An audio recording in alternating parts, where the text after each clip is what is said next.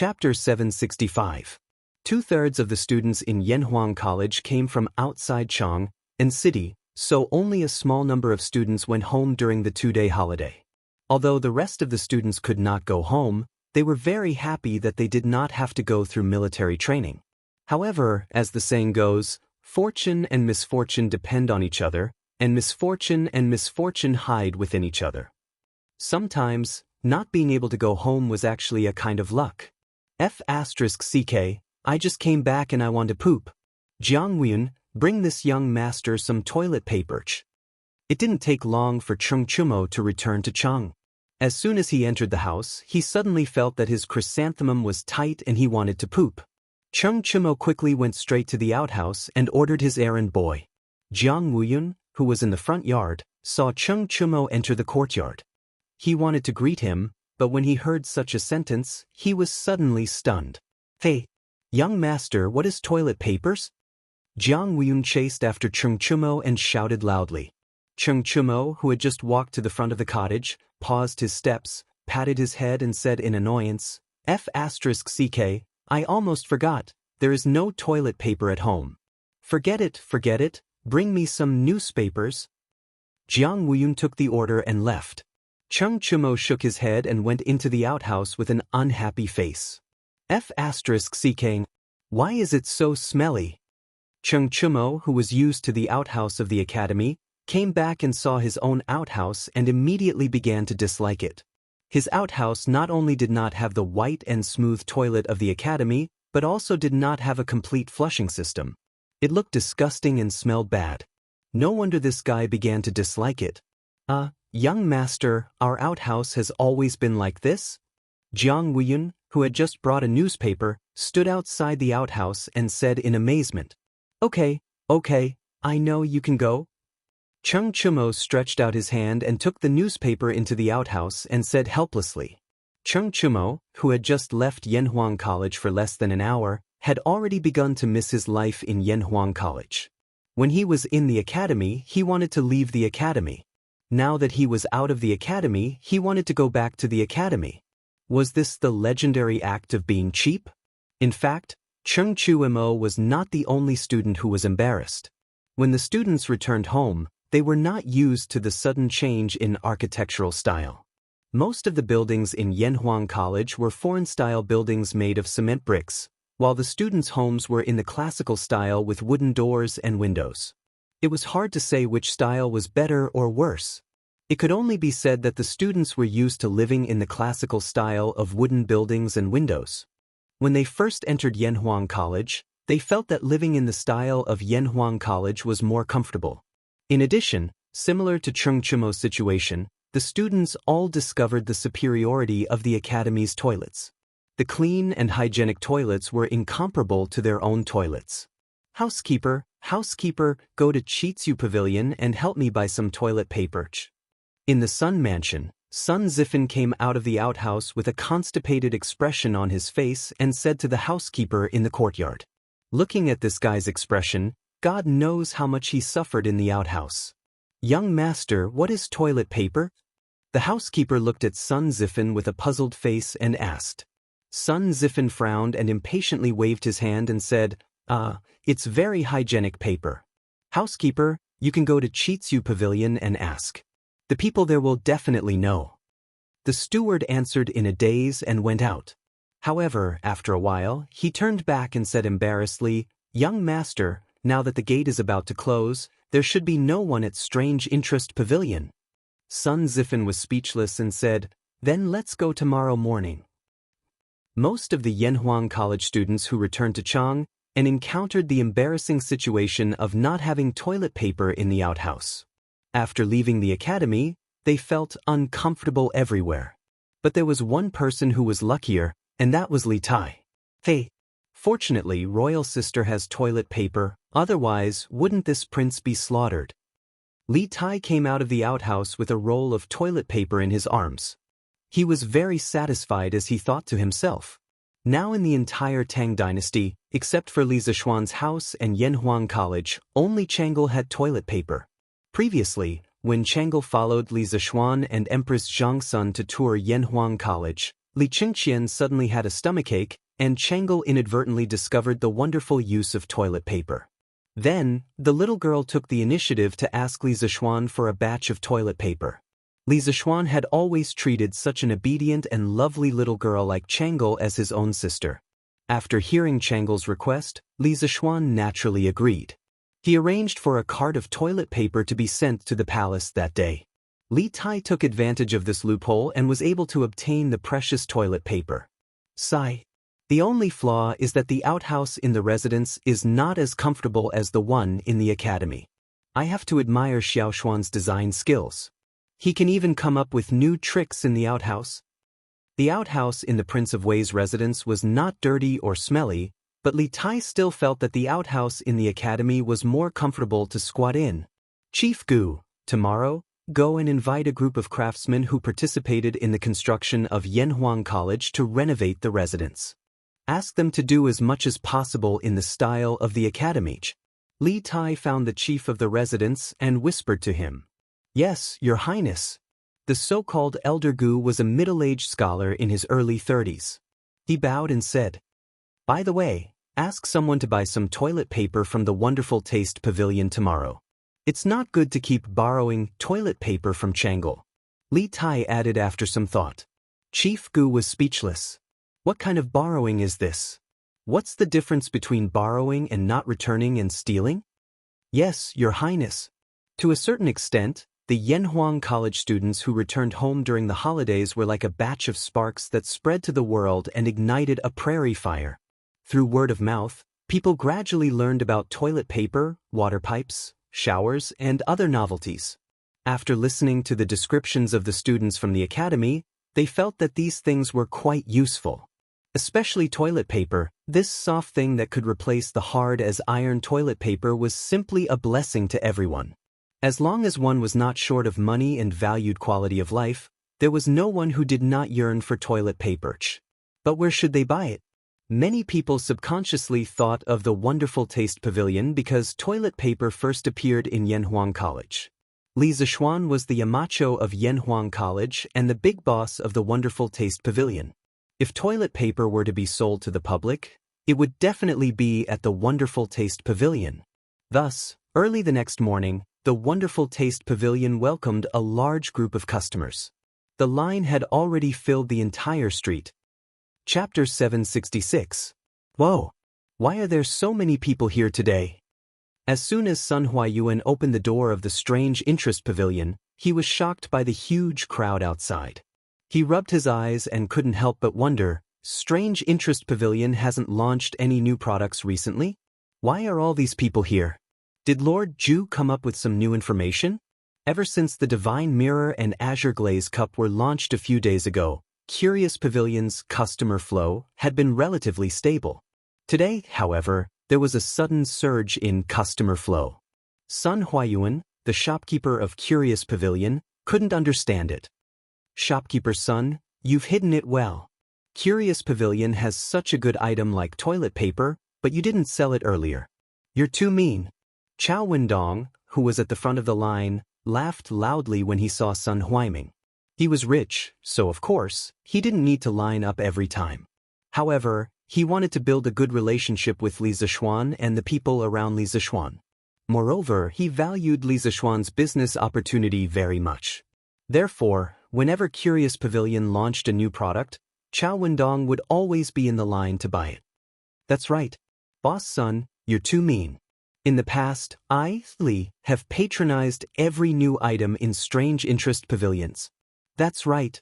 If I didn't hear from old Wang's son next door, I wouldn't have known that Curious Pavilion has toilet paper. Shopkeeper Sun, you can't hide it. If you have something good, you should share it with everyone. It's not like we can't afford it, right? Yes. As long as it's good, it doesn't matter if it's a little expensive. We earn so much money, but in the end we still want to enjoy ourselves. These were the words of two seemingly stupid but rich fellows. Sun Huayuan was a little stunned by this indiscriminate bombardment. He only reacted after a while. He cupped his hands and asked, Dear guests, where did you hear that Curious Pavilion sells toilet paper? Forgive me for being blunt, but I've never received any news that my boss is selling toilet paper. Buzz. Sun Huayuan's gaze was like a drop of water splashed into a boiling pot of oil.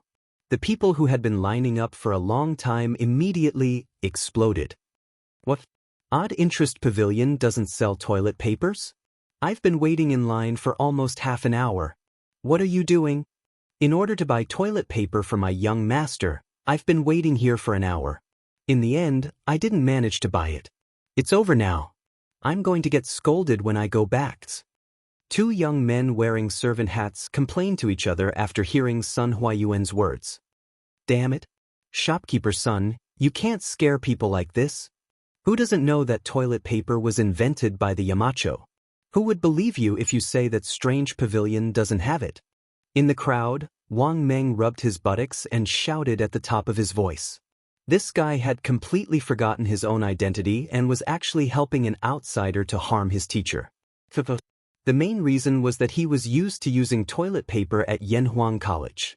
After returning home yesterday, he had to use toilet paper again, so he wasn't used to it. It just so happened that he was unlucky. There was a thin and short bamboo stick on the toilet paper, and Wang Meng's buttocks were instantly pierced by it. That was why he hurried over to Strange Interest Pavilion early in the morning to try his luck.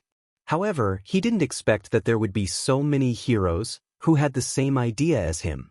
Wang Meng's voice was famous for being loud. Sun Huayuan could hear him clearly even from afar. After hearing what he said, his old face darkened, and he was so angry that he almost went downstairs to drag Wang Meng out and give him a good beating. This was because he knew that the person who had spoken was definitely a student from Yanhuang College. A student who actually dared to scam the Yamacho. If such a student didn't deserve to be beaten up, then who should be? That's right. Shopkeeper's son, from what you said just now, it seems like you already know about the existence of toilet paper. Moreover, Strange Interest Pavilion also seems to have toilet paper, but why don't you take the initiative to sell it? Chao Wendong's eyes suddenly lit up. He found the contradiction in Sun Huayuan's words, so he asked. The other merchants, servants, students, and commoners all quieted down. They wanted to see how Sun Huayuan would answer. Sun Huayuan smiled bitterly and said, Boss Chao, I indeed knew about the existence of toilet paper a long time ago. However, at the beginning, the workshop's production of toilet paper was limited. In fact, Faubert didn't want to waste resources to produce this kind of meaningless toilet paper. All the toilet paper produced was sent to the boss's residence. After that, Yanhuang College started school, and the workshop opened a branch in Plum Village. Only then did the production of toilet paper gradually increase. However, at that time, the toilet paper was mainly supplied to the teachers and students of Yanhuang College. The boss didn't have any intention of selling it outside. The surrounding crowd was speechless.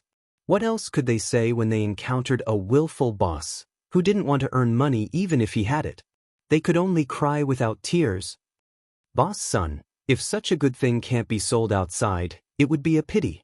Strange Interest Pavilion is a shop that constantly brings joy and convenience to everyone's lives. My brothers and I have always liked and supported it very much. I hope that Shopkeeper's son and Lord Ju can seriously consider including toilet paper in the queue for goods to be sold. Chao Wendong and Sun Huayuan stirred up emotions for a while before pleading with a sincere expression. That's right. Boss Chao is right. We have always supported Strange Interest Pavilion, and we hope that Lord Li can consider our request. That's right, it's just some toilet paper. I don't think Lord Li will care about this. Seeing that the atmosphere in the hall had been stirred up again, Sun Huayuan had no choice but to agree in order to be safe. Everyone, please don't be impatient. I will personally convey your request to the boss. In the end, it will still be up to him. Okay. Thank you for your trouble, Shopkeeper's son. Yo, Shopkeeper's son. In the Yunshan residence, Li Zishuan had a guest who had never been to his house before. Lord Ju, I hope I'm not disturbing you? Sun Huayuan looked at the Western-style house in front of him and asked carefully. No, Shopkeeper's son, is there something you need from me? Come and let's talk. Li Zishuan ordered the servants to serve tea as he brought Sun Huayuan to the study on the first floor. After seeing the luxurious interior of the Western-style house, Sun Huayuan was shocked again. He thought about the rumors that many Yanhuang College students couldn't help but return to school today after going home for the holidays. He sighed in his heart. I've heard that Yanhuang College's construction is extremely luxurious. If the decorations are like this house, then it's possible that the students can't bear to leave school and return. Chapter 767. Lord Ju, this is what happened from the beginning to the end. I was forced by them to come and disturb you. In the study room, Sun Huayuan told Li Zixuan about what happened in the morning with a bitter face. Speaking of which, it was easy for Li Zixuan to be a hands-off shopkeeper, but Sun Huayuan was not at all relaxed as the front shopkeeper. He had to be smooth and slick and not provoke enemies for the main house for no reason. When facing all kinds of customers, he had to be careful and greet them with a smile. Oh, these people are really interesting. They actually came to you to ask for toilet paper. Li Zixuan raised his eyebrows in surprise. Then he muttered, the current workshop can supply the toilet paper, but there are so many people fighting for it. It's easy to fall short of supply. Sigh, forget it. I'll sell it first. Shopkeeper's son, later on, tell the workshop to increase the production scale of toilet paper. If they don't have enough manpower, they can recruit people from Plum Village and the nearby villages. Now, the workshop of Strange Taste Pavilion had taken root in Plum Village. Its scale was several times larger than before. Also, it was more convenient to place paper making, which was a highly polluting process, near the river. Yes, Lord Ju. Li Zixuan's decision was beyond Sun Huayuan's expectations. He had tried to persuade Li Zixuan to sell toilet paper in the past, but Li Zixuan had never taken it seriously. He knew that the main reason was because the fairy mirror and colored glass cup were available in the Strange Taste Pavilion, while the winery had Drunken Immortal and Gentle Village. Li Zixuan didn't care about the profits from toilet paper. This time, he didn't have high hopes, but he didn't expect Li Zixuan to agree. Sun Huayuan left with satisfaction. This result allowed him to report to Chao Wendong and the other rich businessmen. He did not have to be in a difficult position anymore. Of course, he had reason to be happy. Li Zixuan sat in the study room. His fingers tapped rhythmically on the armrest of the chair. He had a thoughtful look on his face. Husband, what's wrong? Is there something on your mind?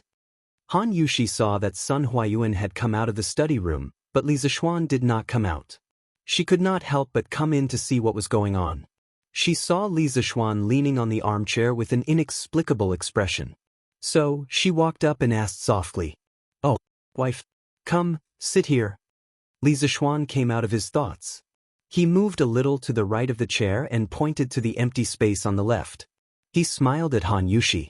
The armchairs in his house were quite spacious. They were the kind that was more than enough for one person to sit on, but it would be a little crowded if two people sat on them. This guy wanted to take advantage of his wife blatantly. Han Yushi glared at her husband, but after thinking about it, she still walked to Li Zixuan's side and sat down. Li Zixuan smiled. He put his arm around his wife's waist and said, Sun Huai just came here to plead for the people of the people. Just now, shopkeeper's son came to petition on behalf of the people. Today, the curious pavilion was surrounded by many merchants and ordinary people who wanted to buy toilet paper. It seems that the people of our great Tang have all suffered the harm of toilet paper. This was a private matter. Thinking about how she had used toilet paper in the past, Han Yushi blushed and asked, Husband, you agreed just now, right? I saw that Sun Huang was in a very good mood when he left. My wife is smart. Li Zixuan praised. Then he sighed and said, Your husband has never cared about the small profits brought in by toilet paper. However, your husband has neglected the needs of the people of the Great Tang. He has also neglected the original intention of establishing the Strange Taste Pavilion. When the Strange Taste Pavilion was established, it was to create new and interesting things in the world to make life easier for the people. But now that, wife, do you think that your husband is obsessed with money? In fact, this was also the main reason why Li Zixuan had agreed to Sun Huayuan's request. Chao Wendong and the others' words in front of the Strange Taste Pavilion had made him happy and alert. He had thought that toilet paper would not make much money, so he had never considered selling it. Obviously, this went against the original intention of establishing the Strange Taste Pavilion. The market should not be decided by profits, but by practicality. Otherwise, he would become a businessman who only cared about profits and not a great man of the era. So this is what my husband is thinking about? Han Yushi giggled and said, "Actually, my husband, you are thinking too much. In my opinion, the reason why my husband hasn't sold the toilet paper is not because the profit is small, but because my husband is now wholeheartedly devoted to the affairs of the academy and doesn't want to manage these trivial matters." That's true. After hearing Han Yushi's words, Li Zishuan's mood immediately improved. He hugged his wife and laughed shamelessly. "Ha! My wife knows me best." In the evening, Li Zishuan made another trip to the academy because there were still more than 400 foreign students living there. The youngest was the 6-year-old prodigy, Tiajin. It was fine if there was a military training instructor on a normal day, but if there was no one on the weekend, he was worried that the students would cause trouble in the academy. "Ming? Sun Zifan? Why are you two stinking brats back again? Could it be that you are not awake and remembered the school day wrongly?" Coincidentally, as soon as Li Zishuan entered the academy, he saw Sun Zifan and Wang Meng walking in front of him with a bag slung over their shoulders. Li Zishuan quickly caught up with them and asked, "Yamacho, hello." Sun Zifan heard Li Zishuan's voice and quickly stopped in his tracks, turned around, and saluted. "Yamacho, hello." Wang Meng also saluted. The two of you haven't answered my question." Li Zishuan glanced at the two of them and said indifferently, Yamacho, it's like this. When I returned home, I realized that studying at the academy was more fulfilling than wasting time at home, so I returned to the academy and planned to use the break to prepare for the upcoming lessons." Sun Zifan rolled his eyes and explained to Li Zishuan. Wang Meng nodded and echoed, "Yamachos, I also came to the academy to prepare for my lessons." "Do you think I will believe you?" Li Zishuan glared at the two of them and said angrily, "Nonsense. Do you believe that I will ask Instructor Pang to discipline the two of you separately tomorrow?" Sun Zifan was shocked and quickly waved his hands. No, Yamacho, I'm not used to staying at home, so I came back to the academy. After all, life at the academy is good, and I can eat, sleep, and poop well. Cho Nyo, Bao Lin, and Qin Kei came back earlier than us and arrived at noon. He really wanted to say, I came to the academy to freeload food and toilet paper, but if he said so directly, he would definitely be beaten up again. Li Zishuan suddenly understood. He looked at Wang Meng and said, Wang Meng, I heard that you have a lot of free time in the morning. Wang Meng's eyebrows twitched and his legs trembled. He was about to explain when Li Zishuan said, All right, you guys can go now. Only then did he feel as if he had been granted amnesty. He dragged Sun Zifan and hurriedly fled. Chapter 768. Wang Meng, what did Yamacho say to you just now? Yanhuang College. On the way back to the dorm, Sun Zifan nudged Wang Meng's arm and asked. Nothing. Wang Meng hurriedly waved his hand. He couldn't possibly say that he was mischievous because he didn't manage to buy toilet paper from Cork Pavilion in the morning, could he? Since Li Zishuan didn't hold him responsible, the fewer people who knew about this, the better. It's fine if you don't want to say it, but you're still acting mysterious. We're finally back at the college. Don't you think it's strange? We were tortured at the college a few days ago, but when we were back at home, we felt uncomfortable. Now that we're back at the college, everything is normal again. It's really baffling. Looking at the dormitory building not far ahead, Sun Zifan stroked his bald chin and sighed emotionally. What a pity. What a pity. Wang Meng glanced at Sun Zifan and finally said, Maybe this is what Yamacho means when he says I'm cheap. Damn it. Wang Meng, how dare you scold me in a roundabout way? I'm going to beat the shit out of you today. Sun Zifan was furious and wanted to kick Wang Meng. Wang Meng naturally wouldn't just stand there and wait to be beaten. He took advantage of his long legs and ran out of Sun Zifan's attack range. Yo, Boss Huang, you're here too? Heh, our Chang'an City's god of wealth invited me, how could I not come? even if I can't do business, it's still good to gain some wealth and build good karma. That's right. In just half a year, Lord Li was able to accumulate so much wealth without stealing or robbing. Compared to him, people like us who have been doing business all our lives are really ashamed. Early the next morning, a group of businessmen dressed in different clothes came to the entrance of Yanhuang College. At this time, the gate of the college was not open yet, but they stood in front of the gate and began to whisper to each other. Perhaps this was what a genius was. At such a young age, not only is Lord Li doing well in business, but he is also very knowledgeable. He is comparable to many famous scholars. Otherwise, how could he become the Yamacho of Yanhuang College? Speaking of which, this Yanhuang College is really impressive. Of course, Yanhuang College's limelight was about to overshadow the directorate. Let's wait for next year's imperial examination to see how many of them can pass. Yo, isn't that Boss Liao? I heard that Boss Liao's good friend, Boss Feng, went out to sea with the imperial court's army. The two of them together have more than 30 big ships. Then Boss Feng is going to make a killing this time.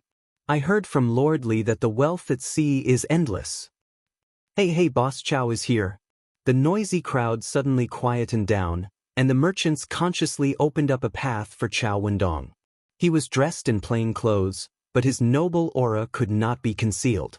He walked to the front of the crowd with steady steps. Good morning, my friends. Chow Wendong cupped his hands and smiled warmly at the people around him. Good morning, Boss Chow. Good morning, Boss Chow. The merchants around him quickly cupped their hands and greeted back politely. They had no choice. Chow Wendong was definitely one of the most important people who could get in touch with Li Zixuan. They had no choice but to be polite. We're still too early. I estimate that it will take another half an hour before the academy opens. Chow Wendong looked at the sky and pondered. It's fine. I can afford to wait. It's rare to have such an opportunity to listen to Lord Li's teachings. Let alone half an hour, even if it's a quarter of an hour, we are willing to wait. Yes. With that said, the merchants immediately said politely. Chow Wendong stroked his beard and smiled without saying a word. Half an hour later, the door of Yanhuang College opened on time. Under the lead of Mo Zhong, the merchants filed in and came to the conference room of Guanghua Building. Everyone, please wait here for a moment. The mountain will be here soon. Mo Zhong, who had already received Li Zixuan's instructions, said to the people who came in. Okay, thank you. The merchants did not dare to show any dissatisfaction. Instead, they were all full of smiles. After the time it took to brew a cup of tea, Li Zixuan finally walked in from outside. Sorry to keep you waiting. Li Zixuan cupped his hands in salute and said sincerely, You are too polite, Lord Zhu. We just arrived and did not wait for long. Chow Wendong stood up and said with a bow. We just arrived. Besides, Lord Zhu is very busy every day. It's normal for you to be delayed by some things. Liao Shifan stood up and cupped his hands. The rest of the people quickly agreed. Li Zixuan gestured with his hands, then looked around at the people in the room and said with a smile. Since you are here today, you must have heard that I want to raise money to build roads and develop Plum Village. Plum Village is close to the Ba River and the waterway is smooth.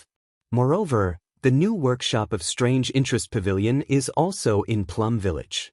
Therefore, we have the most advanced workshop products here. We will not have to worry about sales no matter where we ship them. To the north of Plum Village is Yunshan and Yanhuang College. In the future, this place will become the holy land of learning for all the scholars in the world. It will bring countless talents to Great Tang. Moreover, with the promotion of academic knowledge, the workshop technology will be more advanced in the future. It will be able to produce more interesting and practical things. Correspondingly, this land will produce a huge amount of wealth. Currently, the only factor restricting the development of Plum Village and Yanhuang College is roads. For everything that I have just mentioned, roads are the most basic and important. That's why I've invited all of you here today. I want all of you to participate in the future Feast of Wealth by investing in the company. I want to establish a Yanhuang Chamber of Commerce. In the future, only members of the Chamber of Commerce will be able to sell the goods produced by Strange Interest Pavilion. At the same time, they will be able to enjoy the protection of the Chamber of Commerce. As for the first batch of members to join the Chamber of Commerce, the amount of money donated today will determine the weight of their words in the Chamber of Commerce in the future. You have a total of 200,000 shares to subscribe. The final 6 people will be the first batch of members of the Chamber of Commerce. Then, let's not waste any more time. Let's start the voting. At first, Li Zishuan only wanted to accept 5 members. However, after seeing so many people today, he decided to add 1 more member. The rest of the people did not find it strange. They were just secretly glad. As soon as he finished speaking, the meeting room was so silent that one could hear a pin drop. Although these people had heard about the Yanhuang Chamber of Commerce from Chao Wenzhong, hearing Li Zishuan say it personally still made them feel a little strange. I will subscribe for 40,000 strings of cash. If there is any left in the end, I will take it all. Chao Wendong was the first to respond. Chapter 769. 40,000 strings of cash. Chao Wendong's words immediately shocked everyone. It should be all the merchants. After all, there were very few people present who could casually take out 40,000 strings of cash like him. Moreover, judging from Chao Wendong's behavior, 40,000 strings of cash was clearly not his limit. He was prepared to increase his investment at any time. Rich and overbearing, this is what it means to be rich and overbearing. Alright, Boss Chao is the first to buy 40,000 strings of cash. Who else is willing to invest? Li Zishuan's face was expressionless as he said calmly, I'm willing to buy 20,000 strings of cash. Liao Shifan gritted his teeth and said in a deep voice. He was not as rich as Chao Wendong. Mobilizing 20,000 strings of cash in a short period of time was already the limit of what he could do. Any more and he would have to sell some things. Liao Shifan felt that it was not worth it to put up all his money for a plum village with an unknown future. Wow, is Boss Liao that rich too? Some of the merchants below were discussing in a low voice. I'm willing to buy 10,000 strings of cash.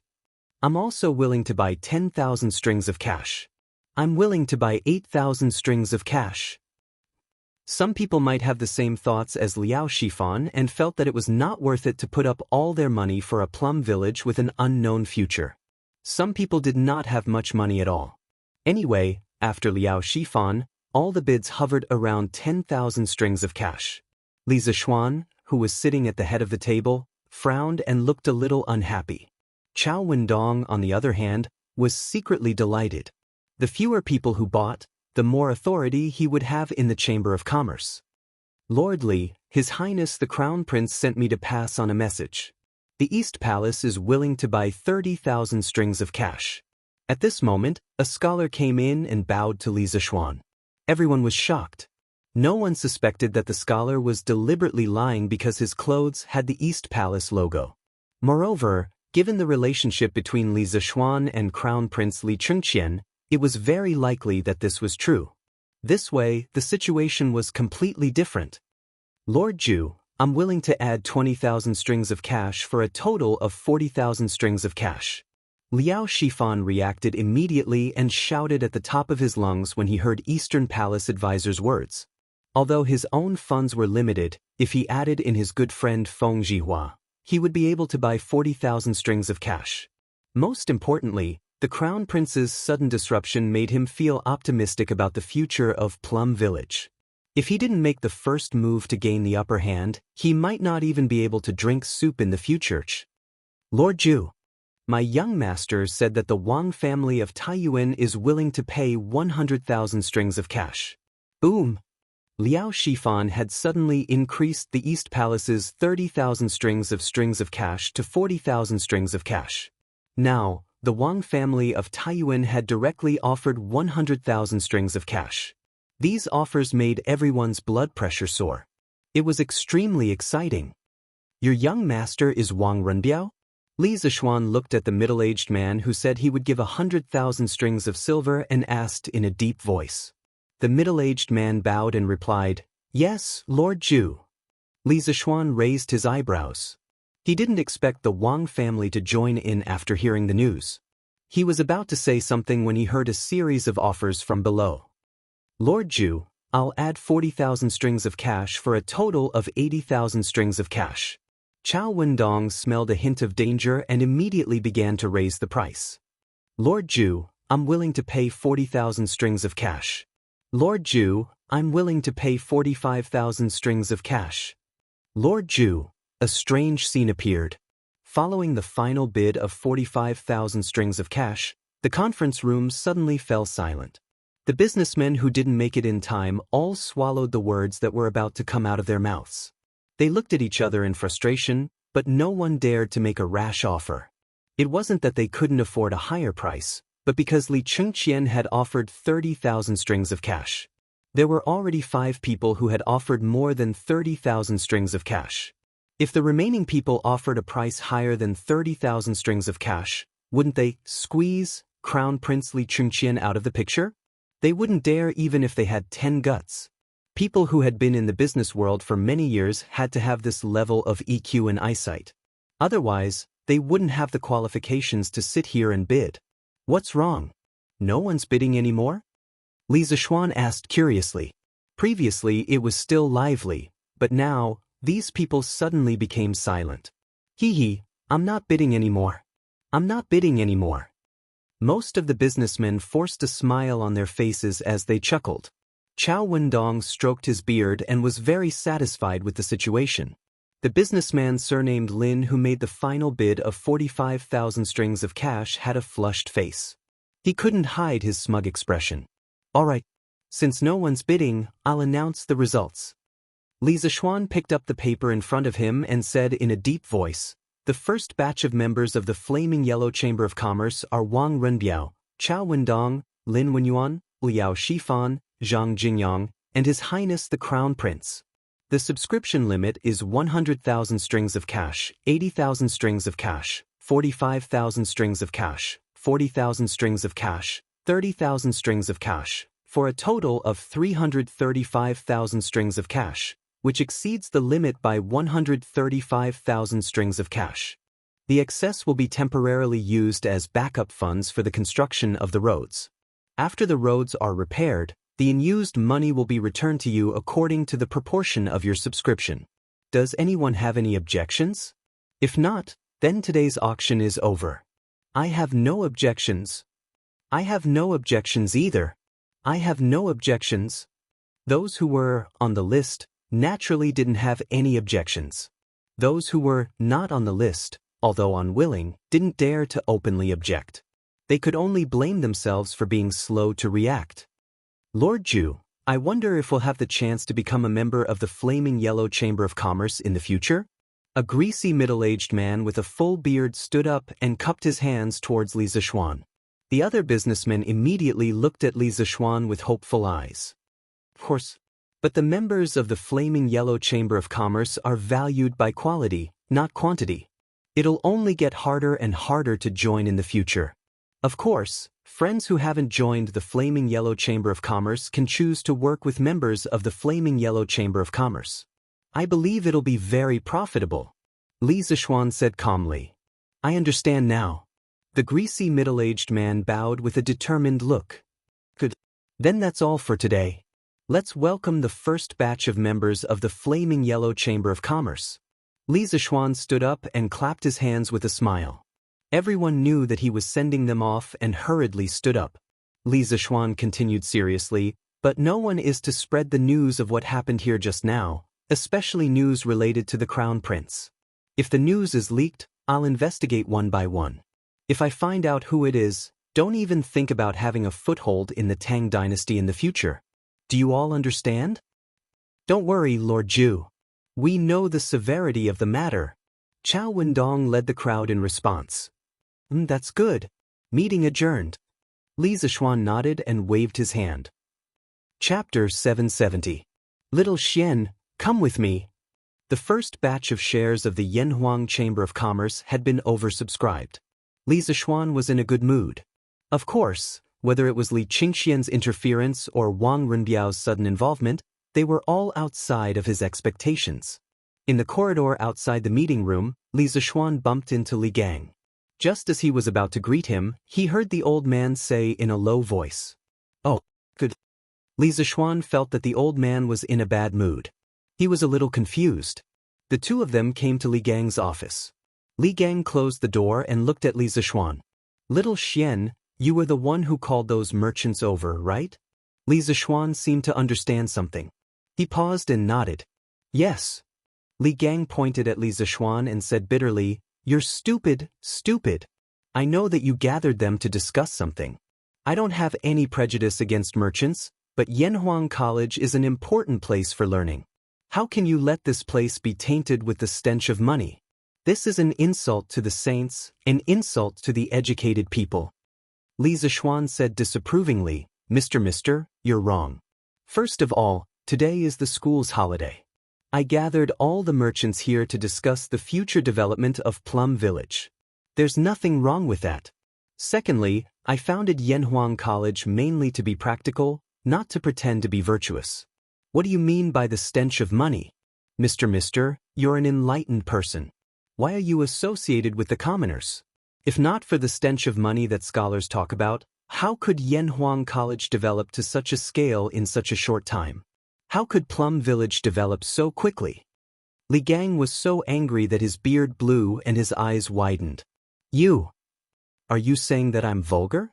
Short-sighted? Pretending to be virtuous?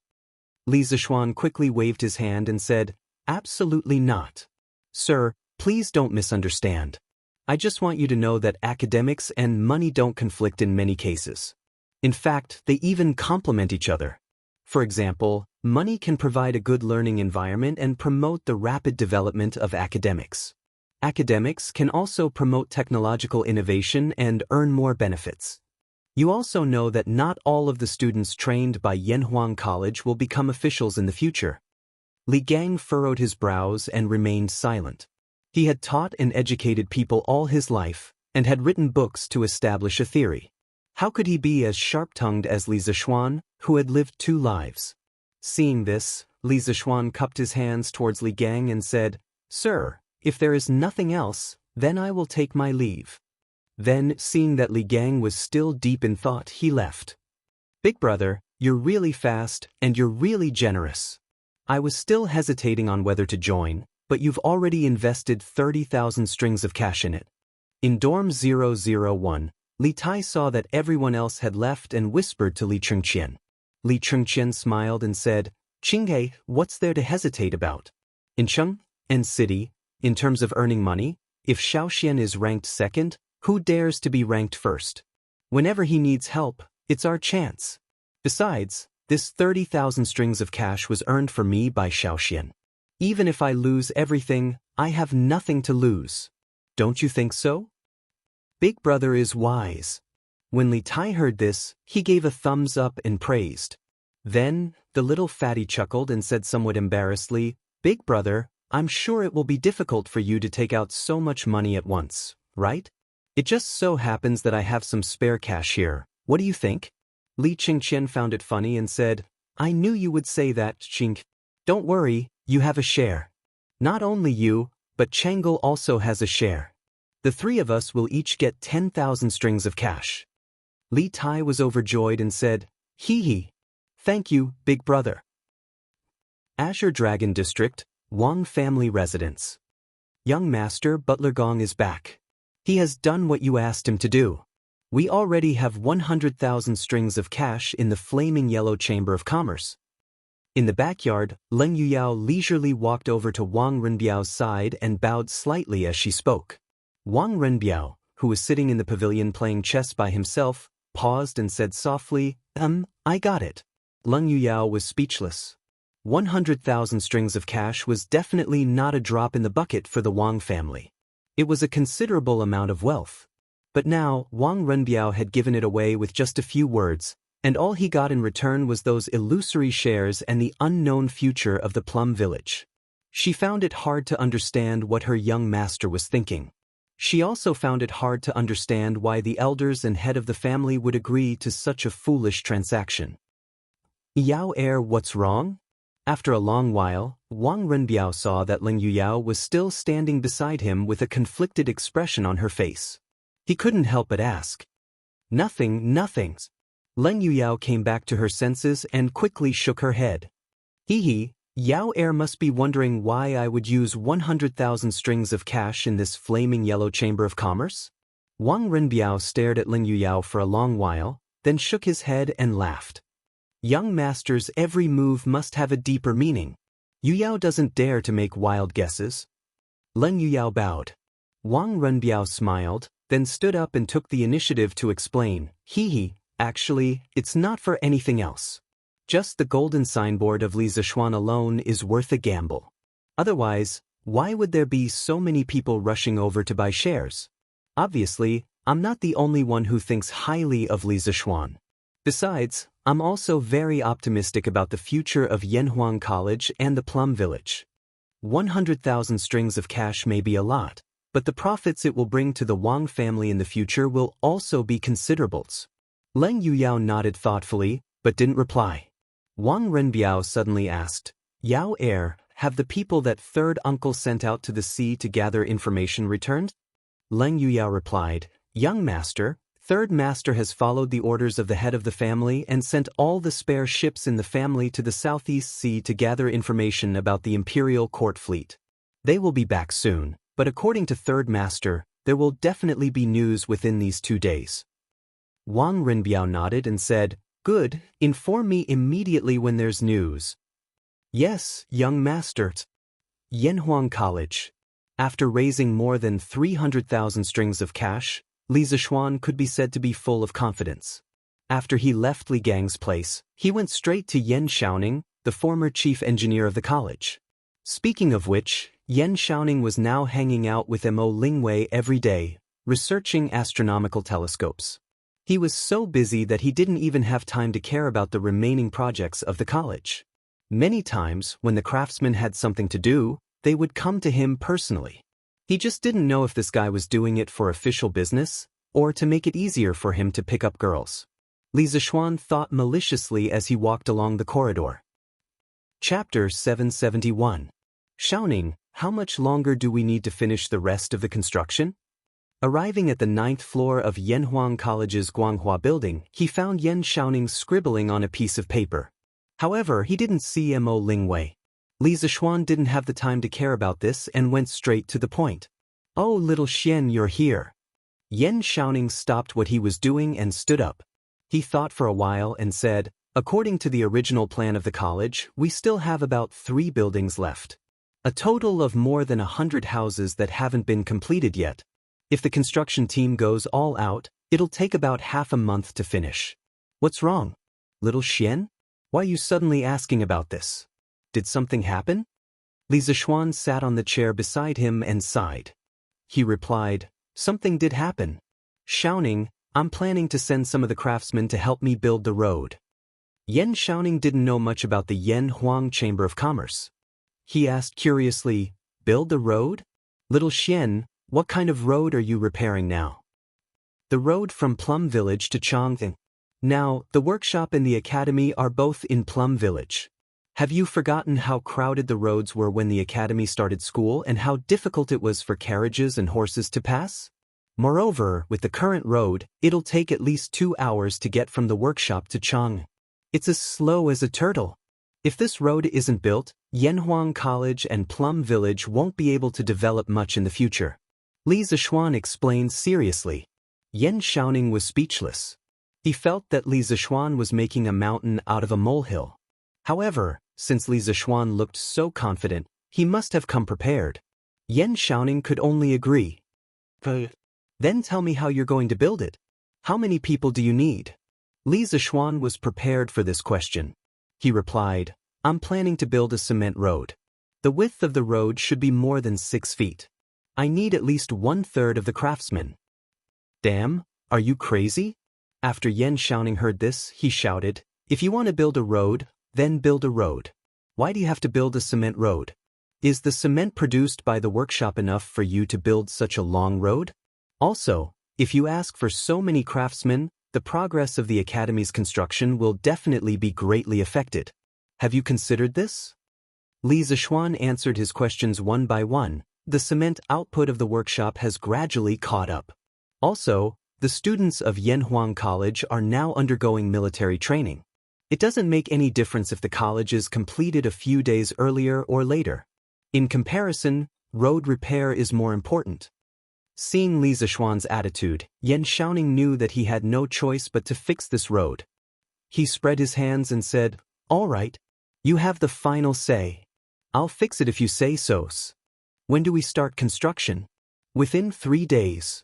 I'll have at least 300,000 strings of cash in 3 days. I can guarantee that we won't have to worry about anything in the future." Yan Shaoning thought that Li Zishuan was going to pay 300,000 strings of cash. He was a little surprised. He didn't know how much money his good brother had, but it wasn't appropriate for him to ask this kind of question. He could only reply, "All right. I'll arrange a group of craftsmen in advance." Happy days were always so short, at least for the students of Yanhuang College. The 2-day weekend passed in the blink of an eye, and they ushered in a new week of military training. Even if they were very unwilling, they could only obediently comply with the old-fashioned chief instructor Qin Qiong and the strict system of the academy. At the same time, they hoped that the next holiday would come soon. "Yamacho, there's a person called Wang Renbiao outside who wants to see you." The next morning, Li Zishuan was strolling on the academy's field and checking on the students' morning run. He saw Mo Zhong trotting over from afar and cupping his fist. "Wang Renbiao?" Li Zishuan's heart skipped a beat, and he hurriedly said, "Take me there." Mo Zhong saw that Li Zishuan was so concerned about Wang Renbiao that he actually wanted to personally greet him. He knew that it might be important, so he quickly responded and led Li Zishuan to the academy's gate. "Cousin Ren, long time no see. How are you doing?" Li Zishuan smiled and greeted the indifferent Wang Renbiao and the frosty Ling Yuyao outside the academy's gate. I'm fine. Xiao Xian, I'm here today to tell you something. I've found the traces of the Imperial Court's fleet." Wang Renbiao cupped his fist and said. Ling Yuyao on the side pouted and snorted. She was obviously angry that her young master came all the way here to deliver the news but was rejected at the door. Li Zishuan was startled at first, but then he smiled and said to Mo Zhong, "Young Master Wang is an honored guest. You don't need to report when you come to the academy in the future. You can come in directly, understand?" "Understood, Yamacho." Mo Zhong carefully glanced at Wang Renbiao, trying to remember his appearance thoroughly. Ling Yuyao's face looked better. "Renbiao, let's talk inside." Li Zishuan looked at Wang Renbiao and said, "P." The three of them came to Li Zishuan's office. Ling Yuyao temporarily acted as a maid and poured a glass of water for each of them. Li Zishuan hurriedly asked, "Renbiao, you said that you've inquired about the Imperial Court's fleet. Quickly tell me, how are they now? Did they encounter any accidents?" Wang Renbiao's face turned serious and he replied, "Accidents? They really did encounter a group of pirates in the Southeast Sea." Li Zishuan's heart skipped a beat. He didn't expect that the fleet would really encounter an accident, so he hurriedly asked, "And then? Were there any casualties among the crew? Where are they now?" Wang Renbiao replied, "I just received the news this morning. It said that the fleet docked on an unknown island that night and was ambushed by a group of pirates. Dozens of crew members and defenders were killed. The commandery Prince Hejian was furious. After chasing the pirates without success, he mobilized the army to go to Neon and ask the king of Neon for an explanation. Because according to the investigation, the pirates were from Neon." "His Highness went to Neon?" Li Zishuan widened his eyes and said worriedly, "The Neon are cunning and cunning. His Highness went deep with a large number of supplies alone. It's inevitable that some thieves would want to harm him. Renbiao, how is the situation over there now?"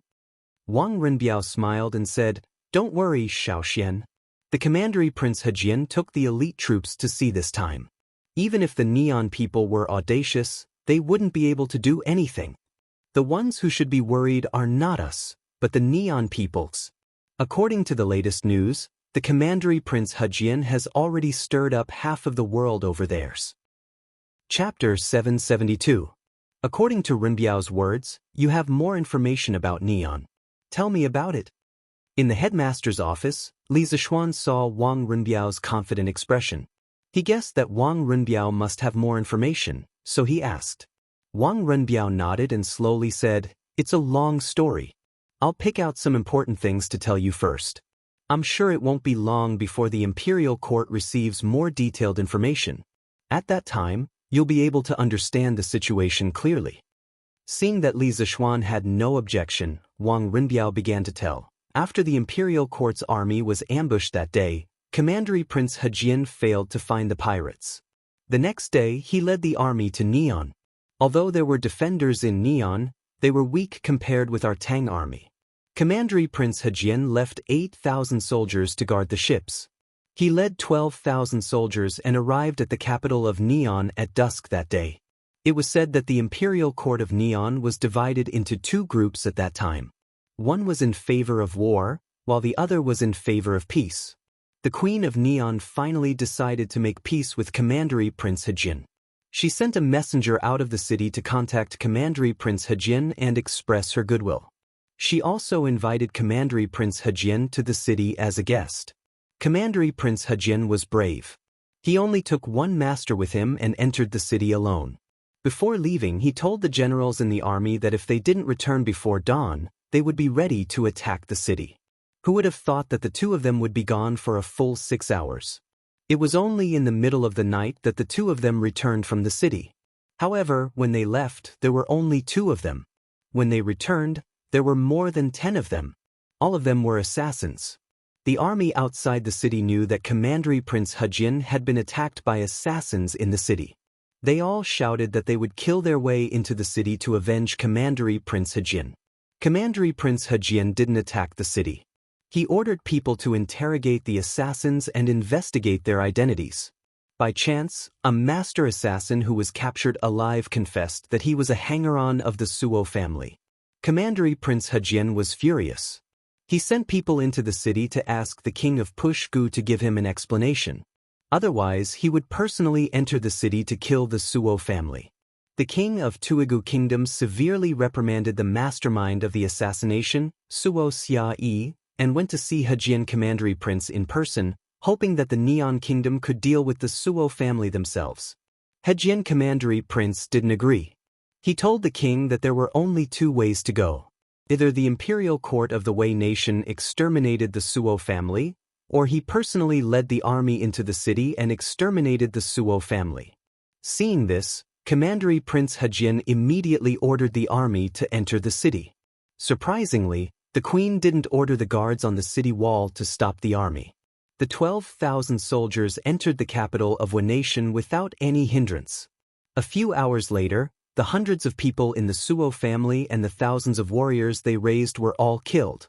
For a moment, the capital of Fanio was filled with blood. One of the 3 major forces of the imperial court of the Neon Kingdom disappeared overnight. According to reliable sources, Hejian Commandery Prince will return to the imperial court with a large amount of brass and silver sent by the Neon Kingdom as an apology. Moreover, the Neon Kingdom will work together to catch the pirate leader who attacked the imperial court last time. After he is caught, the descendant of Crown Prince Shengde will personally escort him to Chang. Even if it was just a simple story, Wang Runbiao talked for half an hour. It was really because Li Shaogong and the others had experienced too much at sea. After hearing this, Li Zixuan opened his eyes wide and was stunned speechless. He really didn't expect that Li Shaogong would have such an experience in Wei nation. He also didn't expect that the Neon Kingdom could be defeated with only 12,000 soldiers of the Tang Empire. He couldn't blame him.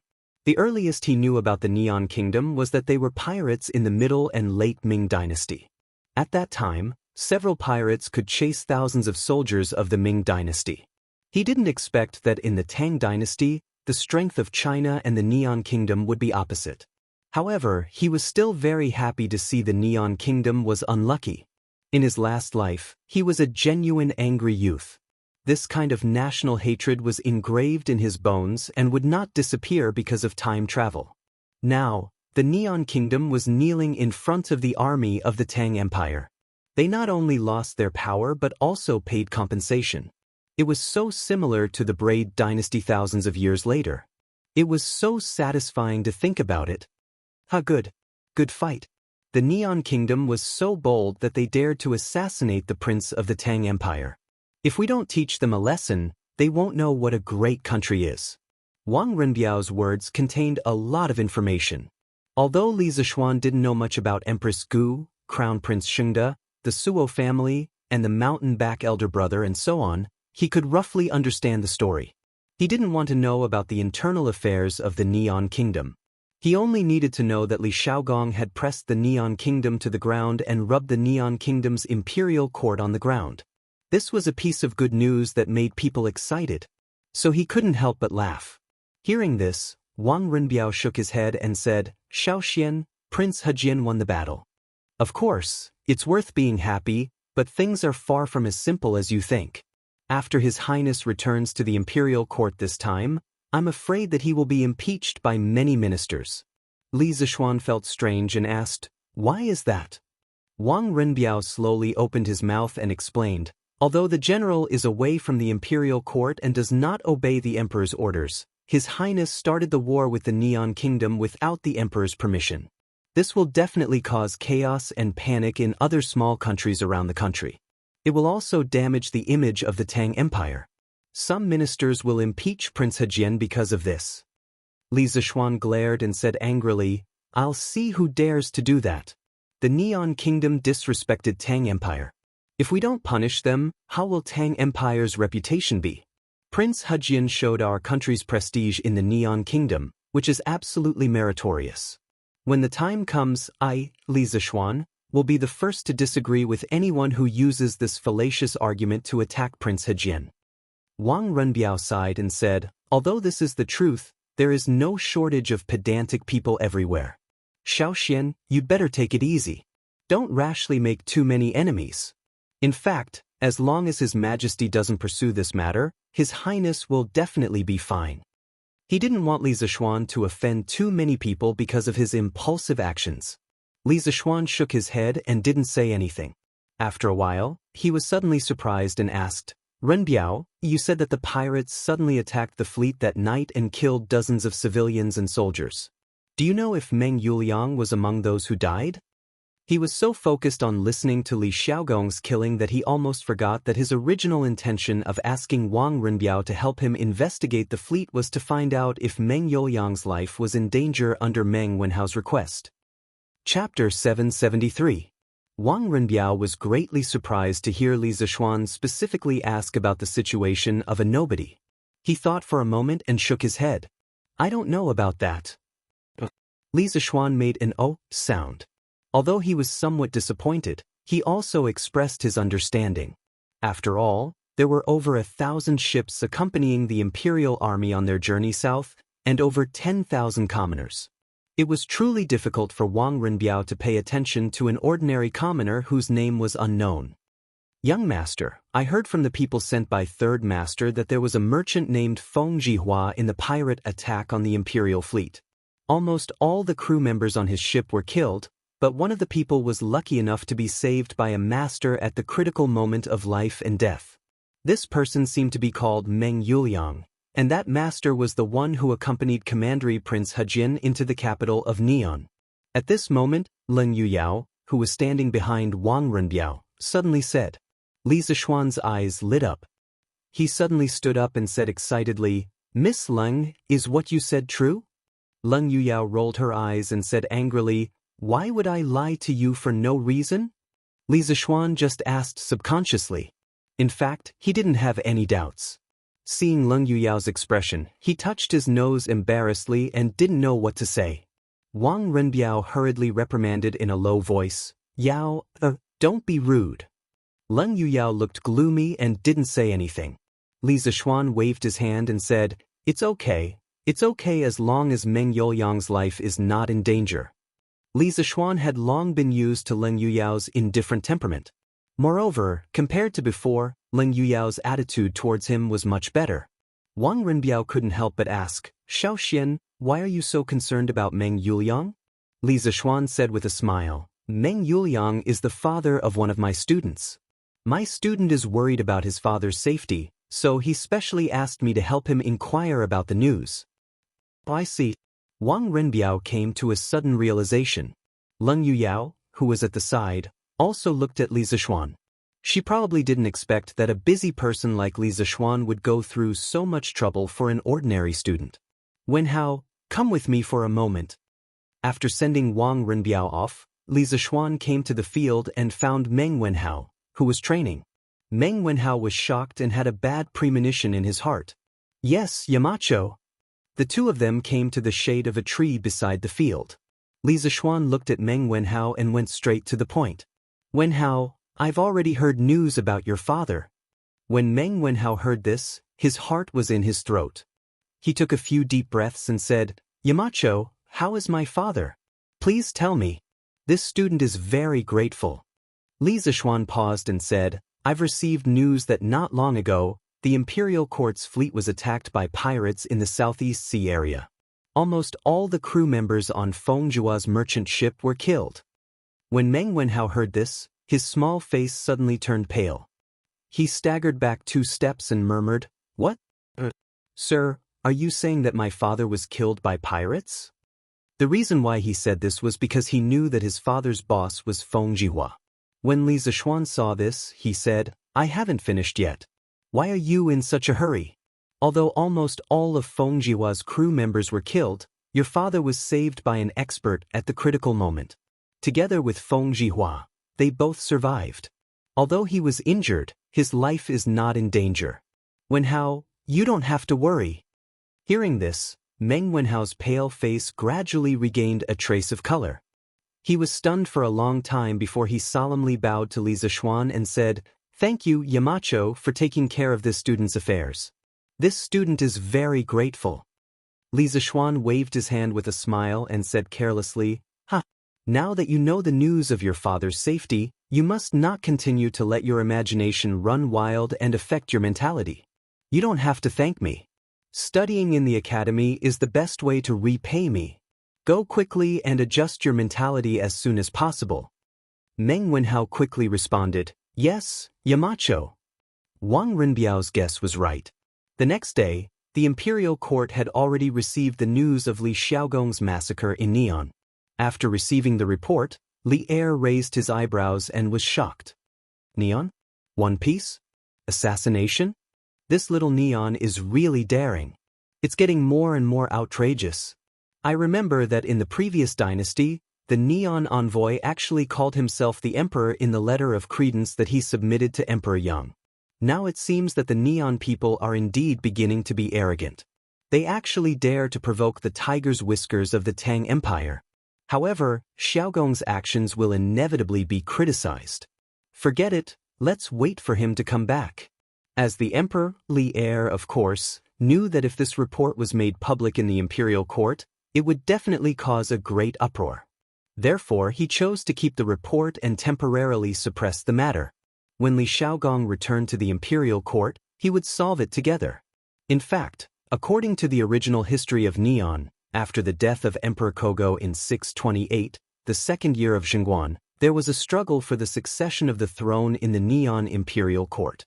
The emperor's last words were that the son of Prince Shengde, the grandson of Suamatsi, would succeed the throne.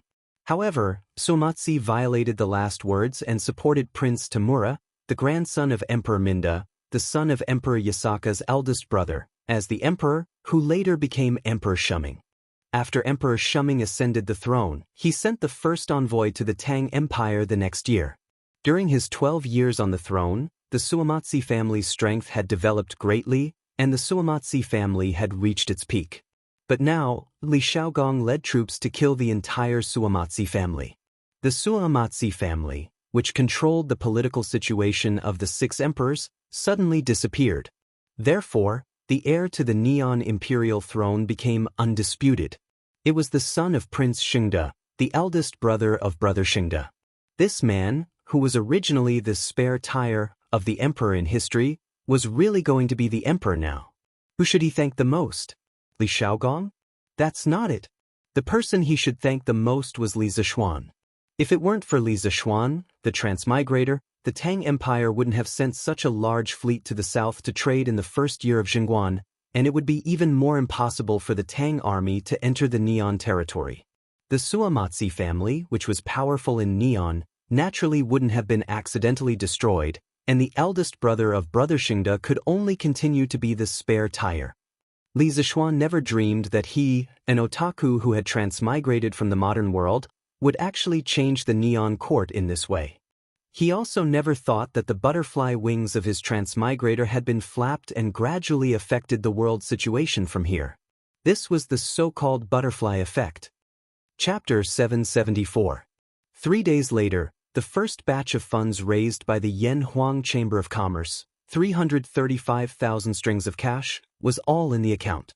Looking at the room full of copper coins, Li Zixuan sighed in his heart. The times are too backward. A mere 300,000 strings of cash is not enough to fit a room, and the servants in the house have to count the money for half a day. How is it like the modern era, where a finger lightly taps on the phone, whether it is 300,000 or 30 million, it is all in an instant.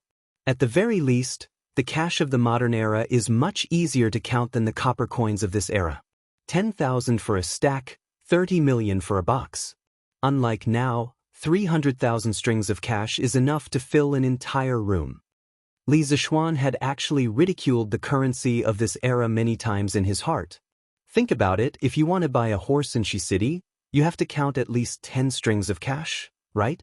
In the ancient era, coins were usually around 3 to 4 kilograms, and 10 strings of cash was around 40 to 50 kilograms. The weight of the copper coins used to buy a horse was almost equivalent to the weight of a person. One could imagine how inconvenient it was to buy a large amount of money in this era. Paper money, we have to develop paper money in the future. Li Zixuan sighed. Modern online payments were still too far away from the technological level of the Tang dynasty, but paper money was still something to look forward to. In fact, before the Tang dynasty, there were already signs of paper money. According to historical records, because of the long war with the Xiongnu during the Han dynasty, the treasury was empty.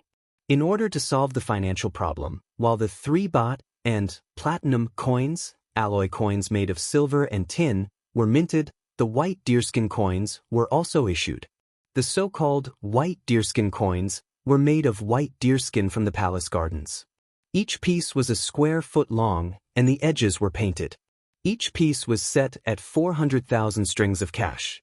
Because its value far exceeded the value of the coins, the white deerskin coins were only used as tributes between the nobles, and were not used in circulation. Therefore, they were not real paper money, and could only be said to be the precursor of paper money. In the middle of the Tang dynasty, there was a type of currency called flying money. At that time, when merchants went out to do business, it was inconvenient to bring a large amount of copper coins with them. First, they went to the government office to get a certificate, which recorded the place and the amount of coins. Then, they took the certificate to other places to withdraw money to buy goods. This certificate was called flying money. Flying money was actually just a kind of currency exchange business. It did not enter into circulation itself and did not exercise the function of currency. Therefore, it was not a real paper currency. During the Northern Song dynasty, the jiaozi of Sichuan and Chengdu was the beginning of paper money. It was not a coincidence that paper money did not appear in the Tang dynasty or earlier dynasties but in the Northern Song dynasty. It was an inevitable product of social, political, and economic development. In the Song dynasty, the development of the commodity economy was very rapid, and the circulation of goods required more money. At that time, there was a shortage of copper coins, which could not meet the demand of circulation. At that time, iron coins were commonly used in the Sichuan region. The value of iron coins was low and heavy, so it was extremely inconvenient to use them. 1 copper coin was equivalent to 10 iron coins. For every 1,000 iron coins, the big ones weighed 25 caddies, and the medium ones weighed 13 caddies. Buying a bolt of cloth would cost 20,000 iron coins. It weighed about 500 caddies and had to be carried on a carriage. Therefore, objectively speaking, there was a need for a lighter currency. This was also the main reason why paper money first appeared in Sichuan. Moreover, although the Northern Song dynasty was a highly centralized feudal autocratic country, the national currency was not unified. There were several currency areas, each of which governed their own affairs and did not use the same currency. At that time, there were 13 roads, administrative units of the Song dynasty, that used copper coins, and 4 roads that used iron coins. Shaanxi and Hedong used both copper and iron coins. Each currency area strictly prohibited the outflow of money. Using paper money could prevent the outflow of copper and iron coins. In addition, the Song dynasty government was often attacked by Liao, Xia, and Jin. The military and reparations expenses were very high, so they also needed to issue paper money to make up for the financial deficit. Under all these reasons, the paper money, jiaozi, was created. According to the original history, it was impossible for paper money to appear in the Tang dynasty. But now, as a modern person, he had transmigrated and became a rich second generation. Therefore, it was necessary for him to do something. After letting his imagination run wild for a while, Li Zishuan went to look for Yan Shaoning directly. As for paper money, he would do it in the future, but definitely not now. It required time and talents in the related field. After arriving at the academy, Li Zishuan went directly to Yan Shaoning's office. Shaoning, the money for the road construction is all here. Quickly arrange for people to start work. Li Zishuan pushed the door open and saw that Yan Shaoning was still alone. He went straight to the point. Yan Shaoning stood up and said in surprise, "The money is here so quickly? Okay, I've already arranged everything. Since it's like this, let's start work today. How's the preparation of the cement at the factory?" Li Zishuan replied, "There's no problem at the workshop. The production of cement will definitely be enough." Ever since the workshop of the Strange Taste Pavilion moved the main production to Plum Village, the production of carriages, scooters, glass, cement, and books had gradually increased. Now, the supply of goods at the Strange Taste Pavilion had been greatly improved. It was rare for people to fight for goods like before, but the goods were sold out in an instant. This was also the purpose of Li Zishuan's expansion of the workshop. Although hunger marketing could motivate people to buy goods in a short period of time, it would only make people hate it after a long time. After all, he had experienced the torture of hunger marketing in his previous life. Yan Shaoning nodded and said, "That's good." Li Zishuan looked around and asked with a smile, "Where's your family's ink girl?" "She's been at the workshop recently. She asked the workshop's master to help her make lenses." Yan Shaoning subconsciously replied, but he immediately realized that Li Zishuan's words were wrong.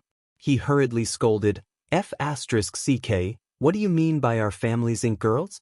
Brat, don't talk nonsense and ruin Miss Wei Er's reputation. When the time comes, Mr. Mo will definitely find you to settle accounts." Li Zishuan laughed and turned around to leave. He left a sentence in the air, "I'm afraid Mr. Mo will come after you, not me. Who asked you to steal his daughter's heart?" Yan Shaoning's ears turned red. He chased after Li Zishuan and wanted to argue with Li Zishuan, but there was no trace of him outside. He could only spit and curse under his breath. Why is this brat always thinking about that kind of stuff all day long? He's a Yamacho from Yenhuang College. He doesn't have any Yamacho manners at all. He's a teacher in vain. Marriage? What marriage? It's so good to be alone and free. Chapter 775. "Oh, isn't this 7th Master Han? Where are you going, old man?" At noon, Li Zishuan arrived at the Han village. At the entrance of the village, he met 7th Master Han, who was carrying a hoe and walking into the village. 7th Master Han was considered a native of the Han village. During the last years of the Sui dynasty and the Wuda era, 7th Master Han was the village chief of the Han village. However, due to his old age, he retired from the position. Even so, he still had a high reputation in the Han village. "Hey, it's young master. I just came back from the fields. Young master, you have to come to my house for a meal today. To tell you the truth, I have also brewed some wine. Young master, quickly go and have a taste." 7th Master Han heard the voice and quickly stopped in his tracks. He turned around and smiled at Li Zishuan. Li Zishuan quickly waved his hand and said, No, I'm here to look for my father-in-law. I'll visit your hometown another day." "All right, 7th Master. This year's harvest wasn't good. Is your family or the other farmers facing any difficulties? If so, I'll tell Butler Wang that the Han village won't collect rent this year. Hey. You can't, young master. Grandfather Han VII hurriedly tried to dissuade him. Young master, although the farm's harvest this year isn't good, the farmers in the farm have made a lot of money by selling the mountain fruits. Moreover, you also set up a chicken farm to reduce the burden. Most people actually only need to pay less than 20% of the rent. Everyone can afford it. Moreover, the chickens in the chicken farm have started to lay eggs. The money the farmers earn from selling eggs every month is equivalent to their annual income. Young master, you don't have to worry. If you reduce all the rent, everyone will feel bad. Li Zishuan was slightly relieved. He smiled and said, "That's good. If the farmers have any difficulties, just let me know. I'll go to my father-in-law's house first." Young master, go ahead. Seventh grandfather Han stroked his beard and chuckled. Li Zishuan cupped his hands and left. Father-in-law, I plan to build a road to connect Plum Village, Han Village and Chang, An's official road. In the small courtyard of the Han family, Han Tianhu and Li Zishuan had prepared some dishes and wine. During the meal, Li Zishuan briefly mentioned the road construction plan. Han Tianhu put down his wine cup and said in surprise, "Repair the road? Little Xian, why did you suddenly think of repairing the road?" Li Zishuan repeated the theory that he had told Xiao Wendong earlier. If you want to be rich, you must first build roads. After hearing this, Han Tianhu was speechless. After a while, he said, "Little Xian, since this is the result of your careful consideration, then this old man will support you. Have you prepared the money and manpower to build the roads?" Li Zishuan nodded and said, "Everything is ready. Now, everything is ready.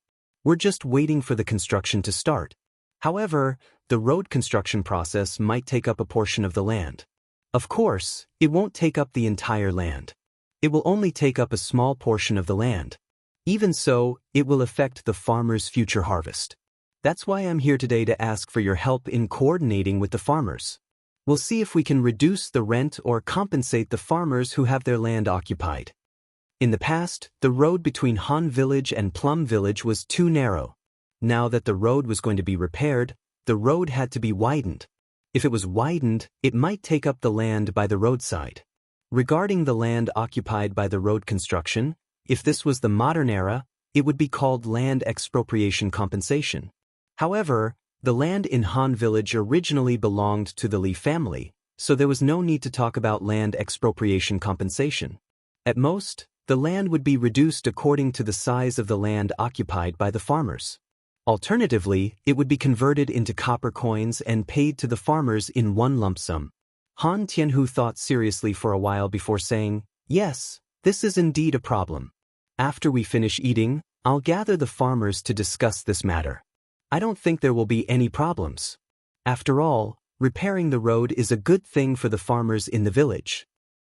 At around 1 o'clock in the afternoon, the villagers of the Han family manor were gathered at the threshing field at the entrance of the village. After waiting for a while, Han Tianhu saw that everyone was present. He stood in front of the crowd and said in a clear voice, "Today, I've gathered all of you here because I want to discuss something with you. It's like this. Young master intends to build a cement road similar to the one in Yanhuang College. It will connect Han Village and Plum Village with the official road outside Chang and city. Because the cement road that young master wants to build is very wide, it will take up a small portion of everyone's land in the middle. In the future, the harvest will definitely be reduced. So today, I've gathered everyone here to discuss the compensation. Let's see if you're willing to reduce the rent or take a sum of money directly." As soon as Han Tianhu's voice fell, the villagers below began to discuss with each other with a buzzing sound. "Repair the road? Young master wants to repair the road for us? That's great. And it's a cement road. Do you know what cement road is? It's the very smooth road like Yanhuang College's. I didn't expect that we would be able to walk on that road in the futures. If this road is repaired, won't we only need half an hour to get to Chang and in the future? Li Zheng, when will young master repair the road for us? I'll go over and help." Hu Hanyun shouted as he looked at Han Tianhu. Han Tianhu replied, "It started this afternoon. So everyone needs to discuss and come to a conclusion as soon as possible. We don't want to affect young master's progress." Hu Hanyun laughed and said, "Hey, what's there to discuss? Even if the road will take up some land, how much land can a road take up? Anyway, I, old Hu, don't want any compensation. Young master repairing the road is also a good thing for the farm. Young master has already done his utmost for us by not asking me to repair the road. How can I, old Hu, be so thick-skinned as to ask young master for money?" What Han Yun said is right. Although the road will take up some land and affect the future harvest, if this road is repaired, it will be of great benefit to our entire village. We can't be ungrateful and ask the young master for money for such a small profit. Grandfather Han also spoke up at this moment. After the old man finished speaking, voices of agreement rang out one after another. Grandfather Han is right. Young master is kind enough to repair the road for us. We can't be ungrateful. Yes, we can't be ungrateful. Li Zheng, we don't want any compensations. In an instant, the farmers were clamoring to reject Li Zishuan's compensation for the land. This was what the people wanted. Chapter 776. The same thing happened in the plum village. In the afternoon, after Li Zishuan finished his meal, he went to the plum village to inform the village chief, Lu Qingfeng. Lu Qingfeng also gathered the villagers at the village entrance. Unsurprisingly, the villagers of the plum village were the same as the villagers of the Han village. They were not willing to accept any compensation. Young master is too kind. Previously he reduced our rent by so much. Now we have eggs to sell. Whoever goes to young master to ask for compensation is really too heartless. That's right. We can't accept this compensation. Otherwise, my wife will beat me to death. We have to live up to our conscience. We can't let young master's heart down. Compared to the Han village, the villagers of the plum village did not enjoy the profits from selling the mountain fruits. However, their loyalty to Li Zishuan and their sense of belonging to the Li family was no less than the villagers of the Han village. This was because before the plum village became Li Zishuan's fiefdom, they were bullied by the father and son of the Lu family. It was Li Zishuan's arrival that saved them from their misery and allowed them to live a happy life. They cherished everything they had now. Not only can we not ask young master for money, I think we should help young master fix the road. After all, didn't young master fix this road for us? Now that the crops have been harvested, each family can probably contribute one laborer. This way, the road can be fixed faster. Don't you think so, second master? Mei Jun, who was in the crowd, suddenly shouted. Lu Qingfeng, who was in front of the crowd, frowned. Second master Lu, who was in the crowd, pinched his chin and said, Mei Jun, you brat, you're right. Young master is building this road for us. Although we don't need to fork out any money, we can contribute. Don't you think so, everyone? Second master Lu's influence in the plum village was not to be underestimated. Once he said that, the villagers all echoed his words. Second master Lu is right. Since we can't fork out any money, we have to contribute. Otherwise, we won't be able to live up to our conscience. That's right. Young master fixed this road for us. How can we not help? We have to help. I'll help young master tomorrow. At Yanhuang College, when Li Zishuan received the news from Han Tianhu and Lu Qingfeng, he had a strange expression on his face. He felt both helpless and touched. Compared to the modern society where everyone was profit-driven and deceitful, the people of the Tang dynasty were much more simple and honest. Kindness to others will eventually be rewarded with kindness.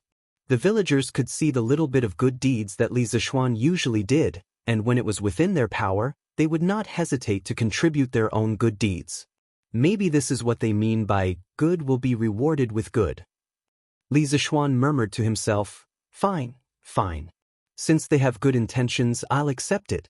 I just don't know how long it will take to fix this cement road. After it was repaired, it would be faster and more comfortable to take a horse carriage from the academy back to Cheng. This is what I call enjoyment. Therefore, on this afternoon, Yan Shaoning led a construction team of more than 3,000 people and quietly began the construction of the world's first cement road. The next day, a big event was about to happen in Chang'an City. Toilet paper was going to be sold. Last weekend, Yanhuang College's students were on holiday. The people outside heard from the students that Yanhuang College had a very soft type of toilet paper that was especially suitable for wiping people's butts. At that time, it attracted a lot of people who wanted to buy it. Unfortunately, Chitsu Pavilion did not sell toilet paper. Of course, the week mentioned here referred to a unit of time that Yanhuang College proposed to make it easier to calculate the students' holidays. Every 7 days was a week. This was clearly explained in the Yanhuang College calendar. Currently, the concept of week had started to become popular in a small circle, but it was not fully popularized yet. Yesterday, these people heard from Tang Dynasty Daily that Chitsu Pavilion was going to start selling toilet paper today. One by one, they came to line up early in the morning, ready to buy some to try. Although some of them had children studying in the academy, no one would let their children secretly take toilet paper from the academy.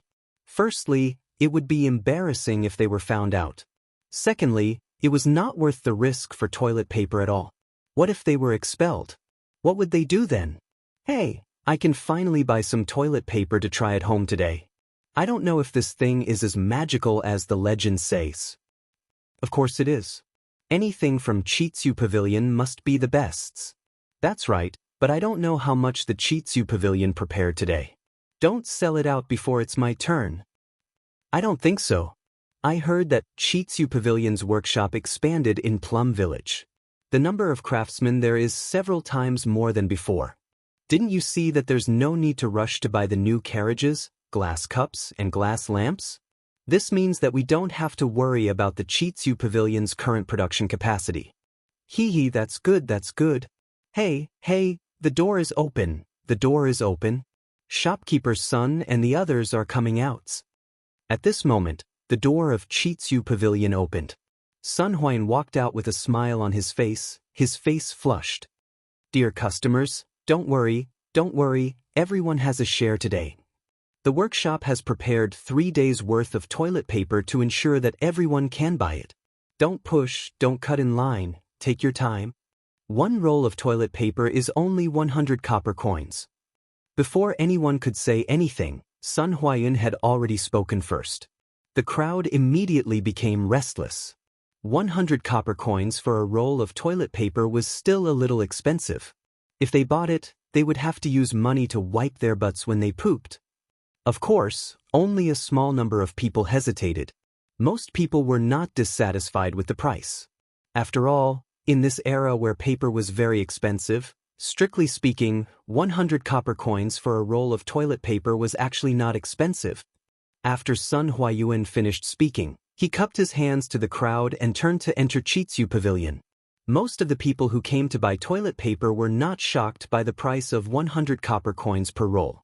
However, as Sun Huayan said that everyone could buy toilet paper, many people, especially those who were at the back of the line, were very excited and secretly sighed.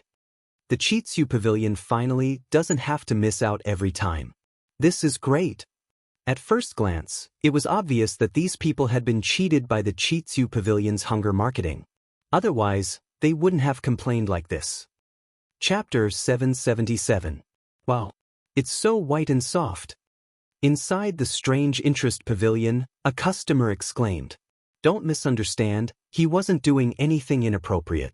He was just caressing a roll of toilet paper. So this is toilet papers. This is 1,000 times, no, 10,000 times more comfortable than toilet paper. In this world, no one can compare to Lord Li when it comes to enjoyment. Give me 10 rolls. It was obvious that this was someone who didn't lack money. He directly asked for 10 rolls. The Curious Pavilion was also very confident today. They didn't set a limit on how much each person could buy. As long as it wasn't the kind of person who wanted to buy hundreds or thousands of rolls, the Curious Pavilion would sell it to them. Clearly, Sun Huayan was very confident in the amount of toilet paper they had. Quick, give me 10 rolls too. A young man in a servant's uniform held a copper coin and hurriedly called out. It seemed like he was a servant of some rich family. His young master might even be a student of the academy. Counting the days, Yanhuang College would be on holiday this afternoon. The second weekend was coming soon. The people at the front of the line returned with a full load. The people at the back were looking forward to it. As time passed, more and more people returned with a full load. The remaining toilet paper in the curious pavilion didn't show any signs of drying up. What everyone was worried about didn't happen. In an elegant room in the curious pavilion, 6 people sat. They were Sun Huayuan, Chao Wendong, Liao Shifan, Lin Wenyuan, Zhang Jingyang, and the housekeeper from the Wang family who helped Wang Renbiao buy the shares last time. Clearly, the first batch of members of the Flame Yellow Chamber of Commerce were all here, except for the Crown Prince. Everyone, my Lord Ju said that the first batch of toilet paper will be given to you all. The Crown Prince doesn't need this business. The 5 of you can each get an average of 10,000 rolls of toilet paper. The price is 80% of the market price. After this, the Curious Pavilion will provide you with a batch of goods. You can sell them in Chang and City, or you can ship them to other places to sell at a high price. My Lord Ju won't interfere. Sun Huayan asked the servant to pour a cup of tea for each of the 4 people present and then said faintly, "Actually, according to Li Zishuan's intentions, the Curious Pavilion would sell fewer and fewer goods in the future. He would distribute most of the goods to the members of the Yan Huang Chamber of Commerce for them to sell. After all, these members had paid a high price to join the Curious Pavilion. How could he not give them some benefits? Moreover, by selling a large number of goods to them at once, they could quickly recoup their funds. With these funds, they could quickly expand their production, thus forming a virtuous cycle. Although the price of selling to the members would be much cheaper, Li Zishuan would not suffer any losses." Sun Huayuan's words caused the eyes of Chao Wendong and the others to light up. Clearly, the current productivity of the Curious Pavilion had surprised them. "Thank you, Shopkeeper Sunday. I'll ship the toilet paper to other states and counties to sell. The Curious House in Chang and is enough." Chao Wendong and the others looked at each other, then stood up and cupped their hands towards Sun Huayuan. It was clear that this was an extremely discerning person. He did not want to compete with the Curious Pavilion in Chang. Sun Huayuan chuckled and waved his hand. "Shopkeeper Chao, you worry too much. My Lord Ju said that you can sell wherever you want. You don't have to worry too much." Hearing Sun Huayuan say this again, Chao Wendong and the others were convinced that Li Zishuan did not care about the Chang and market at all. They all hurriedly stood up and cupped their hands in thanks. "Shopkeeper's son, Lord Ju is willing to distribute the toilet paper to us to sell. I wonder if Lord Ju is willing to distribute the rest of the items, such as the new carriage, glass cup, and divine mirror?" Liao Shifan carefully looked at Sun Huayuan, then stood up and asked tentatively. Chao Wendong, Lin Wenyuan, and Zhang Jingyang secretly praised Liao Shifan for his boldness. They all looked at Sun Huayuan with hopeful eyes. The old housekeeper of the Wang family did not pay much attention to this. This was because Li Zishuan had cooperated with Wang Renbiao a long time ago. Even without the Flaming Yellow Chamber of Commerce, the Wang family did not lack the new carriage, glass cup, and divine mirror. As for why the Wang family, despite being blessed by the heavens, still wanted to pay a huge sum of 100,000 strings of coins to join the Flaming Yellow Chamber of Commerce, this could only be attributed to Wang Renbiao's wisdom. He felt that the items the Curious House had now were only the tip of the iceberg of Li Zishuan's abilities. He was optimistic that Li Zishuan would be able to create even greater wealth in the future. Sun Huayan stroked his beard, then took out a piece of paper from his sleeve and handed it to everyone. My Lord Ju has already instructed that this paper contains a list of all the goods in the Curious House's inventory. In principle, based on the percentage of shares each family has, you can split these goods at 70 to 80% of the market price. Of course, if there are people who don't want a certain item, they can also sell it to others. This will depend on how you discuss it. In truth, this was just a temporary measure, because the Curious House's production capacity had not yet been fully released. In a few more days, when the production capacity of the workshop was fully released, Chao Wendong and the others could buy whatever they wanted, and as much as they wanted. It all depended on their personal wealth. Other than the old housekeeper of the Wang family, everyone else was delighted. They had not joined the Chamber of Commerce for nothing. At this rate, they would soon be able to earn back all of their membership fees. It had to be known that even though the Wang family had deep roots and great strength, they had not been able to sell the goods of the curious house to every province and county of the Great Tang. Besides Chong, and the other provinces and counties still had a great desire for the goods of the curious house. That's great, that's great. Many thanks to shopkeeper's son, many thanks to Lord Ju.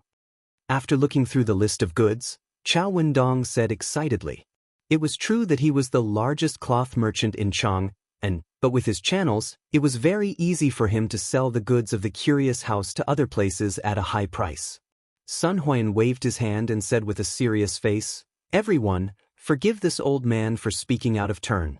My Lord Ju does not object to you using the goods of the curious house to earn money, but my Lord Ju does not wish for you to earn money that goes against your conscience. You can be rich, but you cannot be unethical. My Lord Ju is an official in the imperial court and has always valued his reputation. As members of the Yan Huang Chamber of Commerce, you must not tarnish the reputation of the Yan Huang Chamber of Commerce because of your own lack of morals. Otherwise, my Lord Ju will definitely not tarnish the reputation of the Yan Huang Chamber of Commerce." Everyone's hearts trembled, and they hurriedly stood up and clasped their hands. "Please rest assured, Shopkeeper Sunday. We will definitely not do anything unethical and tarnish the reputation of the Yan Huang Chamber of Commerce." Sun Huayuan nodded. This warning was the first warning that Li Zishuan had given to the members of the Yan Huang Chamber of Commerce. Chapter 778. Your Highness, this servant doesn't understand. Why are you still eating when His Majesty already said that this thing isn't beneficial to your qi illness? These locusts aren't anything goods. In Changle Palace, a purple-clothed palace maid stood by Changle's side and whispered carefully. It seemed that this palace maid should be Changle's intimate person. Otherwise, she wouldn't know that this meteoric success was made with locusts. As she spoke, she glanced at the plate of golden meteoric success in front of Changle. When she thought that it was actually locusts inside, she couldn't help but feel nauseous. If it weren't for the wrong occasion, she probably would have vomited. Changle's face didn't show any discomfort. The little girl very quietly used her chopsticks to put the meteoric success into her mouth one by one. Her movements were neither hurried nor slow, and her movements were very elegant. When she heard the palace maid's question, Changle lightly opened her red lips and smiled faintly. Imperial Father also heard from the imperial physicians that locusts can't treat illnesses, but I believe in Brother Xiaoxian. Brother Xiaoxian can treat General Qin's illness, so his medical skills are naturally the best. If he says that this thing is good for my body, then it's definitely goods. As soon as she finished speaking, Changle's eyes lit up abruptly, and she picked up a piece of meteoric prosperity before looking at the palace maid and saying, "Moreover, this meteoric prosperity that Big Brother Xiaoxian made is really delicious. Li, quickly come over and try it." The palace maid named Li was shocked, and then her face was full of bitterness. She secretly blamed herself for talking too much just now. Now it seemed that she was really asking for trouble. "Your Highness, this is from Li Xiannan to treat your illness. This servant can't eat it." Waved her hand and quickly said. Changle's beautiful eyes immediately curved into two small crescent moons. She smiled and said, "It's fine. Brother Xiaoxian sent a lot of meteoric success. I can't finish it alone. You can help me eat some." This was really asking for Qingqing's life. Li knew that she couldn't refuse anymore. She could only walk in front of Changle with a bitter face. She cupped her hands and went to receive the piece of meteoric success from Changle's chopsticks. Changle pursed her lips and smiled. "Why go through so much trouble? Can you quickly open your mouth?" Her delicate figure trembled, and she was truly overwhelmed by the unexpected favor. She had the intention to refuse, but Changle was looking at her with a burning gaze, so she could only obediently open her small mouth. Not long after, a piece of charred and tender meat was sent into her mouth. All right, girl, hurry up and eat. It's really delicious." Changle made a victorious expression, put away her chopsticks, and giggled. Leah was helpless. She could only forcefully endure the nausea in her stomach and started to use her teeth to bite that piece of meat in her mouth. It's rare for His Highness to be so happy. If it's a locust, then so be it. After all, it won't kill anyone.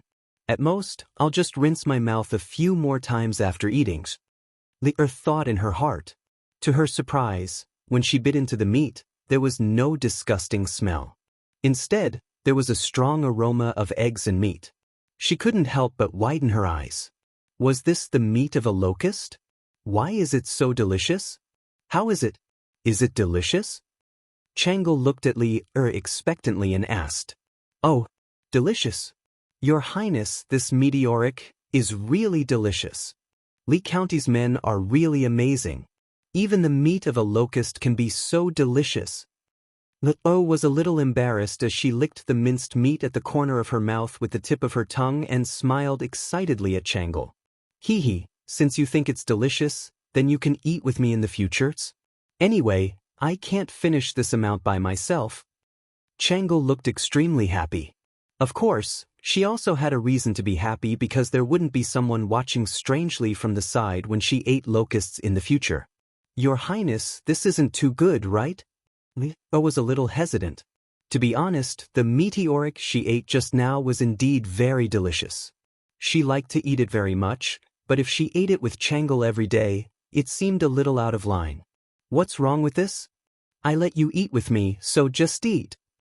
While Changle was recruiting friends to eat locusts outside the palace, there was another scene. After Denyo and Ernyo of the Han family manor found a way to make a fortune by selling locusts, they really couldn't be stopped. Every morning, they woke up earlier than the chickens. The farmlands in the manor became their main battlefield. They could be seen wandering around the farmlands all day long. As the news spread, more and more children found out that the locusts could be sold for money. This group grew stronger day by day. Naturally, the parents of the children also noticed the abnormality of their children. On one hand, they were afraid of the locust god. On the other hand, they were worried about the huge profit brought by something as insignificant as the locusts. These parents suddenly hesitated. There were those who agreed and those who disagreed. Those who agreed naturally encouraged all the children in their family to join the locust-catching army. Some parents even rolled up their sleeves and joined the battle personally. Those who objected captured their own children and forbade them from catching locusts in the fields. However, when they saw that their other children had earned a lot of copper coins from catching locusts, they were envious and tried their best to escape from the cage. In fact, they were not the only ones who were envious. Their parents were also secretly envious. Logically speaking, one caddy of locusts could be sold for 3 copper coins. This was not a low price.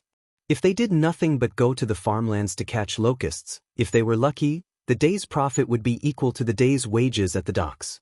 Most importantly, catching locusts was not only a job for adult men, but also for the elderly, women, and children. Think about it, if the whole family was involved, then the daily profit would be, just like that. When they saw other people getting rich, many who were against the idea of catching locusts were shaken. Gradually, they joined the ranks of the locust-catching army. Actually, compared to using locusts to make food, it was Li Zishuan's real purpose to shake people's attitudes towards locusts. Since these deep-rooted beliefs were not easy to change, then he would use subtle benefits to assimilate them. As a result, the number of locusts purchased by the Academy's cafeteria skyrocketed. Initially, Soaring Star was only provided to the students in the special training class. However, after a few days, the head chef realized that there were too many locusts. The students in the special training class could not finish them all. Therefore, after asking for permission from Li Zishuan, Soaring Star was provided to all the students and teachers in the academy. At the time, Li Tai and Sun Zifan were overjoyed.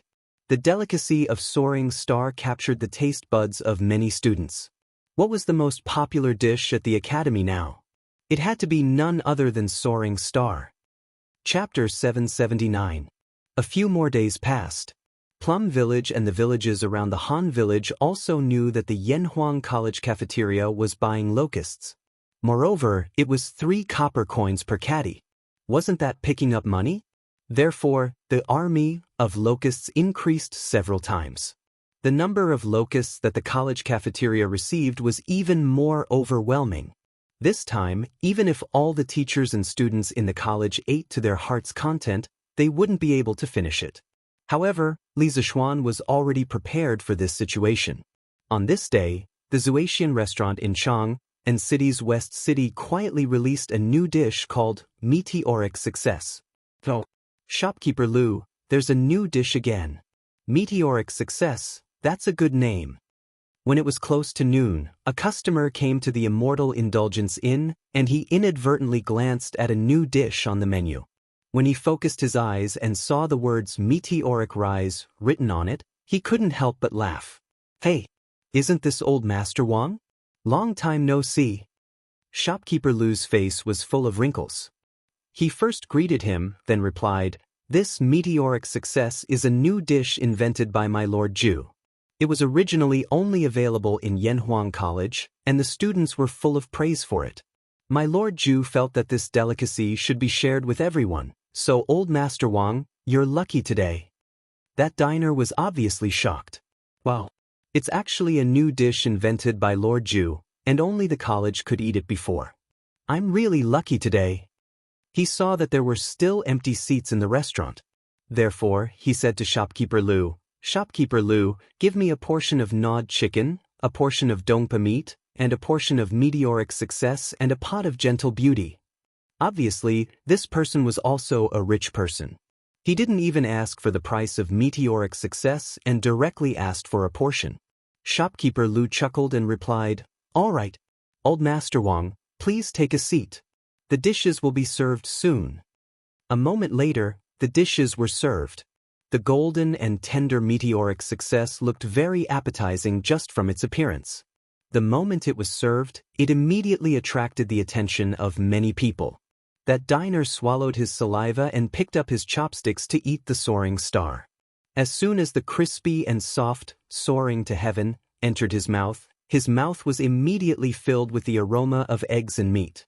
There was also a tinge of numbness. This customer couldn't help but widen his eyes and exclaim repeatedly that it was delicious. He simply couldn't stop. Oh, delicious. It was really delicious. There was a salty smell, a fragrant smell of fried oil, a numbing smell, and a meaty smell. "Manager Lu, what kind of meat is used to make this soaring to prosperity?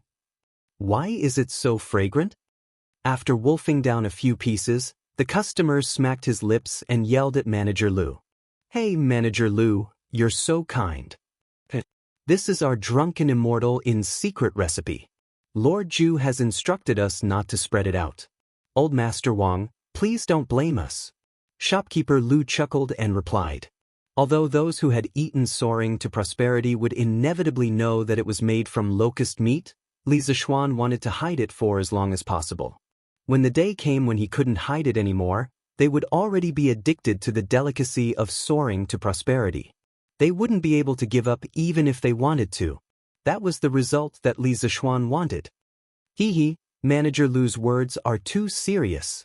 Since it's a secret, it's only right that you don't say it. This old man was just asking casually. The most important thing is that this soaring to prosperity is delicious. That's enough. The customer said with a face full of smiles. "Manager Lu, give us 2 plates of soaring to prosperity tooch. Give us 2 plates here tooch." When the surrounding people heard this customer praising the delicacy of soaring to prosperity, they all began to order as well. "Yo, soaring to prosperity? That's a good name. Manager Lu, give us 2 plates." While they were talking, Liao Shifan walked in with Zhang Jingyang. Liao Shifan smiled and said, "Don't worry." The two of them were old acquaintances of the Drunken Immortal restaurant, so there was no need for formalities. Manager Lu responded and asked the waiter to bring them to their seats. "Brother Liao, now that we're on Lord Ju's boat, we're really soaring to prosperity with a bright futures. Your dishes are really good, it suits the occasions." After taking their seats, Zhang Jingyang said with a flushed face. It was obvious that he had been very happy recently. Hee, this is just the beginning. I believe that Lord Ju's future achievements will definitely be more than this. The money that we invested will definitely be several times or even tens of times the returns. Liao Shifan said with a smile. At the same time, he felt that it was a pity that Feng Jihua, who went out to sea with the Imperial Court's fleet, hadn't returned yet. because once the fleet returned, he would be able to invest more money and earn more money. Hee. Brother Liao, you have good taste. Hey, little Xian, what are these things that you put in the yard? They look like eggs, but why do you have so many eggs? Saturday, Yanhuang College's day off.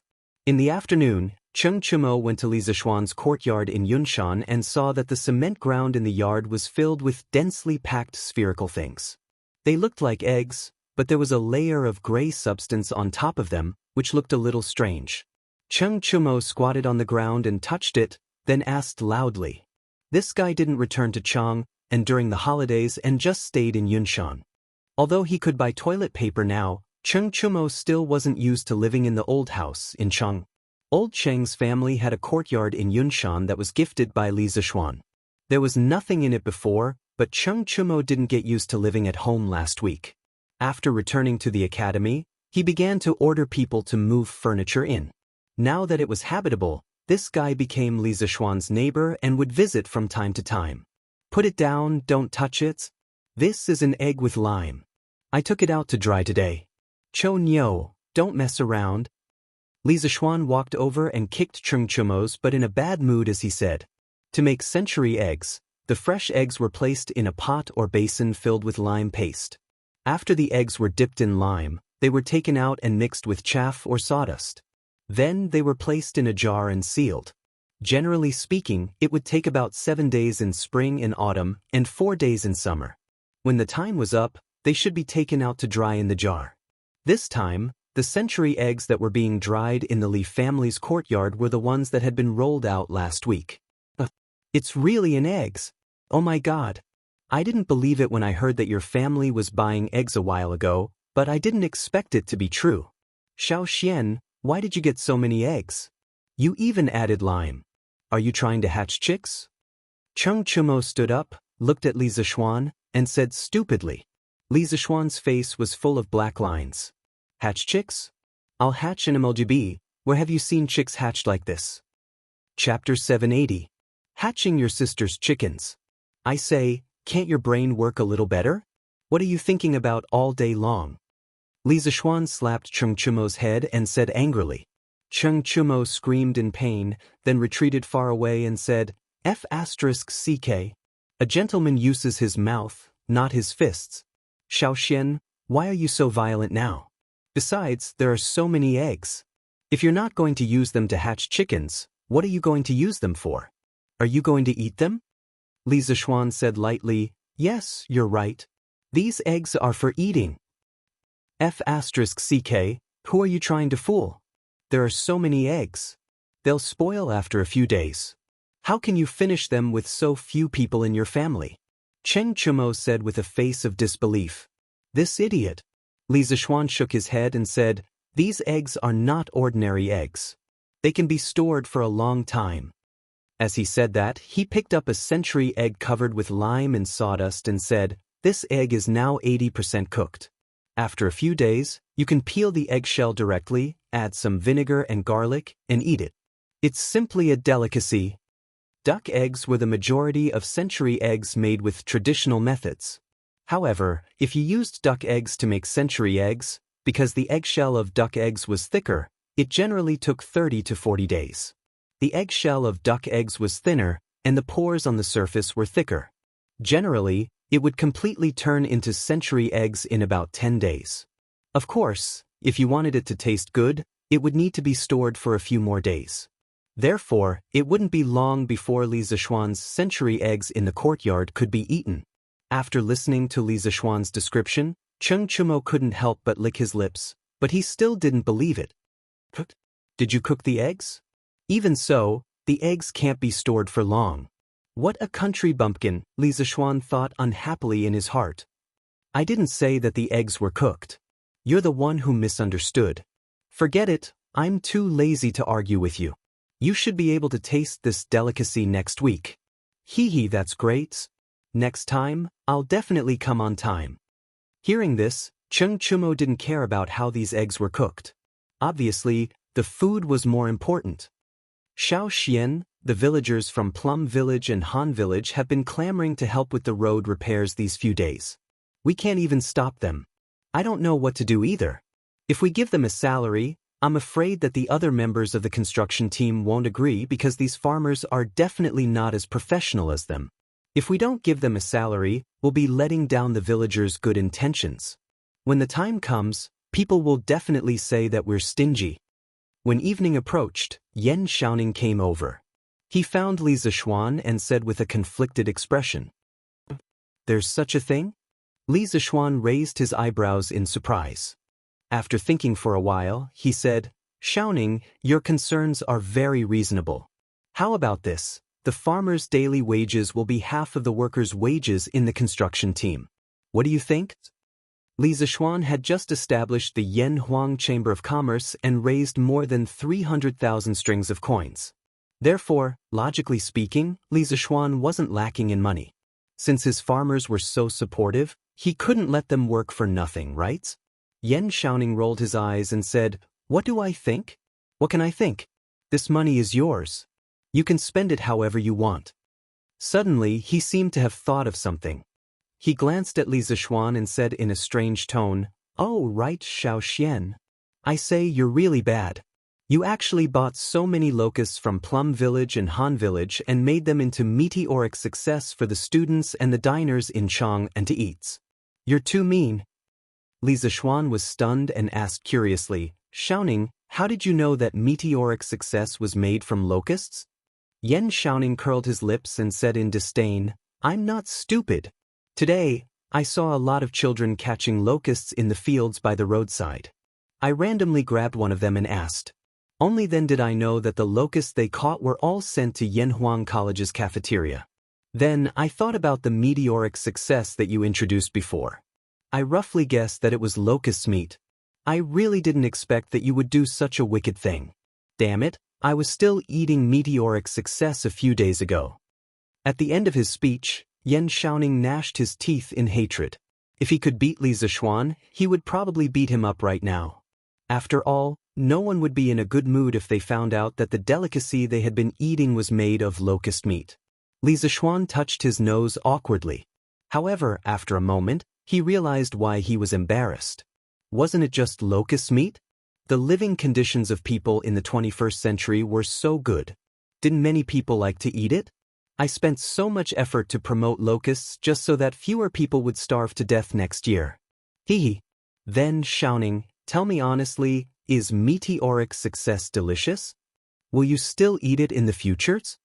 Li Zishuan came back to his senses and looked at Yan Xiaoning with a smirk. Yan Xiaoning heard him and was in a dilemma. He wanted to harden his heart and say that he wouldn't eat it. However, he felt like he was slapping himself in the face if he said that he would eat it. After all, he was just belittling the meteoric success. This meteoric success's taste is just so. I definitely won't eat it in the future. I still have things to do, so I'll leave first. After struggling for a long time, Yan Xiaoning still couldn't swallow his pride. He could only say that and run away. Even Yan Xiaoning is like this. When other people know the truth in the future, they will definitely put on a delicious show. Li Zishuan looked at Yan Xiaoning's back and thought with some bad intentions. What? This meteoric success is actually made with locust meats? I won't eat it in the future.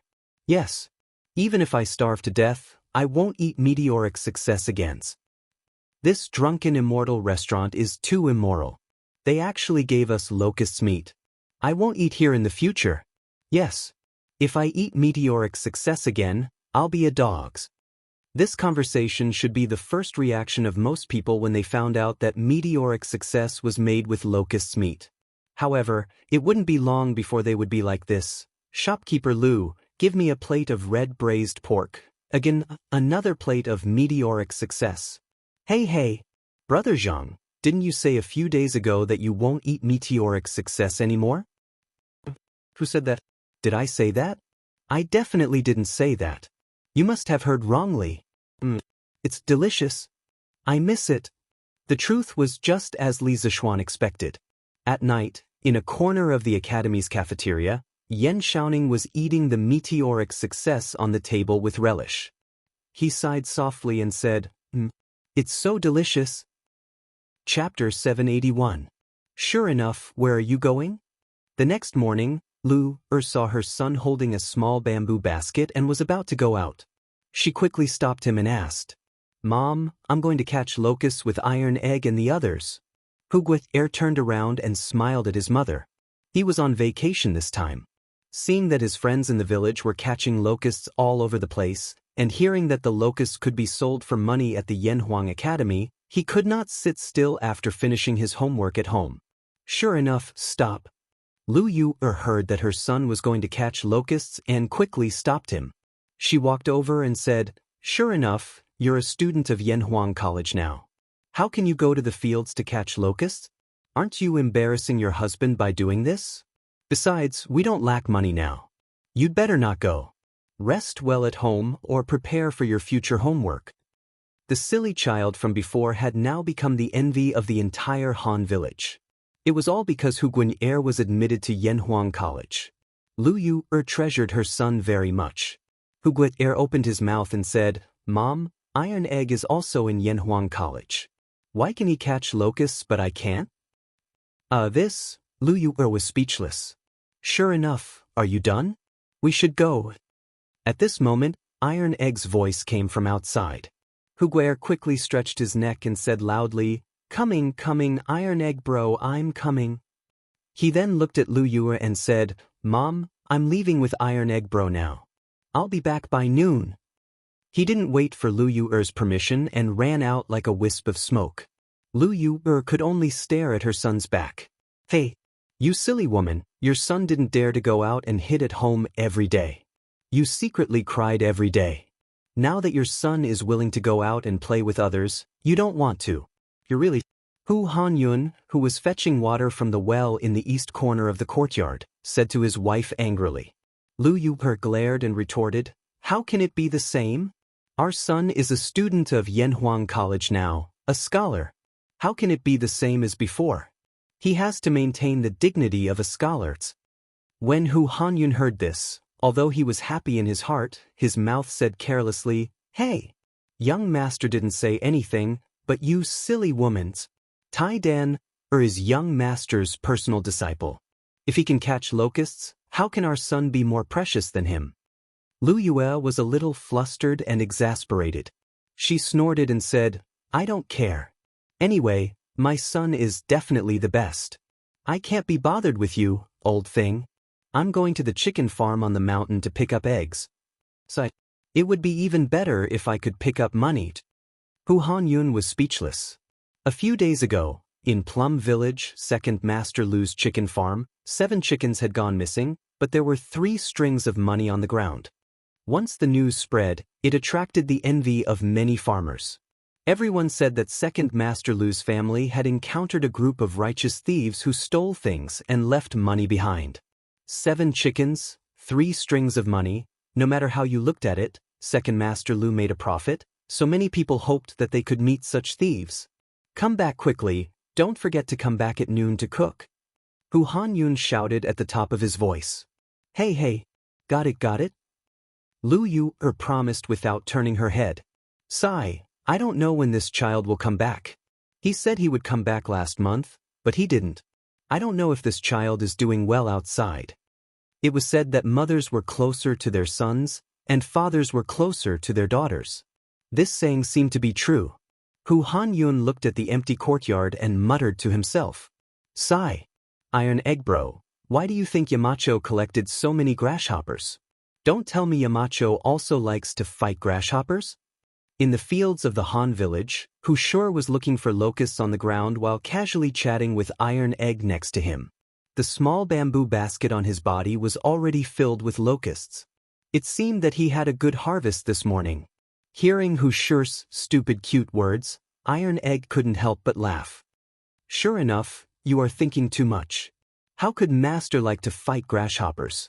Lun, a might like it?" Hu Shur asked again. "Then Iron Egg bro, why do you think Yamacho collected so many grasshoppers?" Iron Egg lowered his head and thought for a while. Suddenly, his body shook, and he looked up and said meaningfully, "Maybe it's to cook." "What? Grasshoppers can be cooked?" Hu Shur's eyes almost popped out when he heard this. He asked incredulously. Iron Egg bro's face became calm. he said lightly, "why can't they be cooked? Not only can they be cooked, but you have also eaten them recently." Hu sure was shocked. "Ah?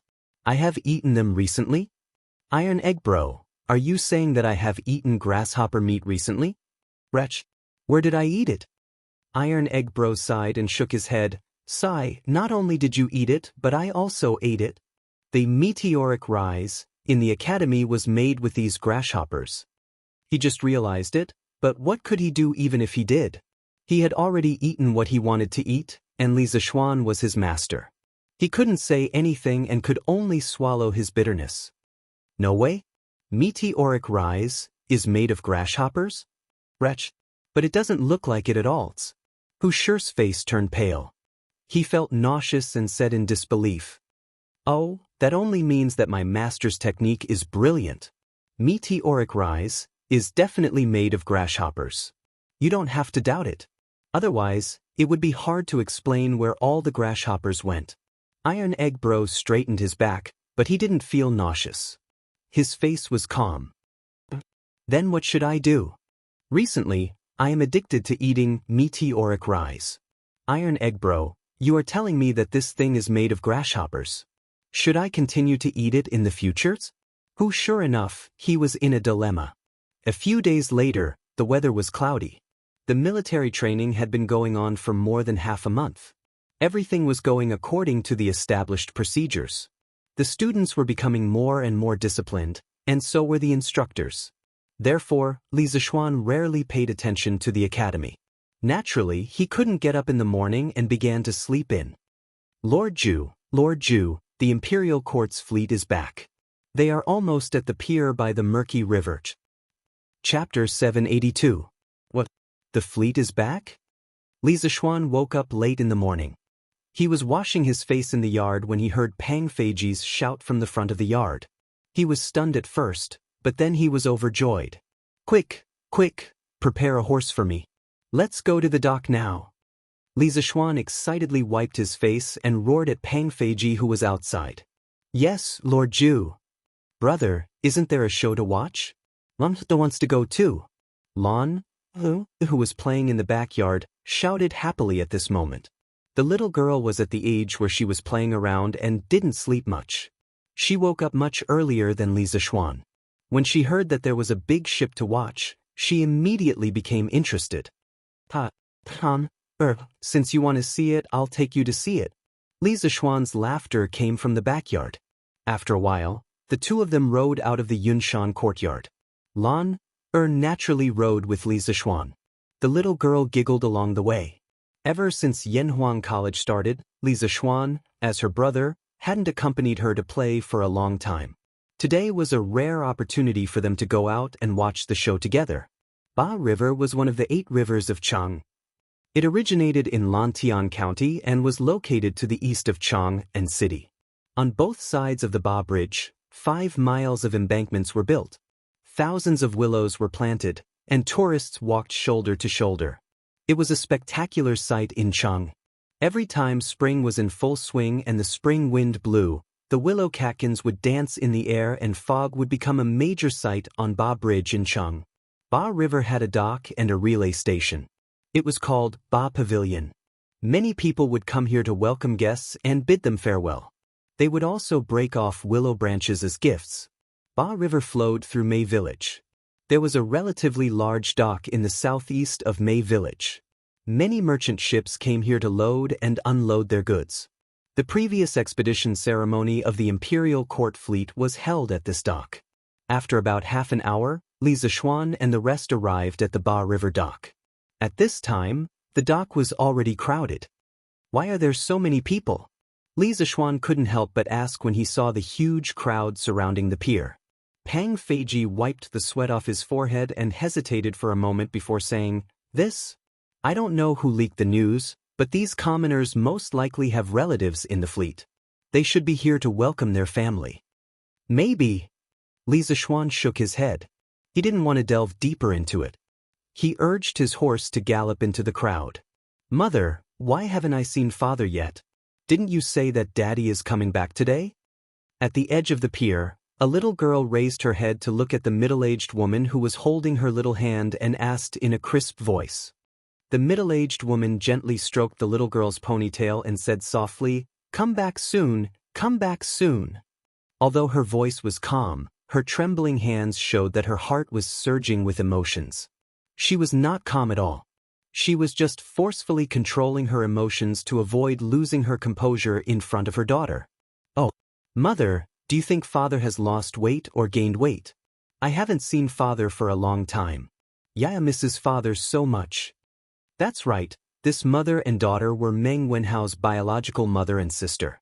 If not for the military training at Yanhuang College today, Meng Wenhao would definitely have come personally.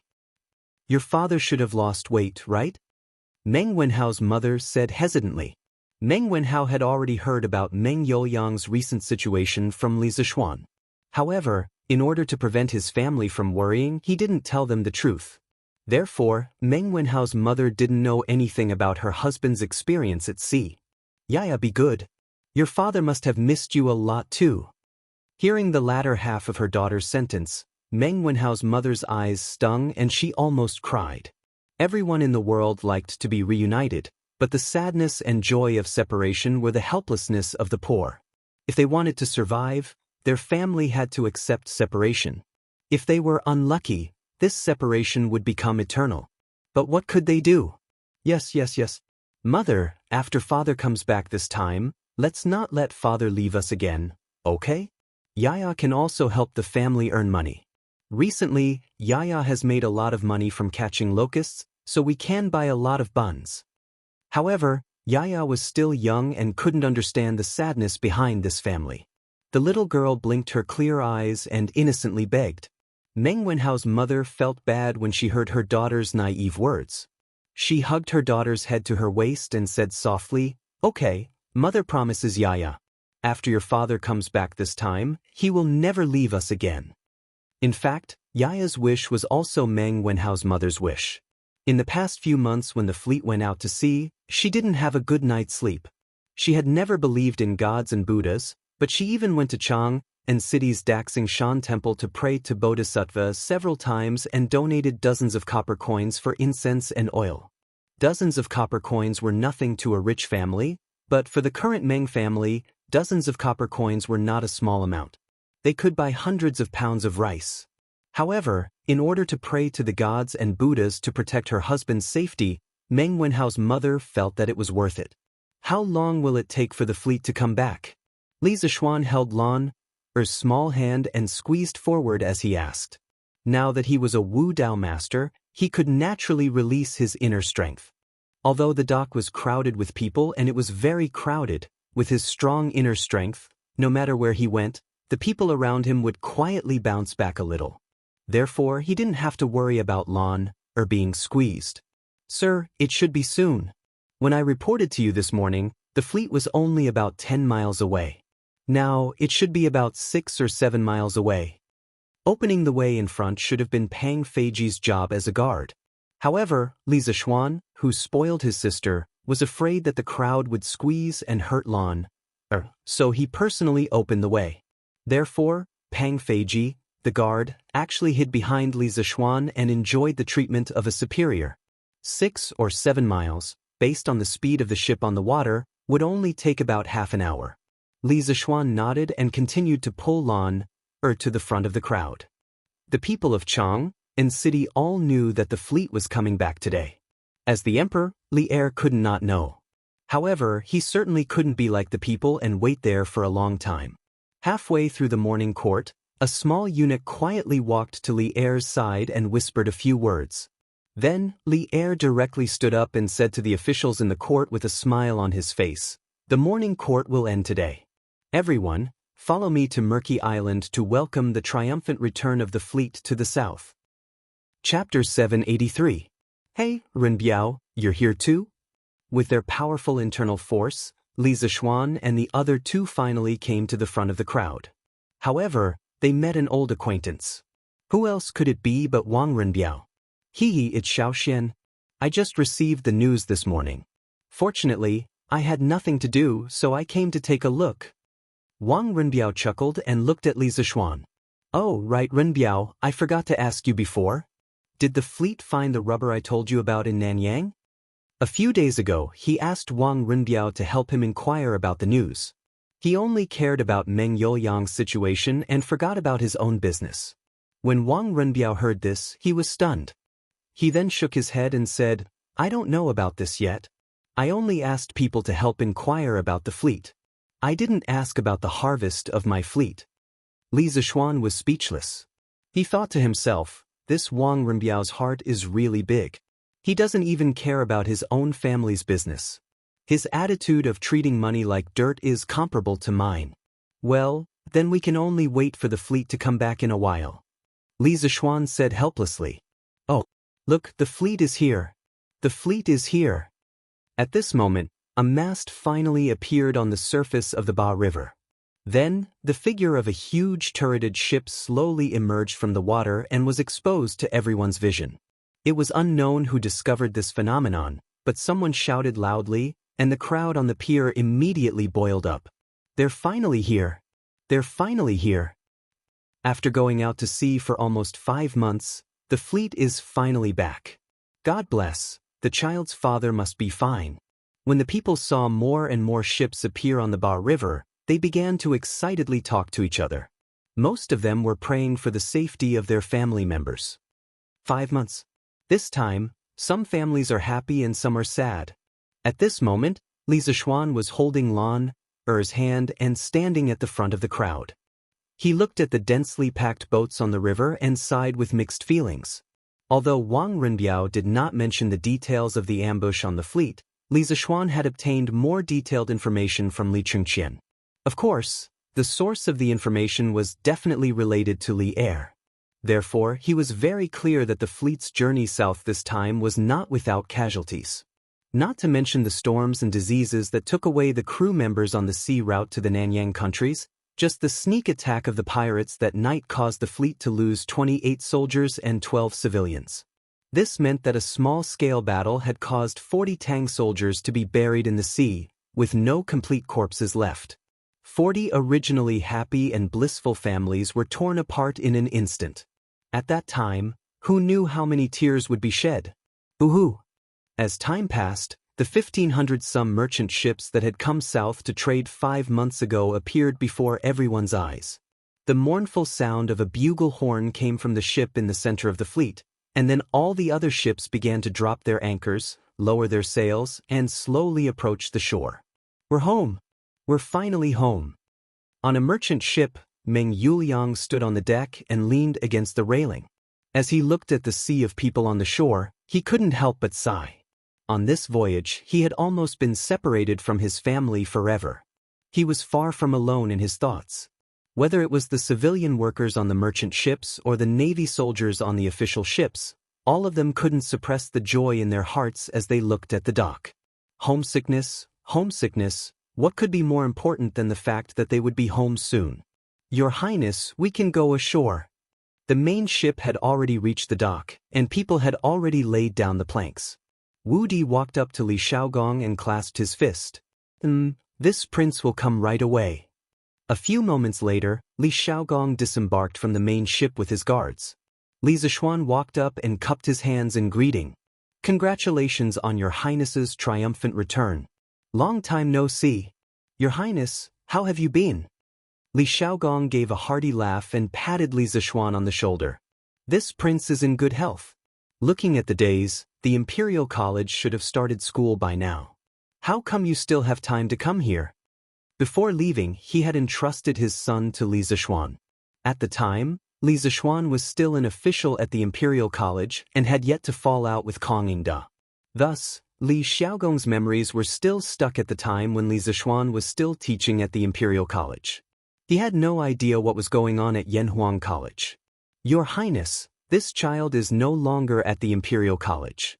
3 months ago, I resigned from my position at the Directorate and opened my own academy. Today, Huairen is also in my academy. Li Zishuan knew that Li Shaogong was asking this because he wanted to know more about his son, Li Huairen, so he gave him a simple explanation. What? Xiaoxian, you're no longer at the Imperial College? Did something happen in between? Li Xiaogong had indeed asked this question to find out more about his son, but he hadn't expected to ask such a shocking question. It's a long story. I'll tell your highness in detail in the future. Li Zishuan knew that this wasn't the place to talk, so he said this to Li Xiaogong. His Majesty has arrived. As they were speaking, another group of people arrived on the road to the west of the docks. When they heard the words His Majesty has arrived, they all hastily turned around. When they saw the person in bright yellow at the front of the group, they all bowed and said, "Paying respects to your Majesty." At the same place, with the same loud voice, one couldn't help but think of the departure ceremony that Li Er had held when the fleet went out to sea 5 months ago. Li Er followed the path that the crowd made and came to the edge of the docks, not far from Li Xiaogong. He stopped and turned around to look at the densely packed crowd, saying, "Rise." Only then did the commoners and the soldiers on the ships straighten up. Li Er looked at Li Xiaogong and said, "Xiaogong, it's been hard on you." Li Xiaogong hurriedly clasped his hands and said, "Your Majesty is too kind. It's my duty to share your Majesty's worries and worries. It's not hard at all." Li Er nodded. Then he looked at the endless number of ships on the river and asked slowly, "Have all the ships of our great Tang returned?" Li Xiaogong said solemnly, "Your Majesty, of the 1,587 ships that I brought, except for one that was burned at sea, the rest returned safely. Furthermore, the 32 small countries in Nanyang have all sent a fleet of ambassadors to follow me back to pay respects to the Tang Empire and your Majesty." Chapter 784. The envoy of Zhenla greets the Emperor of Tang. The envoy of Funan greets the Emperor of Tang. The envoy of Piao greets the Emperor of Tang. Following Li Xiaogong's words, a group of people with different skin colors and clothes came down from the ship. They greeted Li Er respectfully with all kinds of etiquette. Some of them spoke in their native language, while others spoke in broken Chinese. When Li Xiaogong saw this, he quickly assigned a middle-aged scholar beside him to translate for them. Li Er was very happy after hearing this. As an emperor, there was no one who did not like to achieve great things. It was just that every emperor had different priorities. Good. Where's Cui Er? Cui Shanfu stepped out from the crowd of civil and military officials and cupped his hands. "I'm here. Bring the envoys of the various countries to Honglu Temple and treat them well. 3 days later, I will summon the envoys of the various countries at the imperial court meeting." In the Tang dynasty, Honglu Temple was one of the 9 temples. It was in charge of the 4 barbarians' tributes, banquets, gifts, and welcoming. It was also in charge of the inauspicious ceremonies of the country, the ancestral temples of Zhongdu, and the Taoist scriptures and tents. Whenever the emperor of the 4 barbarians or envoys had an audience, they would be treated as guests. They would be given a place to stay, and they would be given invitations, gifts, and banquets. The Department of Precepts would prepare in advance. There were 20 translators who specialized in translation, and each of them knew different languages. Generally speaking, Honglu Temple was equivalent to the modern Ministry of Foreign Affairs with an additional translation function. Cui Shanfu was the minister of Honglu Temple at this time. There was an organization corresponding to Honglu Temple called the Warden's Office. However, there was a substantial difference in the functions of the two. Honglu Temple was in charge of foreign guests, while the Warden's Office mainly dealt with ethnic affairs. "Yes, Your Majesty." Cui Shanfu didn't show it on his face, but he was complaining in his heart. This was because there were envoys from 32 countries. It was a rare sight to see such a large number of envoys in 100 years. Just communicating with so many envoys from different countries was difficult, not to mention other things. The pressure on Cui Shanfu's body was suddenly increased.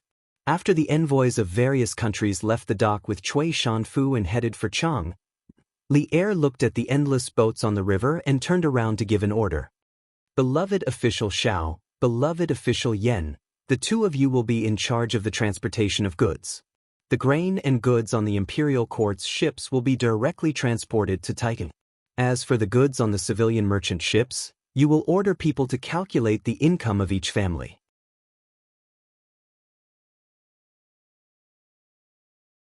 They were called fishes, see the Book of Songs, picking fishes and picking fishes. There is no lower body. Cabbages were also not called cabbages.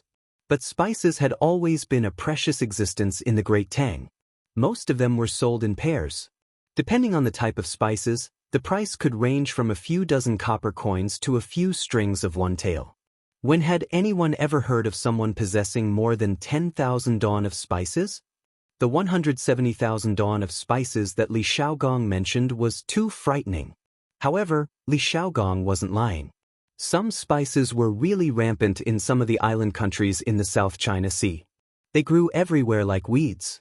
The 20,000 Navy soldiers he brought were farmers who cut the weeds many times. As for the 50,000 caddies of brass and 300,000 taels of silver, this was even more frightening. The total amount of silver that had been mined in the Great Tang was probably only around 200,000 to 300,000 taels. But Li Shaogong actually brought back 300,000 taels of silver. What was even more shocking was that he even brought back 50,000 caddies of brass. Many of the courtiers started to look at Li Shaogong with a strange expression. They wanted to ask, "Big brother, did you rob an entire country?" Of course, the courtiers were not surprised. The difference between the cost and the reward was too big. According to Li Shaogong, he only used 3,000 strings of silk and porcelain to trade. But what about the things that he brought back? Just the 880,000 dawn of grain, according to the current grain price, would be worth more than 30,000 strings of coins. Adding in the 170,000 dawn of spices, 300,000 taels of silver, and 50,000 caddies of brass. Oh my God! Many of the courtiers calculated in their hearts, and in the end, they found it difficult to even breathe. Huge profits. This was more than 10 times the profit. It was more than 100 times the profit. What else in the world could be more profitable than this? Chapter 785. Some people might question whether 500 ships could transport 880,000 dan of grain. Of course they could. There was no doubt about it. During the Qin and Han dynasties, the development of our country's shipbuilding industry reached its peak. During the war to unify the southern part of China, Qin Shi Huang organized a fleet that could transport 500,000 dan of grain. With the technology at that time, they could build ships that could transport 50 to 60 tons of grain. One dan was 50 kilograms. In other words, a ship during the Qin and Han dynasties could carry more than 1,000 dan of grain. During the Tang and Song dynasties, the second peak in China's shipbuilding history was the dragon boat that Emperor Yang of Sui rode. It was 5 feet tall and 200 feet long. The upper level had the main hall, the inner hall, and the east and west imperial halls. The middle two levels had 120 rooms with a capacity of more than 300 tons. Of course, it was even more impressive during the Song dynasty. The Song dynasty built a divine boat for Korea. It had a capacity of more than 1,500 tons. Some large ships could carry tens of thousands of dan of grain and had a rudder that was 30 to 50 feet long. Taiji Palace. Although Li Er, who was sitting high above, was mentally prepared, he was still shocked by Li Shaogong's work report. His eyes were as wide as the others. Fortunately, the courtier's attention was not on him, otherwise, if the remonstrant saw his gaffe, he would definitely be criticized again. Ahem! This trip to the south was really fruitful. Shaogong and the soldiers have worked tirelessly across thousands of miles and have contributed to the country. They should be rewarded. Li Er recovered from his shock and praised with a face full of emotion. Your Majesty! As soon as Li Er finished speaking, Wei Jing walked in front of him. The old man cupped one hand in the other before his chest and said, "Congratulations to Commander Prince Hejian for leading the fleet to the south. But there is still one thing that I don't understand.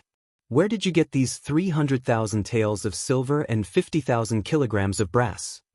Wei Zheng was not targeting anyone. He was just stating the facts. Grain, spices, and ivory were all fine. But the amount of brass and silver was too huge for him to understand. After all, which country would use these things for trade? It didn't make any sense no matter what. After hearing Wei Zheng's question, the other ministers all cast doubtful glances at Li Shaogong. However, Li Zishuan's heart skipped a beat. According to the information he had gathered, The 50,000 jin of brass and 300,000 taels of silver that Li Xiaogong had brought back were the war reparations that he had extorted from the Wen nation. If this was revealed, Li Xiaogong would most likely be impeached. Li Er's eyes darkened. Obviously, he also knew the inside story of the Japanese war. But now that Wei Zheng had asked in public, he could only watch Li Xiaogong's performance. As soon as Li Er left with the civil and military officials, the docks by the murky river immediately became lively. There were more than 1,000 large ships, and they definitely could not all dock at the same time to unload their cargo, so they could only come in batches. At the very front were the 500 official ships of the imperial court. Wu Di, the captain of Li Xiaogong's personal guard, came to Xiaoyu with a man who looked like a steward. He respectfully handed over a booklet and clasped his hands. "Minister Xiao, this is the list of all the cargo on the official ship. He is the steward of the cabin Yao Jing. If Minister Xiao has any questions, please ask me or Steward Yao. We will tell you everything we know."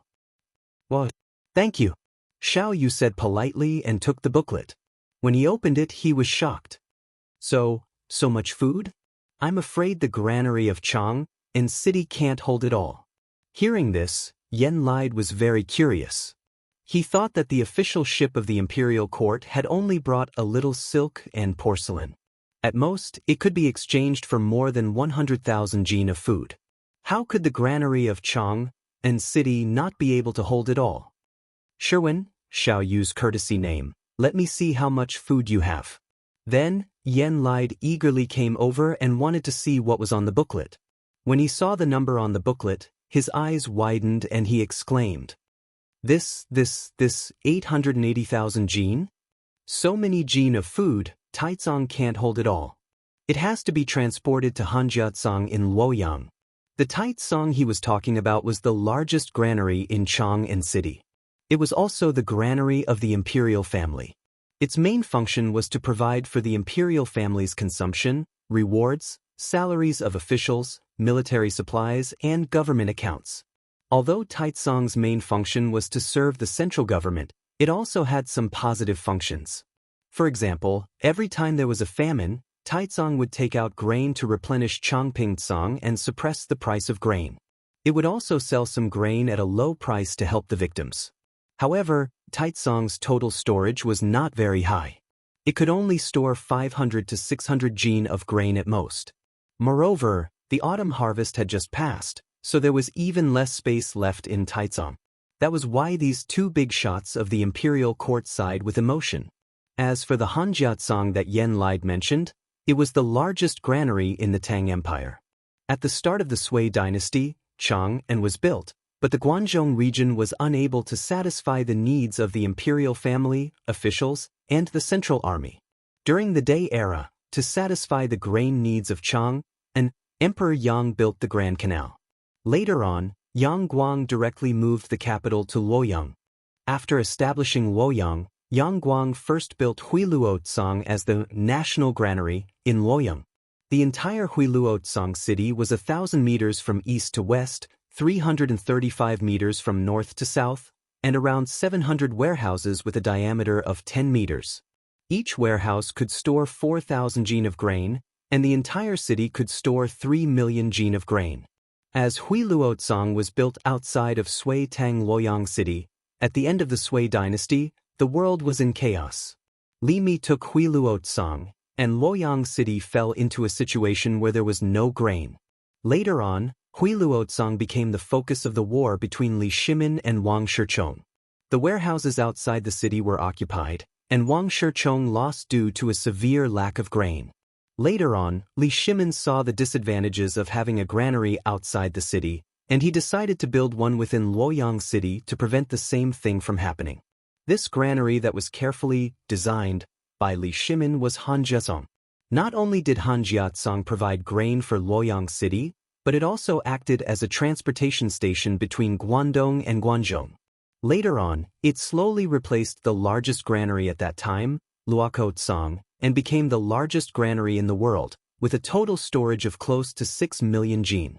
Indeed, first move 150,000 jin of grain to Taizong, and the rest can only be transported to Luoyang along the Grand Canal.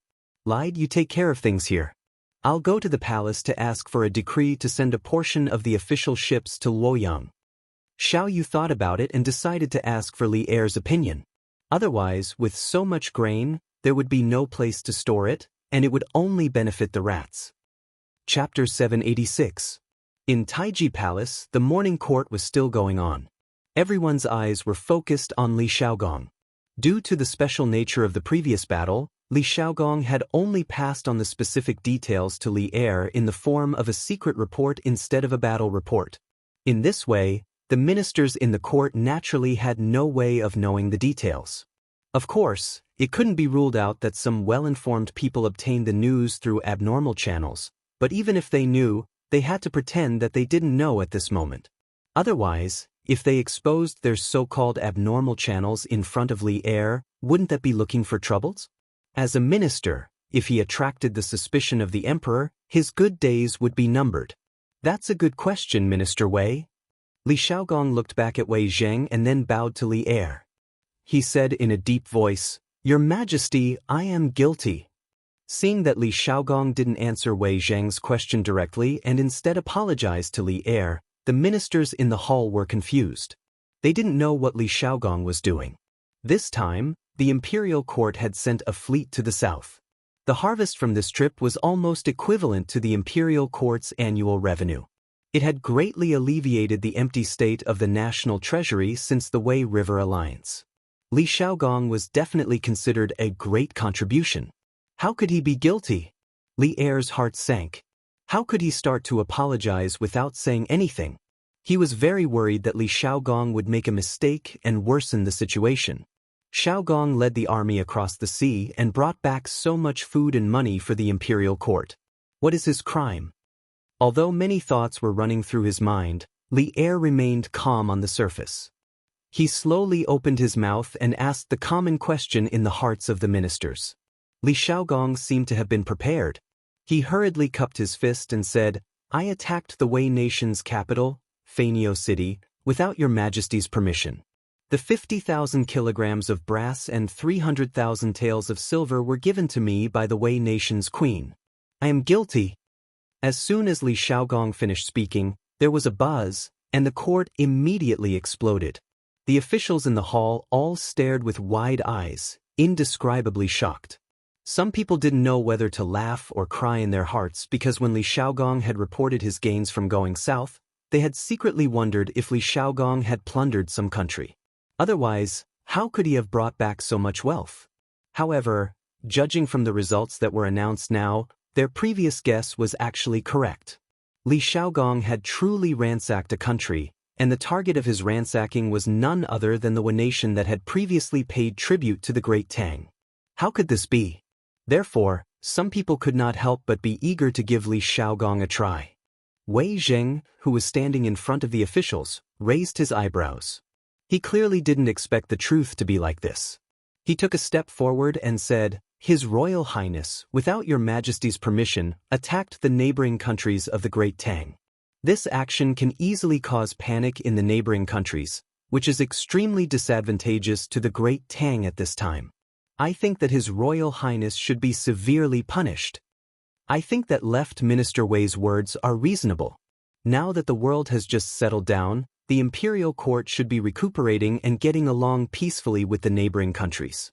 His Royal Highness, for 300,000 taels of silver and 50,000 kilograms of brass, he attacked without authorization and ignored the relationship between the Great Tang and its neighboring countries. He simply has no respect for the imperial court. I think that he should be severely punished. As soon as Wei Zheng finished speaking, Minister Cui Shanfu of the Honglu Temple hurriedly jumped out. As the leader of the Honglu Temple, who specialized in dealing with the relationship between neighboring countries, he naturally had the right to express his opinion. Of course, as a core disciple of the Shandong aristocratic family, he also wanted to use this opportunity to bring down Li Xiaogong, the only person who could be used in the Li Tang imperial family. If he didn't know how to make good use of such a heaven-sent opportunity, he would really be blind. I second the motion. His Royal Highness must be severely punished. Severely punish your grandma. Li Xiaogong's identity was not only that of the Li Tang imperial family, but also that of a general. Although he usually didn't like Li Xiaogong at this time, Qing Jijie wouldn't just watch Li Xiaogong be besieged by Cui Shanfu and the others. The devil incarnate wouldn't talk about rules with you. This old guy came up and directly pushed Cui Shanfu more than 10 steps away and almost fell to the ground. He stood up angrily and was about to argue with Qing Jijie, but he heard old Qing directly scold him in his rough voice. Damn it. Xiaogong didn't say why he attacked Neon. How do you know that he went for the silver and brass? Is your father in Neon? Did he tell you in your dreams? Cui Shanfu's expression changed and he felt greatly humiliated because Qing Jijie was saying that his father was from Neon. As a person of the Celestial Empire, anyone who was said to be a descendant of the short and wretched people of Neon would be angry. Qing Jijie, you've gone too far and disgraced the refined. At this time, Cui Shanfu was obviously blinded by anger and directly called Qing Jijie by his name. But you slandered Xiaogong without any evidence. Isn't this a disgrace to the refined? This old guy actually spat a mouthful of thick phlegm in Cui Shanfu's direction and continued to scold him. However, he also knew that it was not a good idea to continue scolding like this. If this continued for a long time, it would be counterproductive. Therefore, after scolding Cui Shanfu, he cupped his hands and said to Li Er, Your Majesty, Xiaogong is not a person who is greedy for money and doesn't know the severity of the matter. This old official thinks that there must be something hidden. Your Majesty, this official also thinks that this matter is not simple. Why don't we let Xiaogong finish speaking before making a conclusion? The taciturn gourd, Li Jing in the imperial court also made a rare sound today. In this way, no one in the entire Tang military was still indifferent. This official agrees. The generals' camp all agreed in unison. The civil officials' camp was in an uproar and did not reach a unified opinion. This was because the heads of the civil officials, Zhang Sun Wuji and Fang Xianling, had not expressed their opinions yet. In fact, the opinions of these two big shots were quite simple. For Zhang Sun Wuji, because of the relationship with Empress Zhang Sun, the Zhang Sun family was a proper relative of the emperor. In terms of position, Zhang Sun Wuji naturally sided with the royal family and protected Li Xiaogong. As for Fang Xianling, he felt that a mere one nation was not enough to change the attitude of the surrounding countries toward the Tang Empire. Moreover, the Tang Empire's current number one enemy was the Turks. The other small countries could not make any waves at all. Cui Shanfu's words were a little exaggerated. How could he agree? Silence. Li Er coughed softly and the noisy imperial court immediately quieted down. Then he stared at Li Xiaogong and asked in a deep voice, Xiaogong, why did you lead troops to attack one nation? You better explain the reason to Zhen now. Don't hide anything. Chapter 787. Hearing Li Er's words, Li Xiaogong cupped his fists and said, Yes, Your Majesty. Half a month ago, I led the fleet back to the southeast coast. One night, I ordered the fleet to dock on a nameless deserted island to replenish fresh water and fruits and vegetables. Who would have thought that we would be ambushed by a group of bandits? There were about 100 of them. They knew that they were no match for the army, so they wanted to steal a few merchant ships and escape while the night was dark and the guards were lax. Unexpectedly, they were discovered by a civilian on the ship. I had reached an agreement with the Queen of one nation. One nation would compensate the Tang army for the losses in the sneak attack. They would pay 10,000 kilograms of brass and 100,000 taels of silver. They would also capture the bandit leader and send him to Chang. But that night, when I left the one nation palace, I was attacked by a large number of assassins. If my friend and I hadn't been good at martial arts, I'm afraid we would have been buried in a foreign land. Hearing this, all the officials in the hall changed their expressions. Li Xiaogong was a commandery prince of the Tang Empire. If he died in one nation, the imperial court would lose face.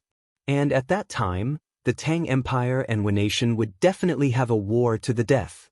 Because Li Xiaogong was not an idle prince, but a commandery prince who had made great contributions to the founding of the Tang Empire. How dare the one nation? How dare they assassinate the commandery prince of the Tang Empire? It's a pity that I wasn't there at that time. Otherwise, I would have caught the queen and thrown her into a brothel. Qing Yaojin was so angry that he was shouting and cursing. The ministers looked askance at him. They wanted to say that he was insulting the refined, but they were afraid that this old man would go crazy and not recognize his relatives. After all, Cui Shanfu next to him was an example. Li Xiaogong almost choked at this moment. He secretly thought that Qing Yaojin had a strong taste. He had seen the queen of one nation. She was in her 70s or 80s, but Qing Yaojin still wanted to catch her and make her into a brothel girl. It was really, this subject's life and death are insignificant, but behind this subject are 20,000 Navy soldiers, tens of thousands of civilians, thousands of ships, and millions of dan of grain. Moreover, this subject represents the face of the Great Tang. If this subject were to die in the Wa, the consequences would be unthinkable.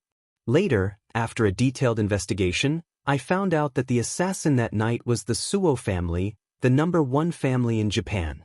The patriarch of this clan intends to seize the fleet of my Great Tang and its countless goods, so he wants to kill this subject. After I found out the whole story, I told the Queen of one nation about the result. However, the Queen of one nation wanted to protect the Suo family, so I led the army into the city and wiped out the Suo family. This subject could die, but the dignity of the Great Tang could not be trampled on. Those who offend my Great Tang must pay the price. After destroying the Suo family, the Japanese queen knew that she was in the wrong. She took the initiative to increase the compensation from the original 10,000 caddies of brass and 100,000 taels of silver to 50,000 caddies of brass and 300,000 taels of silver. This was the whole story of the whole thing. I hope your majesty can judge clearly. After Li Xiaogong finished speaking, the imperial court fell silent as the officials digested this matter. After a few seconds, Wei Jing turned to Li Xiaogong and said, "The one nation dared to assassinate the commandery prince. Of course, they deserved it. No punishment is too much. However, at the very beginning, your majesty brazenly led the army to attack the one nation because of a few bandits. Wasn't that inappropriate? After all, there should be a more reliable solution." Li Xiaogong proudly raised his head and said, "Left Prime Minister Wei's words are wrong. That was not a matter of a few bandits. It was a matter of the people of the Great Tang dying at sea because of the one nation. Before the fleet left, His Majesty entrusted me with the task of protecting the people of the Great Tang. If there were any enemies, I had to do my best to destroy them. That night, the one nation ambushed the fleet and killed 28 soldiers and 12 civilians. As the commander-in-chief of the army, I had to give them an explanation. Otherwise, how could I, Li Xiaogong, continue to lead this army? How could I have the face to come back and see His Majesty again? Li Xiaogong's words were very good. He directly brought out Li Er. What he meant was that although he was a little impulsive when he attacked our country, everything was still done according to Li Er's instructions before he left. What else do you have to say? The facts proved that if a person wanted to criticize you, he could find a way to criticize you. At this moment, Cui Shanfu seemed to come back to his senses and said, "Your Highness has your reasons, but I don't know if your Highness has thought about how the other small countries around the Great Tang will view your actions. Will they think that the Great Tang is bloodthirsty and insecure? Will they unite and fight against the Great Tang together? This old thing was doing it for the sake of doing it. Now, he didn't even care about his face anymore. Bah! Alarmist words to scare people. Who do you think you are? Can you represent the small countries around the Great Tang?" Cheng Yaojin looked at Cui Shanfu with disgust and said, "The one nation has gone too far. If Xiaogong doesn't teach them a lesson, won't the Great Tang lose its prestige? This battle was well fought. If it were me, old Cheng, I would have fought even more ruthlessly and killed all the one nation peoples. They were the ones who were unrighteous first. Why should we talk about morality with them? Jijir is right. Who do the one nation think they are?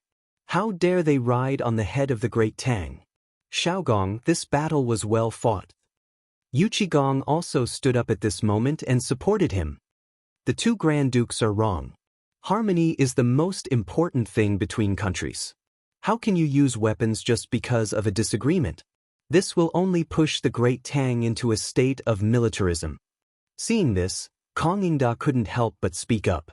As an old Confucian scholar, how could he hope for his country to become a bloodthirsty dynasty that only knew how to kill?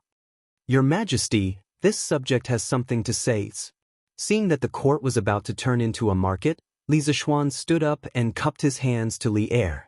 He didn't have much to do today, but he couldn't stand the attitude of some people in the court towards the diplomacy of the great Tang. Speak. Li Er's eyes lit up. He was looking forward to Li Zishuan helping him out of this situation. Thank you, Your Majesty. This subject wants to say that the question now is not whether we should attack the Wen nation or not, but what can we do even if we attack them? The Wen nation started it first. If we don't fight back, the surrounding countries will think that the great Tang is easy to bully. It's just a trifling Wen nation, so what if we attack them? Are we going to punish the generals of the great Tang for a trifling Wen nation? As for Minister Cui Sijing's worry that the other countries will panic because of this subject believes that there is nothing to worry about. The peace and stability of the great Tang is not obtained by blindly making concessions, but through the blood and fists of soldiers. The Tang must have pride, and the Tang are not afraid of war. Even if the entire world attacks the great Tang will be able to break through. What is there to fear from a trifling Wen nation? Chapter 788. Good. Well said. In Taiji Palace, Li Zishuan's passionate words caused the eyes of all the generals to light up. Li Er, who was sitting at the head of the table, didn't show any change on his face, but if one was close enough, one would be able to hear that his breathing had quickened. Cheng Yaojin had never liked to hide his emotions. Old Cheng shouted, "Okay." Then the old man still felt uncomfortable. He laughed loudly and walked over. He patted Li Zishuan's shoulder hard and said, "Li Zishuan, I'm not going anywhere." "Brat, you've said exactly what we old generals are thinking. The peace of our great Tang isn't begged for, but fought for. If the Japanese aren't convinced, then we'll beat them until they are. If the other small countries aren't convinced, then we'll continue to King beat them. What's there to be afraid of? In the imperial court, your mouth is full of filth. How rude." Many civil officials frowned in the face of old Cheng's foul language, but no one reprimanded him. They all knew what kind of character this devil incarnate had. However, there were also those who weren't afraid of death, and that was Cui Shanfu. This old man had completely forgotten the pain after his wounds healed. He couldn't help but reprimand him. "I, old Cheng, am clearly courageous. Unlike some people who, after 2 years of peace, shrink back and be afraid of this and that. They're really a disgrace to our great Tang." Cheng Yaojin immediately snorted disdainfully at Cui Shanfu. Li Zishuan, on the other hand, secretly applauded. Cheng Yaojin's words were precisely the reason why he had changed his usual style and forcefully stood out today. Now that the world had settled down, some people couldn't wait to put away their weapons and live a peaceful and comfortable life. How could that be? The current Great Tang was still quite a distance away from the prosperous dynasty in Li Zishuan's mind that could dominate the world. Who's shrinking back? This old man is just speaking the truth. Li Zishuan is just a brat who only knows how to talk big. When the time comes for the world to attack the Great Tang, what will we use to fight against the other countries? At that time, there would be wars every year, and the treasury would be empty. The common people would be plunged into misery and suffering. The slightest carelessness could lead to the downfall of the country. How can such an important matter of the country be decided by a little boy in his teens? When Cui Shanfu saw that Cheng Yaojin was just talking and not doing anything, he couldn't help but become bolder. The more he talked, the more excited he became. In the end, he was moved by his feelings for the country and the people. "Chief Cui, your words are too much." Before Cheng Yaojin could say anything, Li Shaogong spoke up. To be honest, Cheng Yaojin, Yu Qigong, Li Zishuan, and the others stood up for him and supported him, which was within his expectations. However, Li Zishuan also stood up for him, which surprised him a little. This was because in his impression, Li Zishuan had always been unwilling to participate in these court battles. Otherwise, this child would not be a third-rank official now. However, in reality his daily authority was limited to the Yanhuang College's Yamacho. Regardless of where a hero comes from, Li Zhanshe is full of abilities. So what if he's young? A curved plow, a paper machine, a compass, a celestial lamp, and a glass mirror. These are all things that benefit the country and the people. Even if it was a 30 or 40-year-old scholar, would he be able to do better than Li Zhanshe? This time, if the fleet didn't have the help of Li Zhanshe's compass and sea chart, the casualties of the army and the people going south would definitely be more than 20 to 30%. How can such a young hero not even have the right to speak in the court in your mouth? Even if Li Zishuan didn't come out to help today, Li Xiaogong would still speak up for him. This was because if it wasn't for Li Zishuan's help, this southern trade trip definitely wouldn't have gone so smoothly. Xiaogong well said. So what if he's young? Cui Shanfu, when you were Xiao Xian's age, who knows what you were doing? You still have the nerve to talk about Xiao Xian's age? Cheng Yaojin looked at Cui Shanfu and said with contempt. Cui Shanfu's face turned red.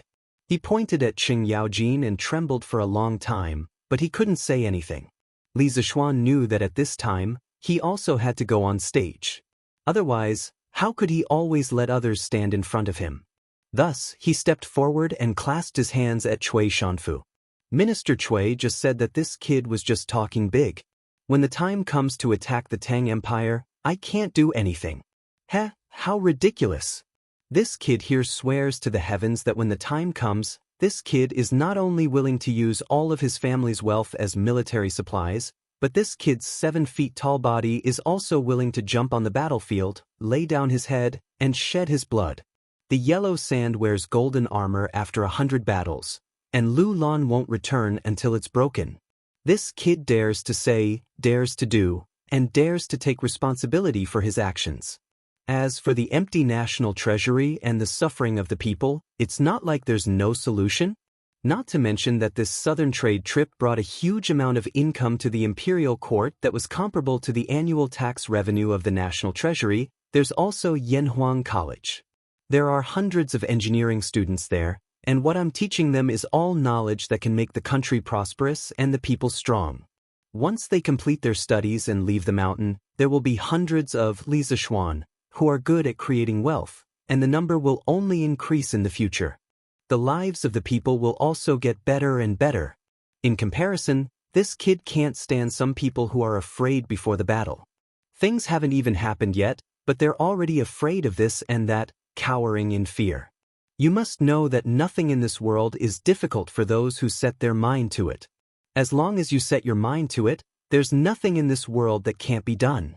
The Tang Empire was founded on martial arts. If there's a day when all the important officials in the court are afraid to fight, then the country won't be far from being destroyed. If you want to be everlasting, then you must always maintain the will to forge ahead and do things that ordinary people think are impossible. You shouldn't be afraid of everything like you are now, until you achieve nothing in the end. Li Zishuan's words could be said to be frequent golden sentences, such as, gold wears golden armor in 100 battles, and Lu Lan will not be returned until it is broken. From Wang Changling's 7 Military Lessons, 4th, nothing in this world is difficult for those who set their mind to it. Song Chen Yuanjing's Lin Guangji, Volume 9. These sentences had never appeared before, and every one of them sounded so classic. Perhaps Li Zishuan himself didn't pay attention to this, and he just said it casually. However, Zhang Sun Wuji, Fang Xianling, and the other civil officials couldn't help but look at Li Zishuan in a new light. They secretly thought that this kid had never shown his talent in writing before, but today he suddenly said so many good sentences. Could it be that he improvised? However, there was a problem. For someone like Li Zishuan who kept saying words like, destroy the country, he couldn't be said to be a coward. If it was a narrow-minded emperor, he might have been killed because of this. Good. It's rare for Li Zhanshe to have such insight at such a young age. Although this old man doesn't dare to agree with all of your previous views, this old man definitely agrees with the latter part of your words. To everyone's surprise, the old troll actually supported Li Zishuan. Chapter 789. Yellow sand wears golden armor after 100 battles. Lu Lan won't return until it is broken. Wei Jing suddenly spoke up for Li Zishuan in the imperial court, which was indeed unexpected. However, the heir, who was sitting at the head of the table, did not pay attention to this. He muttered Li Zishuan's poem twice, and if one looked closely, they would find that his eyes were actually shining. After a while, just as the officials in the imperial court were still discussing and whispering to each other, Li Er finally spoke. There is no need to discuss this matter anymore. The Battle of Faenio capital was started by the Wen nation. First, they attacked the Tang Empire's merchant ships, then they assassinated the Tang Emperor. They should be punished. Xiao Gong's actions were all for the sake of the Tang Empire's people. Even if he had overstepped the bounds, a general is outside and does not obey military orders. We cannot punish a meritorious official because of this. The journey to the south was full of dangers. Xiao Gong alone shouldered the heavy responsibility and brought back a large amount of food, spices, and money for the imperial court at a very low cost. He really deserves great credit for his hard work. I have decided to reward Xiao Gong with 200 households, 10 pairs of elephant tusks, 50 tiger skins, 100 rolls of silk, 5,000 taels of silver, and 2 million taels of money. After such a long discussion, Li Er finally made the final decision. The noisy crowd in the imperial court suddenly quieted down. "Thank you, Your Majesty." Li Xiaogong hurriedly bowed to express his thanks. Qing Yaojin and the others said happily, "Your Majesty is wise." Cui Shanfu was so angry that he frowned, but at this time he did not dare to say anything. He did not want to anger Li Er again. He heard Li Er continue. "The compensation for the soldiers who died in the battle will be increased by 1 level. The Ministry of Civil Affairs will send a special person to compensate the civilian who died in the battle. Among them, the civilian who survived, Meng Yuliang, loudly warned at the critical moment and prevented the merchant ship from falling into the hands of the bandits. Moreover, this person is extremely loyal and brave. At the moment of life and death, he forcefully changed the direction of the burning ship and saved the main fleet. I have decided to confer him the title of Grade 8 Xuanjie Commandant. He will be rewarded 100,000 taels of silver and 100 rolls of silk. Feng Jihua, a merchant on the same ship, is a man who values friendship and righteousness. In the face of danger, he is not flustered.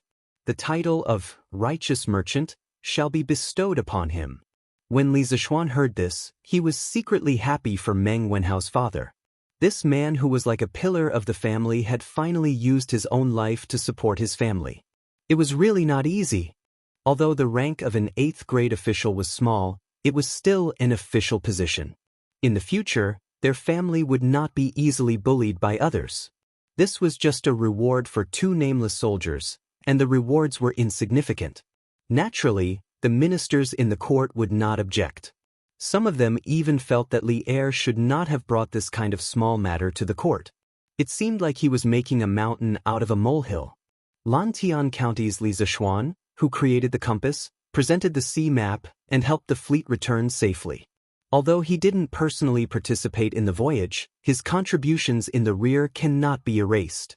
Moreover, it was you who suggested that the fleet go south to trade. Now that the fleet has brought back such a large amount of goods and money for my great Tang, your contributions cannot go unnoticed. In addition, you invented the paper machine, leveled the price of paper, presided over the compilation of the Great Tang Dictionary, and enlightened tens of thousands of people. Your contributions to the present generation will benefit the future generations. We have decided to reward you with these contributions. You will be conferred the title of Marquis of Yong'an, with a fief of Lantian and 600 households. Regarding Li Zishuan's official position, Li Er had been deliberately suppressing it. Previously, Li Zishuan had made many contributions, but Li Er did not reward Li Zishuan. He felt that Li Zishuan was still too young, and if he were to reward him too much, it would be overpraising him. But later on, Li Er felt that Li Zishuan's abilities and views were becoming less and less like those of a teenage brat. Thus, Li Er decided to stop suppressing it and directly promote Li Zishuan from county's marquis to Li Zishuan. Of course, this one step was truly one step. At least within the next 10 years, Li Zishuan's noble rank would not be able to rise any further. Otherwise, he would quickly reach a point where he could not rise any further. Li Er wanted to leave this talent to Li Qingqian. This subject thanks your majesty for the great favor. When the ministers heard Li Er's reward, they were all stunned. Li Zishuan took advantage of the moment when others were stunned to go forward and thank him. Logically speaking, he did not care if his marquis title could be promoted in the next few years. His original dream was to become a marquis in the Great Tang. Now that his dream had come true, he naturally had to cherish this opportunity. As for the title of Duke above Marquis, he did not even think about it. To him, one Marquis was enough. Your Majesty, this? Almost at the same time, Wei Jing also opened his mouth. It seemed that he wanted to object, but seeing Li Zishuan accept the rewards so quickly, he could only swallow the words that were on the tip of his tongue. His expression was very ugly. Li Er indifferently glanced at Wei Jing, but did not ask for details. He waved his hand and said, "The matter of the reward ends here. Officials, if there is anything, please submit a memorial. If there is nothing, the court is dismissed." The officials looked at each other. After the establishment of the Great Tang, marquis titles were extremely rare. But now, Li Er had so casually rewarded a founding marquis. No matter how they looked at it, this was very imprudent. But once the domineering Li Er made up his mind, there was no room for discussion. They could only secretly glare at each other. Zhang Sun Wuji pursed his lips, seemingly itching to make a move. But after thinking for a long time, he did not say anything. On the other hand, Cheng Yaojin was beaming with joy, as if he was the one being rewarded by Li Er. After waiting for a while, seeing that no one objected, Li Er was just about to announce that the court was dismissed when he saw a person walk in. Who else could it be but Xiao Yu? Beloved official Xiao, why have you returned? Could it be that the matter at the docks was resolved so quickly? Li Er asked curiously when he saw Xiao Yu hurrying over. How could 880,000 dan of grain be transported in such a short time? Xiao Yu bitterly smiled and cupped his hands. Your Majesty, now that the autumn harvest has just passed, Chang'an's granary can only hold a few 100,000 dan of grain at most. So, this old official has returned to ask Your Majesty if we should transport the excess grain to Luoyang along the canal. Only then did Li Er come to a realization. Actually, he could not be blamed for not thinking things through. He did not expect Li Xiaogong to bring back so much grain. Otherwise, he would not have asked Xiao Yu to make an extra trip. Let's do as beloved official Xiao says. Use the fleet to transport the excess grain to Luoyang's Hanja granary. If there was a locust plague next year, he could transfer grain from Chang'an and Luoyang at the same time. That was what Li Er thought. This official obeys Your Majesty. Xiao Yu replied and cupped his hands before leaving. Li Er looked at the officials in the hall and said loudly, "Since there is nothing else, the court is dismissed." Just like that, the morning court finally came to an end after many twists and turns. Li Zishuan returned with a full load. Chapter 790. Not bad, not bad. You're already a marquis at such a young age. You're even more promising than I was back then. After the morning court session, Cheng Yaojin patted Li Zishuan's shoulder and laughed heartily. Uncle Cheng, you must be joking. Compared to you, I'm still far behind. I was born in an era of peace. If I was born in your era, I definitely wouldn't have been as successful as you. Li Zishuan's half-true and half-false words made Cheng Yaojin burst with joy. That's true. Back then, the world was in turmoil.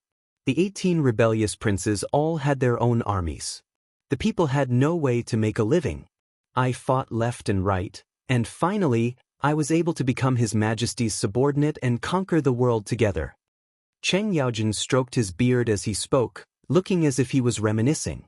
What a scene of a hero in his twilight years, reminiscing about the past. Li Zishuan almost vomited blood.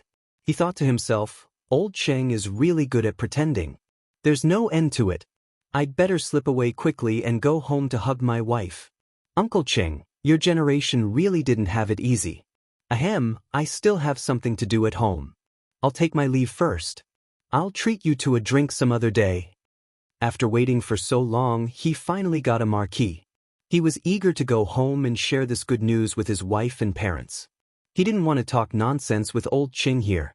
Cheng Yaojin smacked his lips and said, then you go first. Xiao Xian, you've been made a marquis. You should go back and celebrate. Of course, this old man will definitely go and eat your celebratory wines. Oh, right, second brother Chin still doesn't know that you've become a marquis, right? Since it's my day off tomorrow, I'll go to the academy in the afternoon and tell him the good news. I'll also give those kids another round of special training. At the mention of special training, the old demon's eyes immediately lit up, and a cruel smile appeared at the corner of his mouth.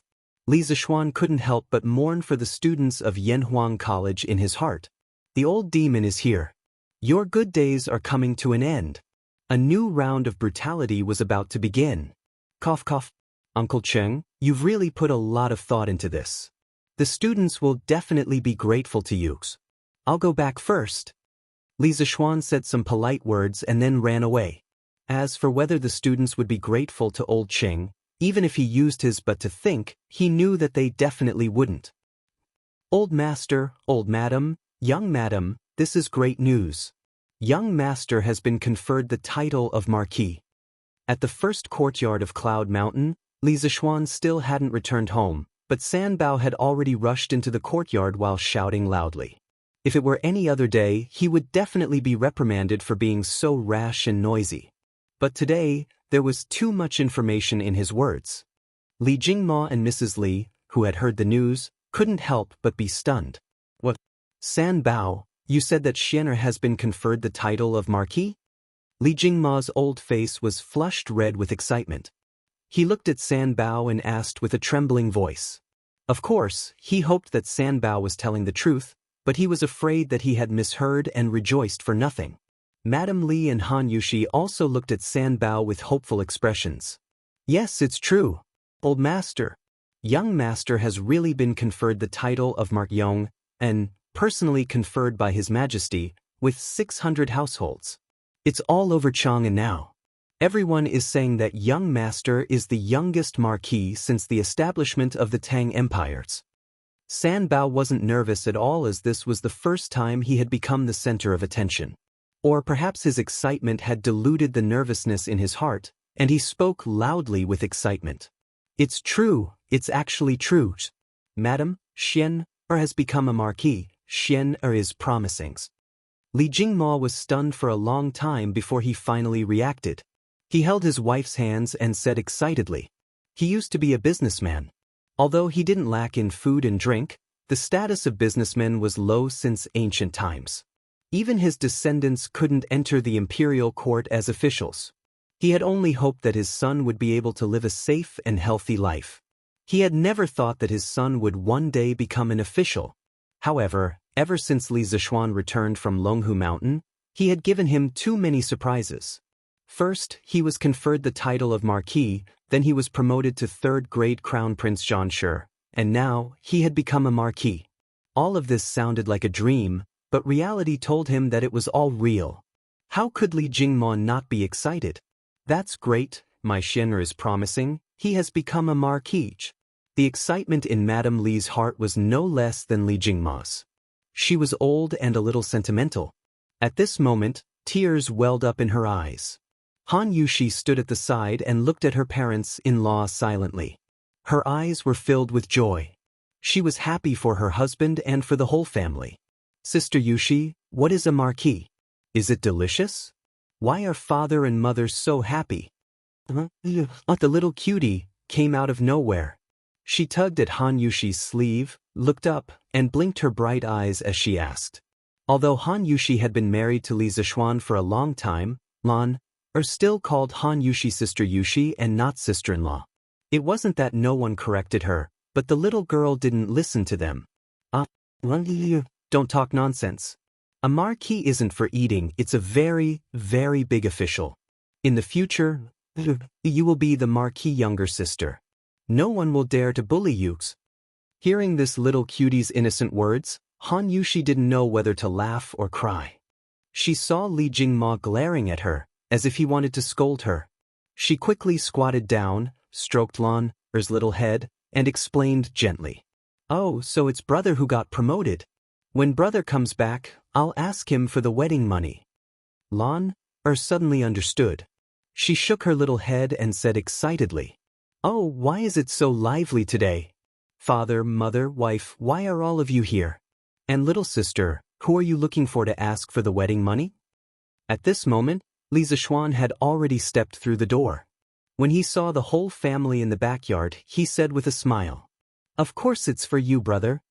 When Lan saw that Li Zishuan had returned, she quickly ran to his side and shook his arm. She said with a smile, "Brother, you've been promoted. Hurry up and give me the wedding money." Li Zishuan lowered his head and looked at his little sister's bright smiling face. He couldn't help but feel a little absent-minded. Why was this the same as the children in the modern world who shouted, "Congratulations, get rich, give me the red packet"? He didn't know where the little girl learned this from. Chapter 791. The whole family had a happy and harmonious lunch. Li Zishuan's laziness relapsed and he didn't even want to go to the academy. He just lay down at home and waited for the imperial edict to officially confer him the title of Marquis from the palace.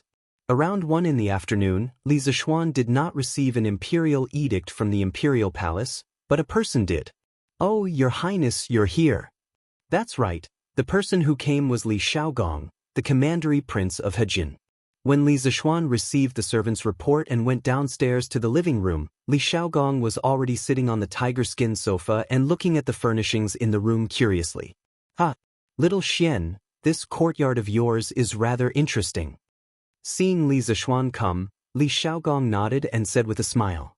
Li Zishuan ordered the servant to serve tea and sat down next to him. He said casually, "Your Highness, this is just my unintentional work. It's not presentable." Li Shaogong shook his head and didn't say anything. He looked at the other places in the room and said, But you're being modest in front of me now? This is not like you. Although the style of this courtyard is novel, it has its own rules and regulations. It's not something that can be built casually. Obviously, you've spent a lot of effort on it. And the furniture in the room is unique and comfortable. You still know how to enjoy life." Li Zishuan wasn't angry at all after being criticized by Li Shaogong. Instead, he said with a smile, If Your Highness likes it, why don't I give you a courtyard like this?" Li Shaogong was very tempted, but he still shook his head after thinking about it. He said, "I won't accept a reward for nothing. I won't take your house for nothing." Speaking of this, he picked up the teacup brought by the servant girl and took 2 sips of tea. He continued, "When I just came here, I passed by Yanhuang College and saw the buildings in the distance. The style is quite similar to your courtyard."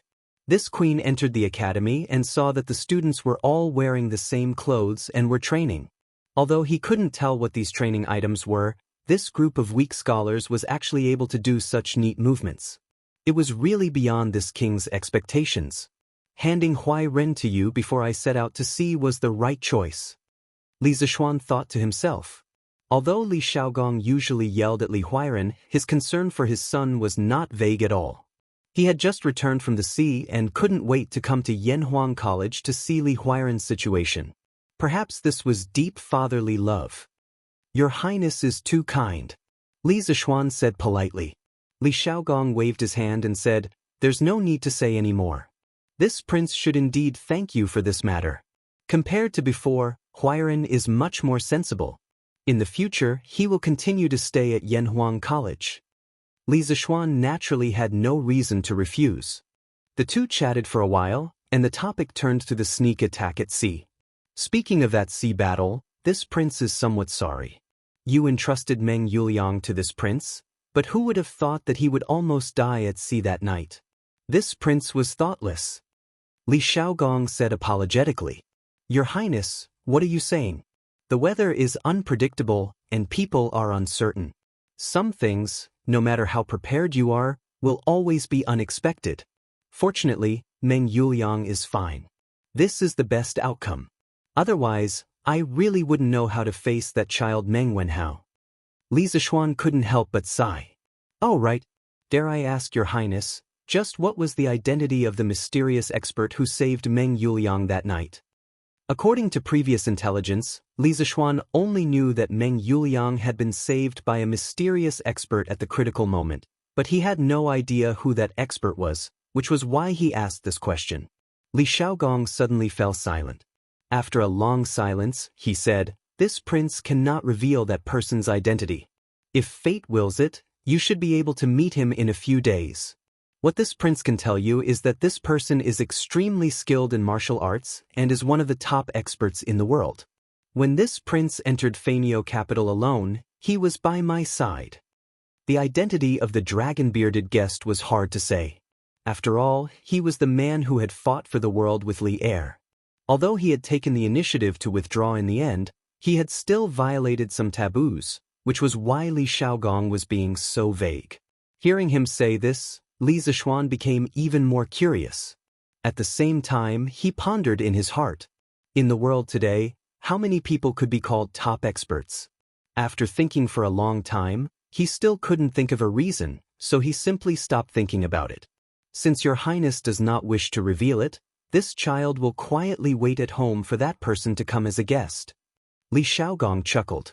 After chatting a little longer with Li Zishuan, he got up and bid farewell. But not long after he left, the villa welcomed another guest. It was Wang Renbiao. Hey, today's guests really come in waves. Li Zishuan quietly said to himself. Little Xian, congratulations. Congratulations on being made a marquis. The moment Wang Renbiao entered the room, he cupped his hands in congratulations. To tell the truth, Li Zishuan's meteoric rise had surprised both him and his father. Half a year ago, this young man had just returned to Chang'an from the mountains, but half a year later, he had become the Marquis of the Great Tang. The fickleness of the world truly made one sigh with emotion. Thank you very much. Renbiao, come in and have a seat. Seeing Wang Renbiao, Li Zishuan suddenly remembered that he was looking for him for something. It was about rubber, so he hurriedly went forward to greet him. Little Xian, I came to find you because you asked me to send someone to help you find rubber. Sure enough, Wang Renbiao sat down and went straight to the point. Li Zishuan hurriedly got up and asked excitedly, How is it? Did you find it? Wang Renbiao smiled and said, This thing is really difficult to find. The steward of the Wang family's fleet led people to search for at least a dozen island countries. Finally, on a long island in the South China Sea, they found a forest with tree trunks that could flow white sap. But the trees there were much thicker than what you described before. Basically, one person couldn't hold it. Later, the steward of the Wang family's fleet released all the sap from the trees in the forest and transported it back to the ship. Now it's all at the dock. Li Zishuan was overjoyed. He realized that today was really his lucky day. Good things were happening one after another. That's great, that's great. I didn't expect you to really find rubber. Renbiao, you've helped me a lot this time. Let's go and have a look now. Li Zishuan stood up and said eagerly. Chapter 792. According to modern historians, rubber was originally produced in the Brazilian Amazon rainforest. Later, when Columbus returned from America, he brought rubber back to Europe. Later, with the beginning of the British colonial era, they introduced rubber trees to Southeast Asia and opened plantations there to produce rubber. Therefore, according to modern history books, it was impossible for rubber trees to appear in Southeast Asia during the Tang dynasty. However, the reason why Li Zishuan asked the Wang family's fleet to help him find rubber trees was because he was betting. He was betting that there were wild rubber trees in Southeast Asia a long time ago. Southeast Asia's unique climate conditions were too suitable for rubber trees to grow. This could be seen from a set of data. Although rubber trees originated from Brazil, in modern times, Southeast Asia accounted for more than 90% of the world's natural rubber production, while Brazil accounted for less than 1%. The reason for this pattern, in addition to specific historical conditions, was also inseparable from Southeast Asia's unique climate conditions. Therefore, Li Zishuan guessed that there were wild rubber trees in Southeast Asia before the Tang dynasty or even longer. Later, they went extinct for some reason. When the British colonists introduced rubber from Brazil to Southeast Asia, the world thought that rubber originated from Brazil. He had to admit that the reason why he had this kind of wishful thinking was because he was desperate. After all, the Tang dynasty did not have a fleet that could cross the Pacific Ocean and reach America. But fortunately, his wishful thinking turned out to be true. The Wang family's fleet really found wild rubber in Southeast Asia. How could this not make him ecstatic? At this time, he did not care about waiting at home for the imperial edict. He directly urged Wang Renbiao to follow him to the dock. Therefore, the tragic Wang Renbiao, who had just entered the house, did not even warm up on the stool. No, he did not even warm up on the sofa before he was called out again. Here, the rubber is still in the wooden bucket. It's still on the ship. Xiao Xian, wait a moment. I'll get someone to find a small boat and bring you to the big ship to take a look. When they arrived at the dock, Wang Renbiao pointed to a few large ships on the river with the Wang family's flag and said, Thank you for your trouble. Li Zishuan clasped his hands and thanked him. Wang Renbiao smiled and turned to leave. Li Zishuan observed the scene at the docks. Compared to the morning, there were a lot fewer people and ships. The 500 search ships of the imperial court were all gone. It seemed like Xiao Yu and Yen Lide had already made arrangements. Most of the official ships were probably already on their way to Luoyang. Although the official ships had been arranged, the task of the two big shots of the imperial court was not over yet. They still needed to arrange for officials on the spot to levy taxes on the merchant ships that had participated in the southern sea trade. This job was not easy. The two old fellows were setting up tables on the pier to serve as a temporary office. There wasn't even a canopy above their heads. Compared to some people in the future, these two old fellows' outfits were really shabby. However, they were the real public servants of the people and deserved everyone's respect. Uncle Yen, Elder Xiao, the two of you are still busy.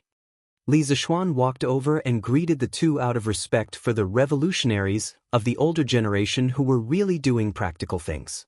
Oh, little Xian, you're here? I heard that you were conferred the title of Marquis by His Majesty in the morning court. Congratulations. Hearing this, Yen Lide raised his head and said with a smile. He knew that his son, Yen Xiaoning, seemed to have a girlfriend in the academy. Although the other party wasn't a daughter of a prestigious family, she was the daughter of the current generation's Mo family. This identity was nothing to other families, but to the Yen family, which was a family of engineers, it was a big deal. In general, Yen Lide approved of this marriage. He knew that his son was obsessed with construction machinery all day long and was like a blockhead. He didn't expect that his son would actually find a partner now. This made Yen Lide happy and grateful to Li Zishuan. Xiao Yu nodded and smiled at Li Zishuan as a greeting. Thank you, Uncle Yen. The title of Marquis is just His Majesty's favor. Li Zishuan replied with a smile. Then he used his hand to fan his face and said to Yen Lide and Xiao Yu, It's such a hot day. Why don't the two of you get someone to set up a shed?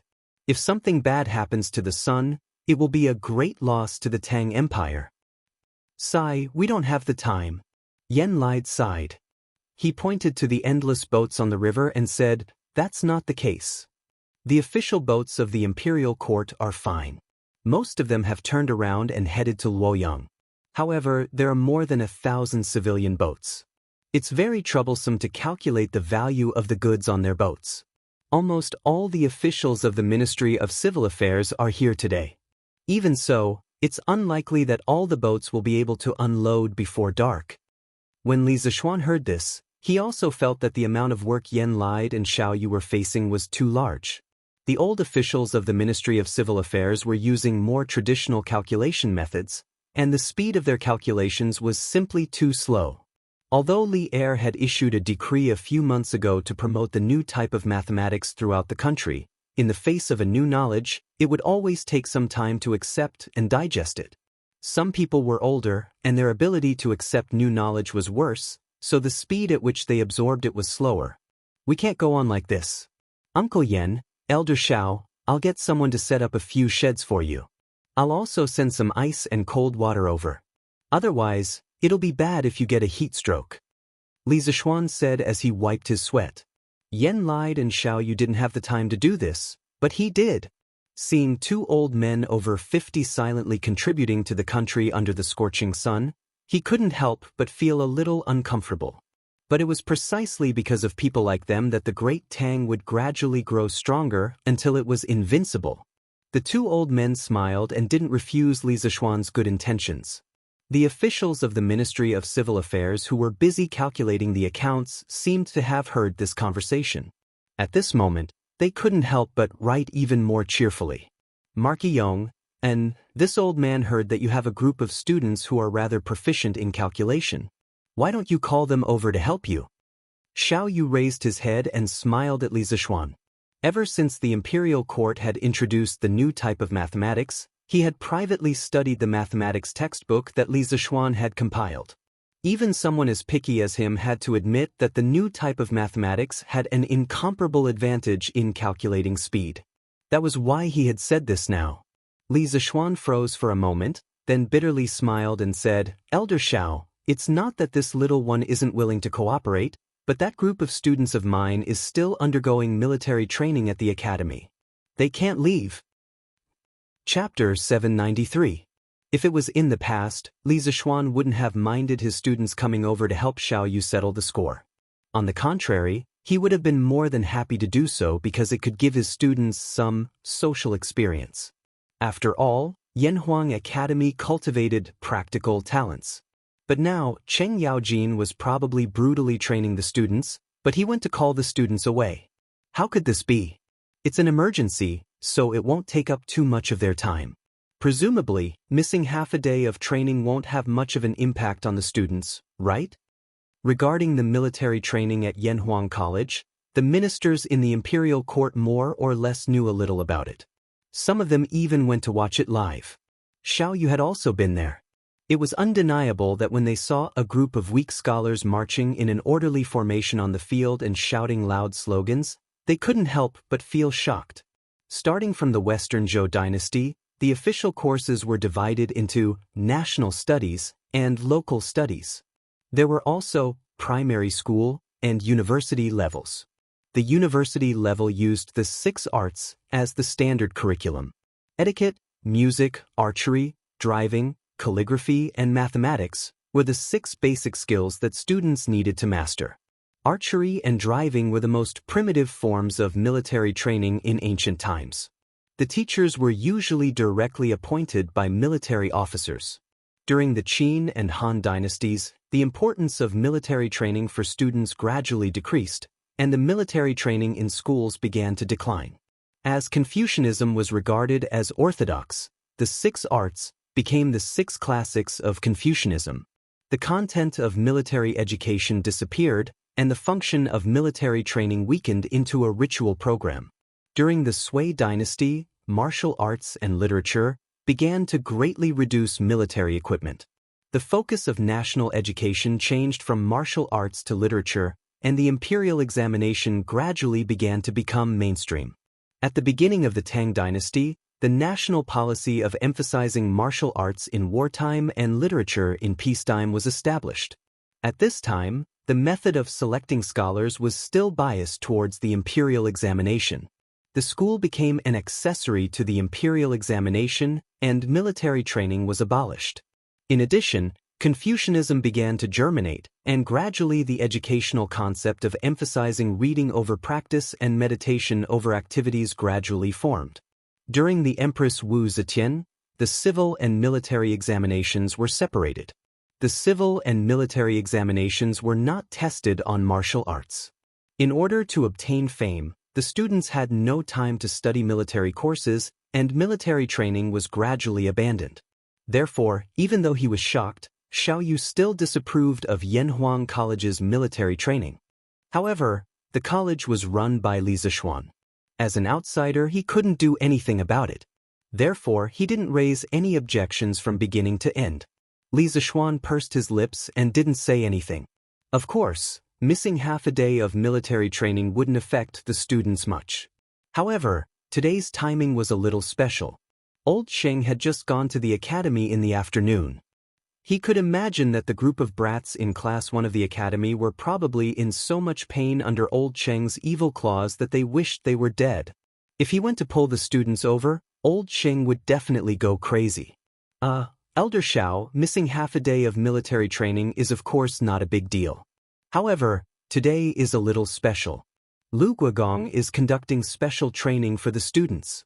If I were to disturb them at this time, I'm afraid it would be very inconvenient. When Xiao Yu heard this, he immediately blew his beard and glared. Outrageous! Is Cheng Jijia's special training more important than collecting business taxes for the imperial court? Go and get the students to come over.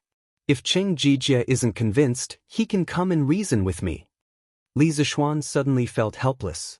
Since he had already said this, he had to be a living bodhisattva today and rescue the students who were in deep trouble. Ahem, Elder Xiao, please wait a moment. I'll send someone to the courtyard to inform the students to come over. Yanhuang College. As Li Zishuan expected, ever since Qing Yaojin, the big devil, came to the academy in the afternoon, the students' training suddenly increased by more than 50%. Today's weather was so hot, but the students of each class could still be seen running tirelessly on the field. Large beads of sweat rolled down their foreheads. The camouflage uniforms on their bodies looked as if they had just been fished out of the water. A gentle twist could probably wring out water. Cheng Yaojin held a bamboo stick and followed behind the students of Class 1 as if he was herding sheep. Huff huff. I'm so tired. You say, Hi Duke Lu, don't you know how to rest at home if you have nothing better to do? Why did you come to the academy to join in the fun? Sigh, if only father could cancel the rest period. Yes, just temporarily. Let us endure this period of military training first. The little fatty was sweating profusely on the field. As he ran, the fat on his body jiggled. Therefore, according to the theory of physics, if he ran the same distance, he would need to do more work and consume more energy. In addition, his foundation was weak to begin with. Naturally, he would be more tired than others. At this time, Li Tai wiped the sweat on his forehead and muttered in his heart. It couldn't be helped. Old Devil Ching was really too abnormal.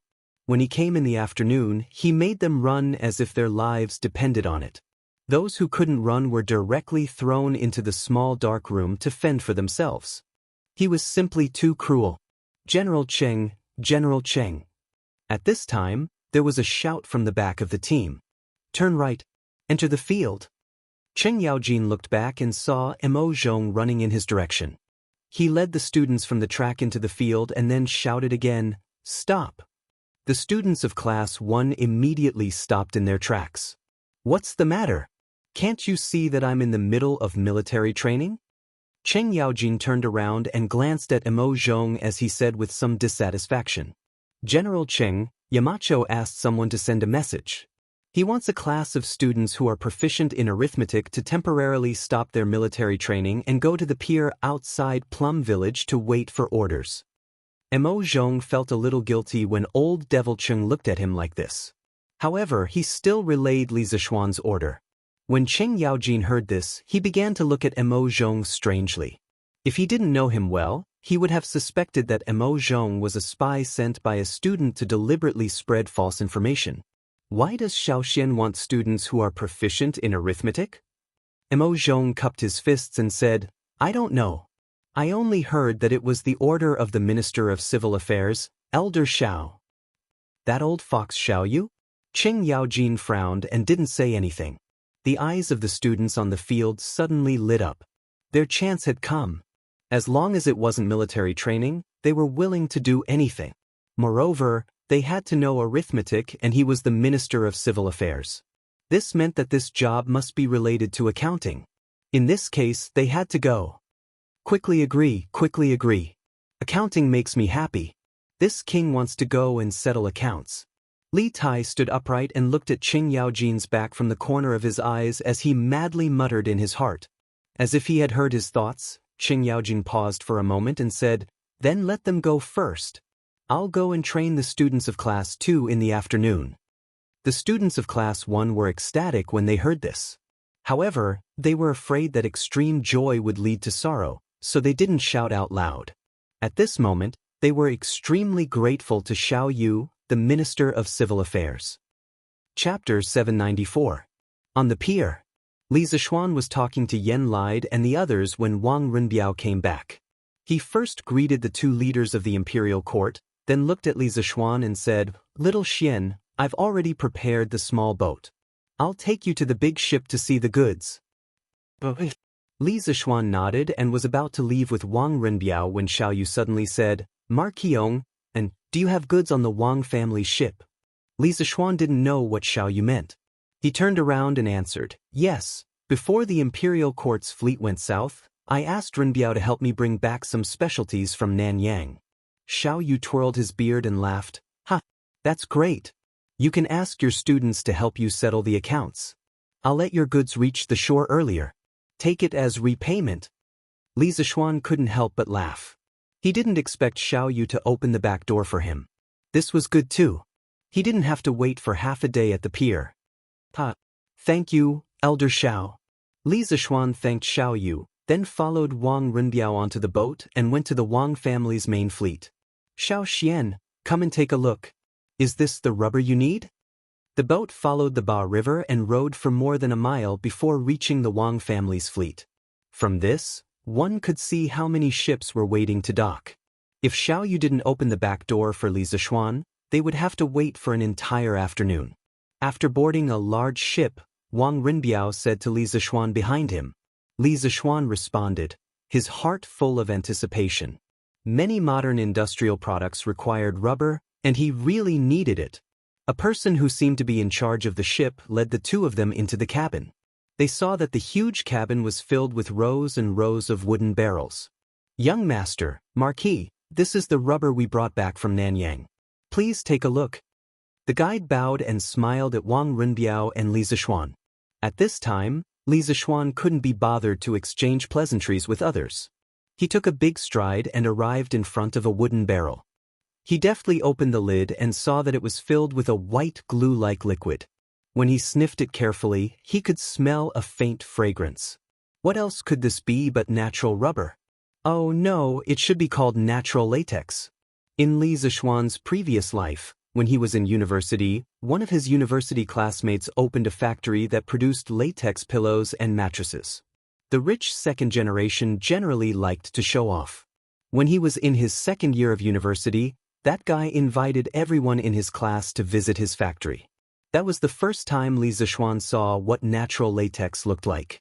It was also from that visit that Li Zishuan learned that natural latex didn't have a pungent smell. Instead, it had a faint fragrance. Some people bought natural latex pillows from the internet, but when they bought them, they would come back with a pungent smell. This meant that you bought a fake product. It was synthetic rubber, not natural. Little Xian, how is it? Is this the rubber you need?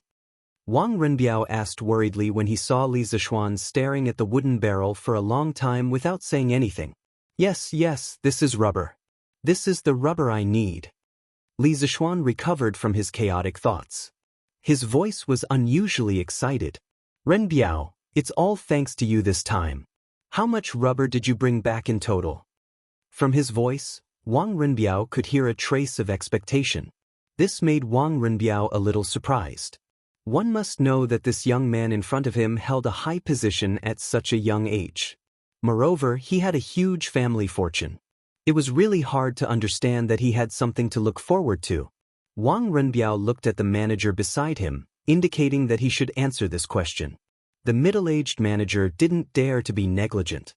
He cupped his hands towards Li Zishuan and said, replying to Marquis, we found the rubber on the island. The island was full of rubber trees. We filled 20 boats, but we didn't finish loading them. However, in order to not fall behind the team, we only brought back 20 boats of rubber. Each boat was loaded with about 50,000 pounds of rubber. If each boat was 50,000 pounds, 20 boats would be 1 million pounds. Li Zishuan's breathing suddenly became hurried. 1 million pounds, that was more than 500 tons. I'm rich. I'm rich. There were only 3 words in Li Zishuan's mind right now, and that was to strike it rich. Such a huge amount of rubber was enough for him to do a lot of things. That's great. Renbiao, I won't beat around the bush, but I'll remember this kindness. I'll have someone send the money to your house now. Get someone to row these boats upstream for another 3 li. That's the new workshop of Strange Taste Pavilion. Just move the rubber there. According to the original agreement, if the Wang family's fleet found rubber in Nanyang, Li Zishuan would have to pay 400 strings of cash for each boat of rubber. Of course, the 400 strings of cash was a price of friendship. Because a boat of spices from Nanyang would definitely cost more than 400 strings of cash. The main reason was that Wang Runbiao was looking for Li Zishuan to buy a large number of compasses to ensure the safety of the Wang family's fleet. It could also be said that it was an exchange of interests. Xiaoxian, you're too kind. Wang Runbiao replied with a smile. At the same time, he couldn't help but breathe a sigh of relief. After this incident, the relationship between the Wang family and Li Zishuan was even stronger. This was more valuable than anything else. After all, this young man in front of him had become a founding marquis before the age of 15. His future achievements were simply immeasurable. After exiting the cabin, Wang Runbiao ordered the steward on the boat to start sailing. They bypassed the boats in front of them and headed straight for the dock. Such a blatant act of cutting in line would, of course, anger some people. However, after seeing that it was the merchant ship of the Wang family of Taiyuan, most people shut their mouths. The reputation of the Wang family of Taiyuan was not just for show. There were also people who weren't afraid of the Wang family of Taiyuan. However, after seeing Li Zishuan at the bow of the boat, they all hesitated. After a while, 20 fleets full of rubber arrived at the front and began to dock. Xiao Yu was a man of his word. He had already sent officials from the Ministry of Civil Affairs to wait at the dock to calculate the total value of the goods on board. Perhaps it was because Li Zishuan had now been promoted to a marquis, or perhaps it was because Li Zishuan had sent people to set up sheds for the officials of the Ministry of Civil Affairs at the dock and even sent ice cubes and iced water. The officials of the Ministry of Civil Affairs who came to receive the goods were so enthusiastic that Li Zishuan was a little uncomfortable.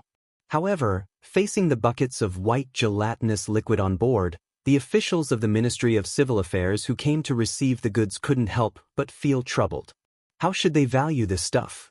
How much should they charge? Chapter 795. Marquis, what is this thing? How much should we tax it according to the market price?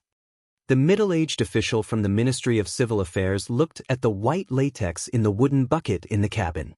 He reached in and touched it, then put his hand next to his nose and sniffed it. In the end, he still couldn't recognize what it was, so he walked behind Li Zishuan and asked with an awkward expression, "Oh, I call this thing rubber. As for the market price, I really don't know. After all, this thing has never appeared in Chang'an City." Li Zishuan didn't make things difficult for the official and answered truthfully. According to the rules, we have to collect tax based on 10% of the total value of the goods. What should we do now? The middle-aged official suddenly frowned and said.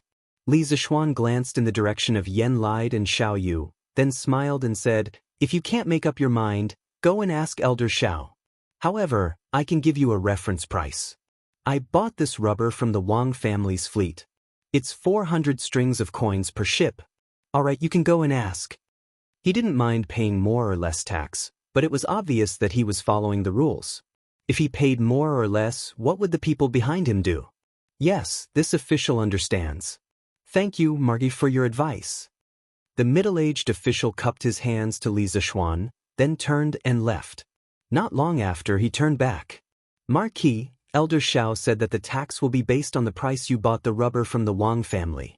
In fact, Xiao Yu knew very well that since Li Zishuan valued rubber so much, it meant that its value was definitely extraordinary.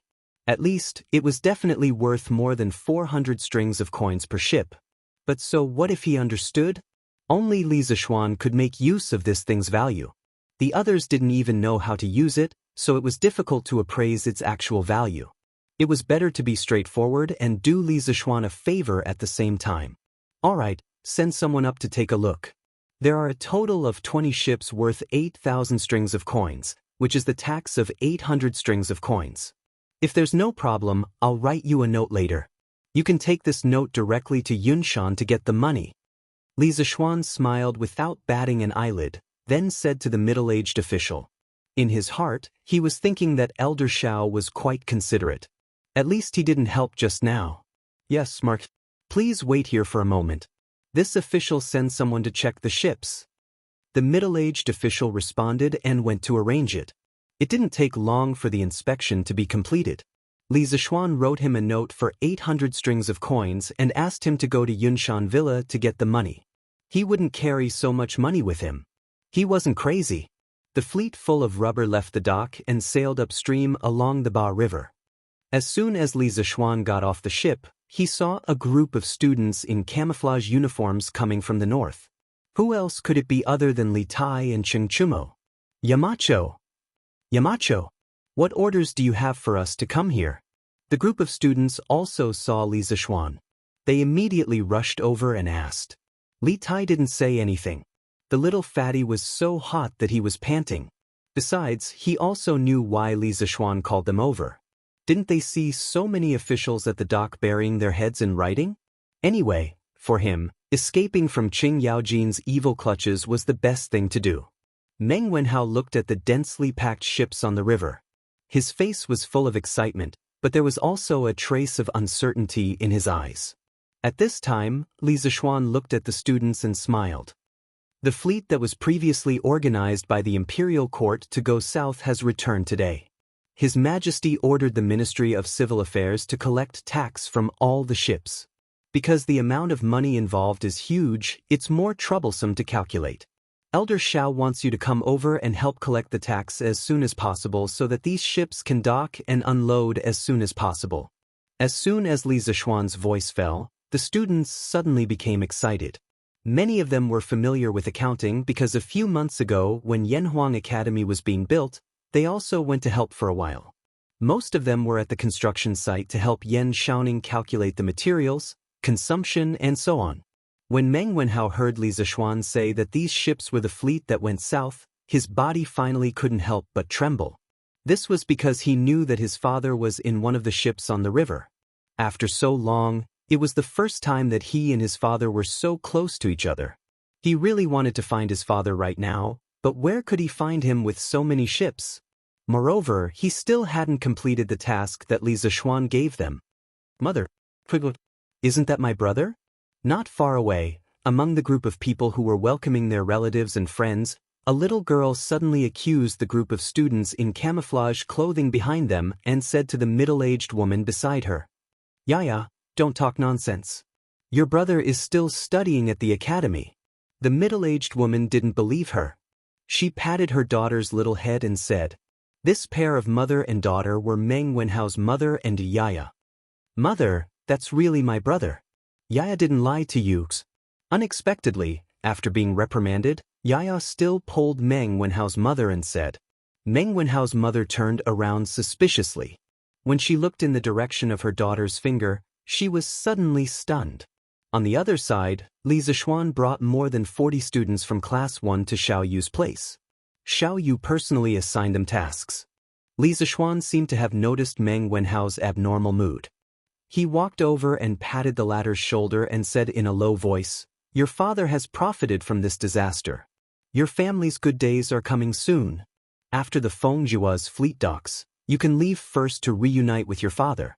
But don't forget to return to the academy before darks." Meng Wenhao obviously didn't know that his father had been promoted to an official, but this didn't stop him from being grateful to Li Zishuan. "Thank you, Yamachos." He clasped his fists at Li Zishuan excitedly. The waiting time was always long. At around 5 in the afternoon, it was the Fengjia's fleet's turn to dock. Meng Wenhao's eyes were sharp. He took the initiative to follow the officials of the Ministry of Civil Affairs to welcome them. After a while, he saw the man on the ship whose blood was thicker than water. "Father," because the weather was too hot, Meng Yuliang was shirtless at the moment. In this way, the dozens of scars on his body were exposed. When Meng Wenhao saw them, the corners of his eyes couldn't help but sour. Why are you here? And Yayan, why are you all here?" It was Meng Wenhao's mother and daughter. At this moment, when they saw the Fengjia's fleet docking, they also followed. The family that had been separated for nearly 5 months was now reunited at the murky harbor. Chapter 796. Not far from the dock of the Ba River, there was a tea shed. It was specially designed for merchants to rest and quench their thirst. A few hundred steps to the east, one could see some restaurants, shops, grocery stores, and so on. It was like a small market dedicated to the dock of the Ba River. "Husband, the injuries on your body." In the shabby tea shed, Meng Wenhao's family of 4 was sitting around a tea table. When Meng Wenhao's mother saw her husband gulping down 2 bowls of herbal tea, a trace of heartache flashed through her eyes. She paused for a moment before asking. In fact, according to Feng Jihua's original intention, Meng Yuliang could take his wife and children directly home for a reunion, but Meng Yuliang refused because the goods on Feng Jihua's ship had not been unloaded. He felt that he could not leave yet. However, he did not want his family to suffer with him, so he led his wife and children to the tea shed next to him to rest for a while. After that, he planned to go back alone and continue to work. At this time, hearing his wife's words of deep concern, Meng Yuliang hurriedly interrupted, "Those are just some minor injuries. It doesn't get in the way. When going out, how could there not be any bumps and bruises? Don't make a fuss and scare the children." He did not intend to tell his family about the encounter with the pirates at sea. Even if it was dangerous at the time, now that he had returned safely, what was the point of mentioning it? Mentioning it would only make his family worry. There was no benefit at all. But he did not know that Meng Wenhao, who was sitting quietly on the side, already knew the complete story. "Father, after you come back this time, don't go out to sea again, okay? The sea is stormy and there are many bad people. It is easy to encounter danger. Although it is said that wealth comes from danger, your son can now support himself and the family. Don't take the risk of going out to sea again, okay?" When Meng Wenhao saw that his father was deliberately covering up the scars on his body, he instantly understood what his father was planning. Considering his mother and sister's tolerance, he didn't expose his father's lie on the spot. However, what he said hinted at something. Meng Yuliang heard this and looked at his son with some uncertainty. What did he mean by, "The sea is stormy and there are many bad people"? Did his son know about the pirate attack that night? That was impossible. Logically speaking, his son was just a commoner. How could he receive news from the sea? "All right, I promise you." Looking deeply at Meng Wenhao, Meng Yuliang replied with a firm expression. He had just escaped death not long ago, so he knew better than anyone else the dangers of the sea. To be honest, after experiencing this life and death crisis, he didn't want to go out to sea again. It wasn't that he was afraid of death, but he was afraid that no one would take care of his wife and children after he died. "Oh, great. That's great. Daddy finally doesn't have to be away from home for so long in the future. Otherwise, Yaya will think badly of you." Of course, Yaya couldn't understand the code between her brother and her father, but she could understand that her father would never go out to sea again. Just this point alone was enough to make the little girl happy for a long time. "Huh, is that so? Yaya misses Daddy that much?" Hearing his daughter's innocent words, Meng Yuliang laughed in a carefree mood. Yes, Yaya missed Daddy a lot when Daddy wasn't around." Yaya nodded and said crisply, "Ha, Daddy also misses Yaya. Yaya, wait for me. Daddy will bring you delicious food this time. I'll give it to you when we get home tonight." It was said that a daughter was her father's lover in his previous life. This point was really not wrong. Meng Yuliang wanted his son to succeed, but he doted on his daughter endlessly. He stroked Yaya's little head and laughed heartily. After all, the little girl was still young.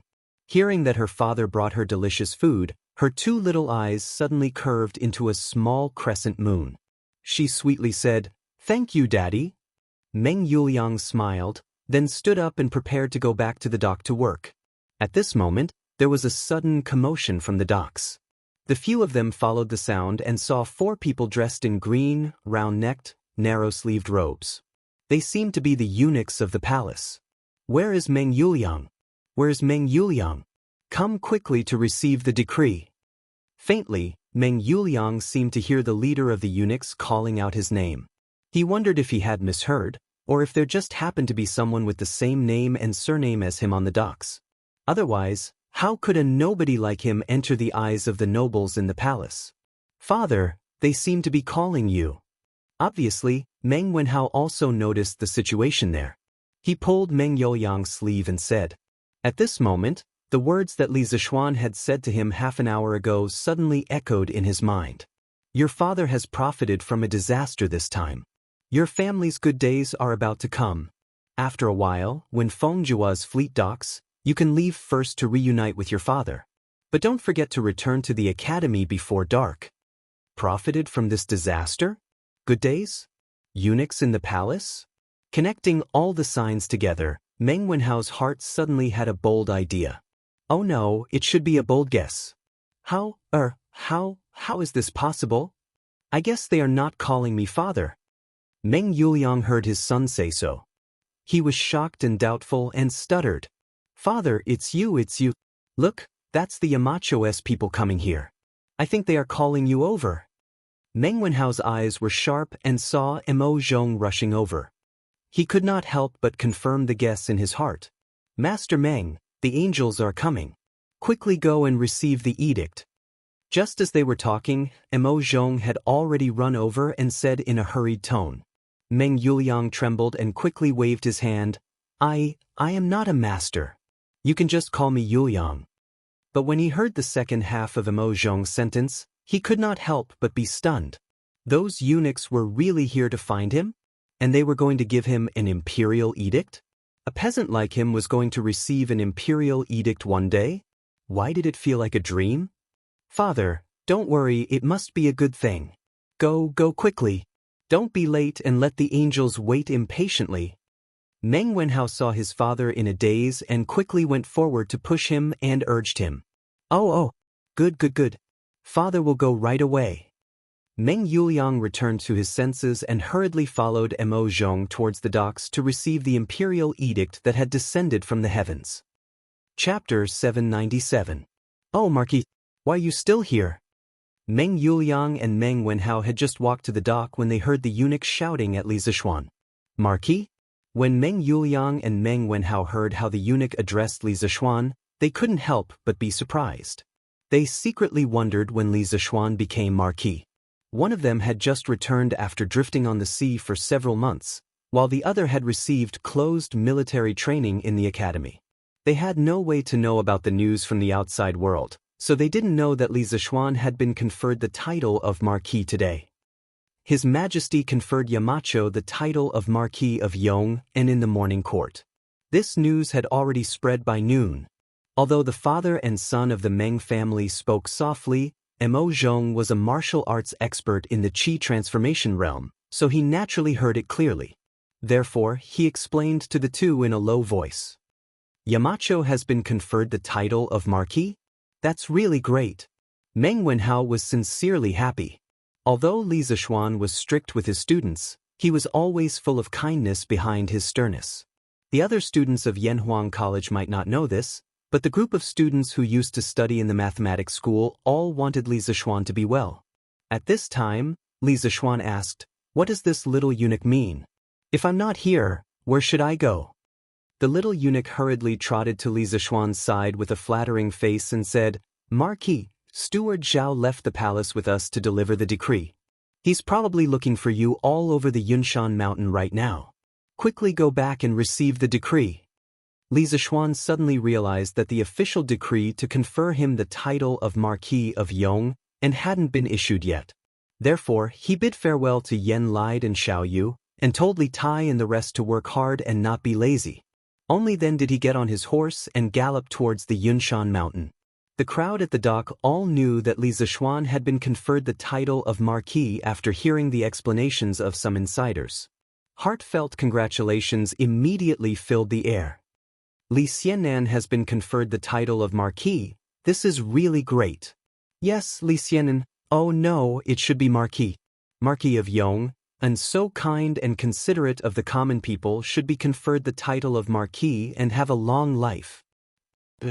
With Marquis Yong the Marquis? Who knows, maybe it will be our family's turn. Look, compared to our villages Marquis are, as compared to heaven and earth. Yes. It's just that I don't know how big Marquis Yong An's fief is. It would be great if my family could become one of his farmers. What this person said was exactly what the others were hoping for. Li Zishuan was already famous for treating the people of his fief well.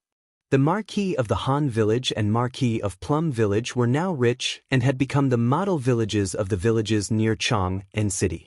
They were often talked about with great interest, and of course, were also the targets of envy. I know this. Mark Yong An's fief is in Lantian County, and there are 600 households living there. Our Lu village is definitely in there. In the future, the farmers of the Lu village will also be able to live good lives. 600 households? His Majesty is truly generous to Mark Yong. One must know that Duke of Lu Qingyaojin only had 700 households living in his fief. Duke of Yiqinqiong also had 700 households living in his fief. Duke of Wei Lijing only had 400 households living in his fief, and Li Zishuan, as a marquis, actually had 600 households living in his fief. Among the marquises of the Great Tang Empire, Li Zishuan's fief was definitely at the forefront. One must know that it was 600 households living there. What did 600 households mean? It meant that in the future, Li Zishuan would truly be sitting on thousands of acres of fertile land and become a super landlord. In the future, even if he didn't do anything, he would still be able to live a life of extravagance. Why is it in Lantian County and not in Xinfeng County? There is no hope for our stone village now. Instantly, there were sounds of regret from the surroundings. Meng Yuliang listened to the imperial edict. After seeing Li Zishuan leave, the little eunuch looked at the father and son of the Meng family standing at the side and then shouted with a sharp voice. Meng Yuliang's father was so excited that he almost knelt down. Fortunately, Meng Wenhao knew the rules and knew that he didn't need to kneel down to receive the imperial edict. He quickly pulled his father and the two of them faced the direction of the imperial palace and bowed. Meng Yuliang said in a trembling voice, Meng Yuliang respectfully listens to the imperial edict. The surrounding people turned their attention back to the two of them. They looked at Meng Yuliang and his father with a trace of doubt in their eyes. Obviously, they didn't understand why Li Heir would give an imperial edict to a commoner. The Emperor of the Great Tang Empire decrees. Meng Yuliang, the crew member of the southbound fleet, loudly warned at the critical moment when the fleet was attacked and prevented the merchant ship from falling into the hands of the bandits. Moreover, your loyalty and bravery are unparalleled. At the moment of life and death, you forcefully changed the direction of the burning ship and saved the main fleet. I have decided to confer you the title of Xuanjie Commandant of the 8th rank and reward you with 100,000 yuan and 100 bolts of silk and satins. Imperial Edict. As the little eunuch's voice fell, the crowd was in an uproar.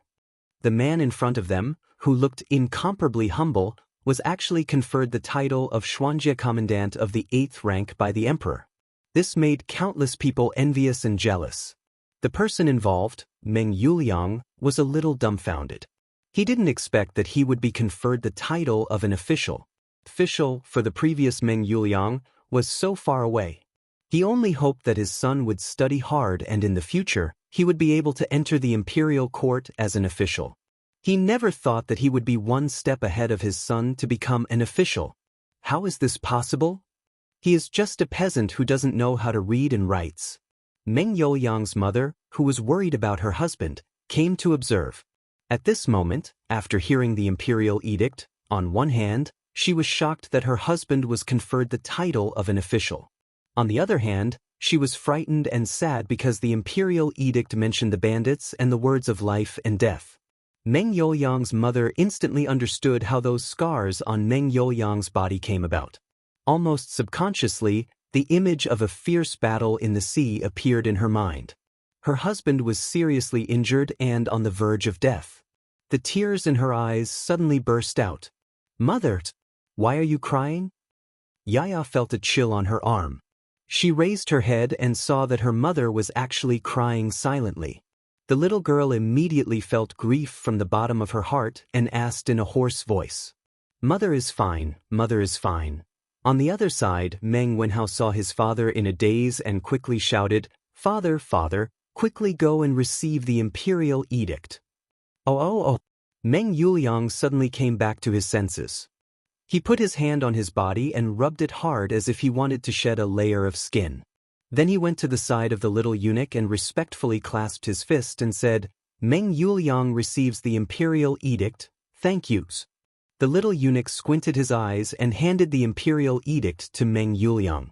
According to reason at this time, he should offer the wedding money, but Meng Yuliang's mind was full of confusion at this moment. How could he think of this? Fortunately, Feng Jihua heard the news and rushed over. Happy event, very happy event. This little eunuch has worked hard all the way. Just take it as the tea money. I hope little eunuch will accept it. Chapter 798. Seeing the Meng family at a loss, Feng Jihua could only take out a small pouch with a few golden beans and hand it to the little eunuch. The little eunuch squinted his eyes and looked at Feng Jihua. Then, he quietly stuffed the pouch into his sleeve and said with a fake smile, "It is indeed worthy of celebration. Lieutenant Meng, don't forget to report to the Ministry of Personnel later." Only then did Meng Yuliang come back to his senses. He wanted to personally present the wedding money, but this time he only brought a total of 12 copper coins. Moreover, the little eunuch had already received the wedding money from Feng Jihua. If he were to present the wedding money again, it would be very inappropriate. Therefore, he put on a smiling face and stepped forward. "Thank you for your reminder. I will go to the Ministry of Personnel tomorrow to report." The little eunuch faintly said, "N." Then, he took out an imperial edict and shouted with a sharp voice, "Where is Feng Jihua?"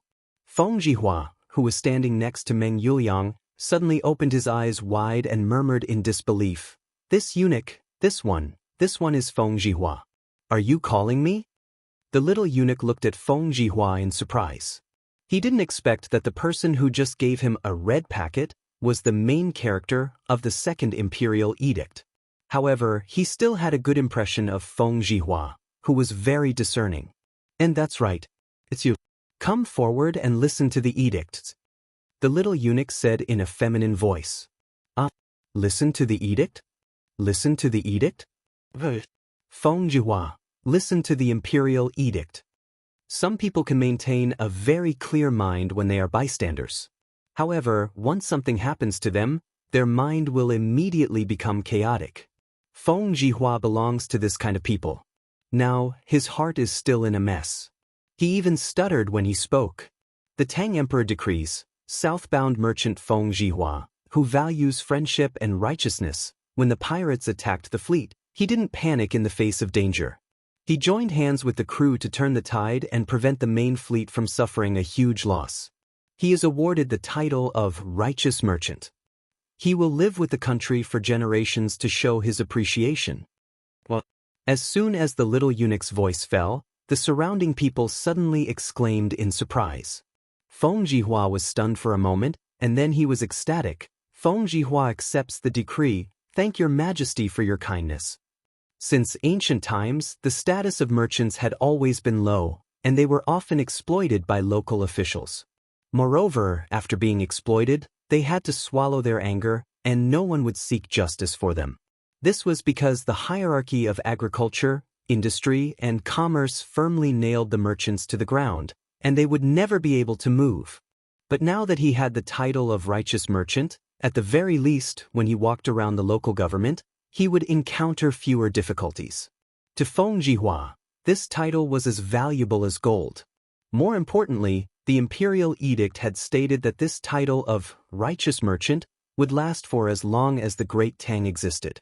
This meant that as long as the Great Tang existed, Feng Jihua would always enjoy the treatment of a righteous merchant. Even if he died, this title would be passed on to his descendants. This benefit was simply too good. It could be said that Feng Jihua had now become the object of envy of all merchants in the world. At this moment, Feng Jihua trembled as he stepped forward to receive the imperial edict. Of course, it was inevitable that he stuffed a gold bean into the little eunuch's hands. But to Feng Jihua, money was a small matter. This imperial edict was priceless. "All right, the edict has been passed. We should return to the palace." The little eunuch brushed his sleeves, turned around with a smile, and left with his entourage. He was rejoicing in his heart. Fortunately, he was not going to pass on the imperial edict to Li Zishuan. Otherwise, how could he get so much money? It was not that Li Zishuan was stingy, but he did not dare to accept the money given by Li Zishuan. "Take care, eunuch." Meng Yuliang and the others hurriedly bowed to the back of the little eunuch. After the little eunuch left, this place suddenly became a sea of joy. "Boss Feng, thank you for just now. I will return the money to you later." Meng Yuliang said. Feng Jihua was obviously very happy. His old face was smiling like a chrysanthemum. He waved his hands and said, "Huh, you don't need to return it? How much money can it be? It's not a problem. Yu Liang, now that you have an official position, this is the most joyous thing. I didn't expect that you would be an official one step ahead of your families Wenhao. This is really beyond my expectations." In the end, without waiting for Meng Yuliang to object, he continued with a smile and said, "Oh, let's quickly finish unloading the goods. After unloading, this old man will treat all of you to wine to celebrate for you, Yuliang, and of course, for me." How can this be? How can I let Boss Feng spend money?" Feng Jihua pretended to be angry and said, "Hey, why can't this be? Yuliang, now that you have an official position, you don't want to have any dealings with this old man?" Meng Yuliang hurriedly shook his head and said, No, Boss Feng, what are you talking about? How can I, Meng Yuliang, be a villain who only cares about profits and forgets righteousness? I definitely don't mean that. You misunderstood. Feng Jihua laughed and said, "Since you don't mean that, then you, sister-in-law, your son, and your daughter can go together later. You are not allowed to refuse." "Butler Zhao, how have you been recently? The previous incident was my fault. Otherwise, you wouldn't have gone berserk during cultivation and caused your realm to drop." At the Yunshan residence, Li Zishuan had already received the imperial edict and was chatting with Zhao Song, whom he hadn't seen for a few months. Maru, then, please don't say that. The matter of compressing my qi for cultivation was purely voluntary. You have already explained the risks involved. If something happened in the end, it can't be blamed on you. A while ago, I heard that His Majesty blamed you because of this. I felt very apologetic in my heart and have been wanting to visit you to apologize. As for the drop in realm, so be it. We can just cultivate again." Zhao Song was drinking tea. When he heard Li Zishuan say this, he hurriedly put down his teacup and said. Li Zishuan smiled knowingly. He thought to himself that Zhao Song was an open-minded and straightforward person. One had to know that the realm of martial arts was the lifeblood of many martial artists. A drop in realm was equivalent to taking away one's life. If this happened to others, it was hard to guarantee that they wouldn't resent it.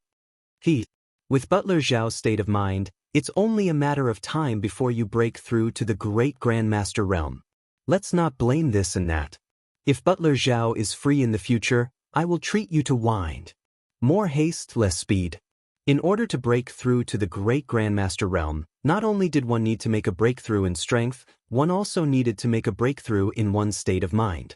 Li Zishuan felt that the current Zhao Song looked more mature and reserved than before. In such a state, the chances of him breaking through to the great Grandmaster realm were undoubtedly higher. "Thank you for your auspicious words." Zhao Song pursed his lips and smiled faintly. Chapter 799. We haven't seen each other for a few months, but I feel that Duke Yong An's martial arts have improved again. In the Yunshan residence, Zhao Song could not help but squint his eyes at the mention of the realm of martial arts. He took a good look at Li Zishuan and was immediately surprised. He could vaguely feel that the sword will on Li Zishuan's body was sharper than before. This was hard for him to accept. The young man in front of him had just broken through to the Guru realm. "Oh, really?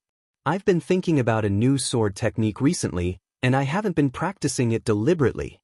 Li Zishuan hadn't paid much attention to his own realm. He just combined it with the Dugu family's solitary wind swordsmanship to improve the 9 strategies beyond the swords in his free time. To him, improving his martial arts realm wasn't the most important thing. He didn't want to improve his realm too quickly and cause his foundation to be unstable. Zhao Song was speechless. He hadn't practiced much, but his martial arts had improved so quickly. How could he, who had been practicing hard every day, endure this? He wanted to ask what kind of sword technique it was that it had such magical power, but he thought that it was taboo to inquire about other people's martial arts, so he didn't say anything. Duke Yong An is really talented. No wonder he was valued by spiritual master Lingshu and accepted into the sect. Zhao Song sighed and then got up to leave. "It's getting late. We have to go back to the palace. If we have time in the future, we'll talk about old times with Duke Yong An." Li Zishuan got up and said, "Take care, Butler Zhao." "Hey, Wenhao, I heard that your father was promoted to an official. Congratulations! With the help of Class 1 of Yanhuang College's students, the ships at the dock were finally unloaded before dark. Meng Wenhao didn't go to the banquet with his family because he had to rush back to the academy before dark. In the Yanhuang College's cafeteria, Li Tai, Sun Zifan, Cheng Chumo, and the others all congratulated Meng Wenhao. Although they were busy with the accounts in the afternoon, they had also noticed the movement over there. It was just that they didn't have time to care about it at that time. Thank you. In the face of these congratulatory words from his classmates, Meng Wenhao politely responded with a forced smile. However, in his heart, he was bitterly laughing. Was this really worth congratulating? Meng Wenhao felt that this was not worth congratulating. He even felt that if he could, he would rather not have this Xianjie chaplain as long as his father was safe and sound. Tomorrow is Friday, it's finally the holidays again. Wenhao, you've become a rich man now. You have to treat us to a meal when the time comes. Cheng Chumo laughed heartily. This time, Li Er not only rewarded the Meng family with a Xianjie commandant, but also a lot of money. That was why he said that Meng Wenhao was now a rich man. That's how it should be. In the past, Wenhao has received a lot of care from all of you. It's time to treat all of you to a drink. Although Meng Wenhao's mind wasn't here, he still replied. The sharp-eyed Li Tai noticed the change in Meng Wenhao's emotions, but he didn't say anything. Hey, speaking of which, this is the 3rd week, right? The 1-month military training period is about to end. We can finally relax. Now, I finally understand how blissful it is to sit in the classroom and listen to lectures. Sun Zifan, the little fatty, said with a face full of emotion. Calling him a little fatty now wasn't very appropriate. After such a long period of military training, his physique was now at an average level. He couldn't be considered fat at all. At most, he was a little sturdy. As for Li Tai, he had also lost a lot of fat. However, Li Tai was much fatter than Sun Zifan before, so he still looked a little fat now. However, it was much better than his previous round appearance. Sigh, Sun Zifan, I say, let's think about how we're going to spend tomorrow. This afternoon, because we helped the Ministry of Civil Affairs settle the score, we escaped a calamity. However, we can't escape the calamity forever. I heard that this afternoon, the people of Class 2 were badly scolded by Lu Guogong. Now, they're all lying on the sports field. Wang Meng, who was sitting at the next table, glanced at Sun Zifan, who was in a happy mood, and said mercilessly, that's true. When Sun Zifan heard this, he immediately lost his spirit like a frosted eggplant. He muttered in a melancholy mood, when we left in the afternoon, I felt that Lu Guogong was not in a good mood. We are bound to be unlucky tomorrow. I say, Chonyo, can you ask your father not to come tomorrow? It's not so bad for the academy. We can have a break every 5 days, but the ministers only have 1 break every 10 days. It's not easy. Your father should be resting at home while the imperial court is on holiday. Yes, Zifan is right. Chonyo, you have to persuade Lu Guogong. Li Tai also voiced his agreement. Cheng Chumo said with a bitter face, do you think I don't want to persuade him? But my father is so stubborn. How can I persuade him? In fact, Cheng Chumo knew that the reason why his father came to the academy as a military training instructor, other than helping Li Zishuan train the students, was to help him improve his state through military training. But now that more than half of the military training was over, his martial arts state was like Mount Tai, not moving at all. So compared to Li Tai and the rest, he was the one who was under a lot of pressure. That's right. This prince can still take leave. Today, Lu Guogong wanted to scold us, but because of the fleet from the imperial court, it was all for naught. Tomorrow he will definitely reprimand us even harder, so tomorrow won't be easy. This prince must take leave tomorrow. Li Tai's mind suddenly flashed. He remembered that before school started, Li Zishuan had asked him for help twice. In return, he had given him 3 days of leave. But it had been so long that he had forgotten. Thinking of this, he immediately smiled proudly. Tomorrow you guys go and accept the training. I'm not feeling well, so I'll ask for a few days of leave from the Yamacho. Sun Zifan stared and carefully looked at Li Tai, then said in disbelief, I say, Qingge, aren't you overthinking it? Looking at you now, who would believe that you're sick? Even if you're pretending to be sick, you should at least pretend. If you go to the Yamacho, you'll definitely be seen through by the Yamacho. It'll be a miracle if you can take leave. Cheng Chumo echoed, Ziffin is right. Qingke, you should save it. Xiaoxian will definitely not allow you to take leave. He might even punish you for lying. Li Tai smiled mysteriously and said, Ziffin, do you dare to make a bet with me? Let's bet on whether the Yamacho will agree to my request for leave. Sun Ziffin said without thinking, okay, let's bet. Qingke, just tell me how you want to bet and what you want to bet on. The world was ignorant. They always thought that they were the smartest, so there was gambling in the world. Chapter 800. Neither of us is short of money, so gambling is boring. How about this? If I can really apply for leave from Yamacho tomorrow, you help me wash footwear for a month. If I can't apply for leave, then I'll help you wash footwear for a month. How about that? In the Yanhuang College cafeteria, Li Tai's eyes rolled twice, and then he looked at Sun Ziffin and said, the so-called footwear was the socks worn by ancient people, also known as footbags.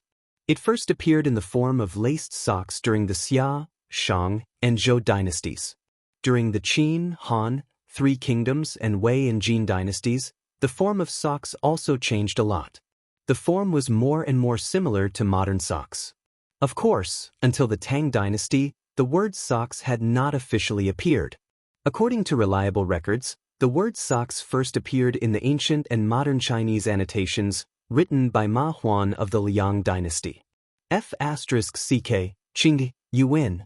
But who's afraid of who? I'll take this bets. Sun Ziffin's appetite suddenly became bad when he thought about washing someone's smelly socks on a hot day. But how could he be afraid at such a critical time? Moreover, in his opinion, Li Zishuan would never agree to Li Tai's request for leave. So he looked at Li Tai and agreed decisively. Okay, then it's a deal. The little fatty was suddenly happy. He thought to himself, there's really someone who isn't afraid of death. For the next month, I won't have to wash footwear at all. It's a deal. Sun Ziffin also said loudly. He didn't think he would lose. Husband, what are you busy with? After receiving the imperial edict in the afternoon, you've been hiding in the house and didn't come out for dinner. Mother even asked about you. At night, Yunshan Villa. Han Yushi walked into the bedroom on the third floor with a wooden food box in her left hand and a candle in her right hand. She put the food box next to Li Zishuan, who was hunched over the desk, and then turned to change the candle on the candlestick that was about to burn out. She asked Li Zishuan softly while changing the candle. Oh, nothing. Your husband is still pondering over some things. If it were someone else who asked this question at this time, Li Zishuan, who was in deep thought, might not pay attention to them at all. However, Han Yushi was different. He had always doted on his wife very much. It was not an exaggeration to call him a wife-doting maniac. He lowered his head and drew something while answering Yushi's question. What are you thinking about? After changing the candles, Han Yushi curiously walked behind Li Zishuan. She glanced at the white paper in front of him that was filled with various symbols and asked, Wife, come and sit. Li Zishuan stopped writing when he heard this. He laughed and pulled Han Yushi into his arms. Then he explained, I'm not sure. Wife, you also know that we bought over 1 million caddies of rubber latex from the Wang family this time. Your husband is thinking of a way to refine the latex. Otherwise, wouldn't the nearly 10,000 strings of coins be wasted? Han Yushi glanced at Li Zishuan. She did not believe that her husband worked so hard just to not spend a few thousand strings of coins in vain. By the way, husband, I still don't know the use of this rubber that looks like soy milk. The ancients also drank soy milk. The inventor of soy milk was Lu En, the king of Huainan in the Western Han dynasty. It was said that Lu En was a filial son. When his mother was ill, Lu En would make soy milk with soaked soybeans every day for his mother to drink. Mother Lu's illness quickly recovered. Since then, soy milk gradually became popular among the people. This rubber has too many uses. Let me tell you, although this rubber latex looks like soy milk, once it is refined, it will become something soft and elastic. The simplest use is to use it on wheels. The outer wheels made of rubber are much faster than wooden ones. Of course, this is only the simplest use. Your husband still has some complicated tools that must use rubber. Oh, by the way, rubber can also be used to make a very interesting thing. In the future, your husband may be able to discuss it with my wife. Li Zishuan was still serious when he said the first few words, but in the end, his tone suddenly became extremely wretched, and his hands began to become dishonest. He was grabbing at a certain part of Han Yushi's body. Husband, you can slowly think about it. I won't disturb you anymore. The weather was hot now, and Han Yushi was wearing thin clothes. How could she withstand such teasing? She was so scared that she quickly stood up and retreated far away in an instant. She wasn't the least bit interested in the interesting thing that Li Zishuan had mentioned. Although they had been married for so long and had experienced a lot of things in bed, Han Yushi still couldn't help but be shy when it came to it. Moreover, she didn't want Li Zishuan to be obsessed with these things and neglect the proper business. Therefore, except for the first few days after they got married, she had always been extremely restrained in this aspect. Li Zishuan touched his nose gloomily when he grabbed nothing. However, the fragrance of Han Yushi's body inevitably came from his hand, which made his heart restless again. But when he saw his wife retreating far away as if she was guarding against a pervert, walking to the bedside and beginning to embroider, he knew that now was not the time to do that kind of thing. Thus, he dispelled the evil thoughts and began to work honestly. After about an hour, Li Zishuan finally stopped writing. He raised his head and stretched lazily. He looked at the food box that Han Yushi had just brought over. He shook his head and did not touch the food. In front of a beautiful woman, who was a feast for the eyes, why would he need any food? This guy chuckled, then rubbed his hands and walked toward Han Yushi, who was sitting by the bed and doing needlework. Husband, though, let me finish the rest of the embroidery first. Someone's bare hug completely disrupted the rhythm of the needlework in Han Yushi's hands. Han Yushi exclaimed and quickly said, "This was not an excuse on purpose, but this embroidery really only had a little work left." "Oh, but wife, you do it. I'll hug you and not move. It won't affect you." Li Zishuan responded in a muffled voice. Then he wrapped his arms around Han Yushi's waist from behind and buried his head in her neck. Feeling the hot breath on her neck, Han Yushi suddenly blushed. She thought to herself, "How can I do it with peace of mind when you are like this?" After sighing helplessly, Han Yushi forced herself to calm down and began to do the unfinished work. "But, wife, this won't do. The light at night is too dim. Needlework hurts the eyes. Let's not do it. Let's sleep." After a while, Li Zishuan felt that it was still difficult to do embroidery with the weak candlelight in the room, so he spoke up. At the same time, he wondered if he should find a way to install electric lights in the courtyard. Otherwise, it would be inconvenient. Chapter 801.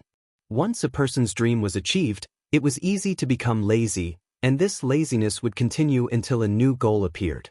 Li Zishuan was like this.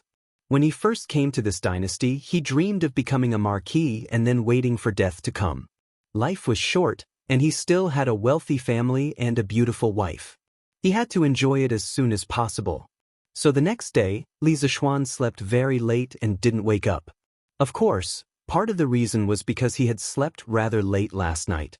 In any case, his habit of getting up early for the past half a month was suddenly interrupted. However, this made someone suffer. Bang bang bang. Bang bang bang. Yanhuang College, Guanghua Building, 10th floor of the Central Twin Towers. Li Tai did not go to the cafeteria after finishing his morning run as usual. Instead, he went straight to Li Zishuan's office and banged on the door with all his might.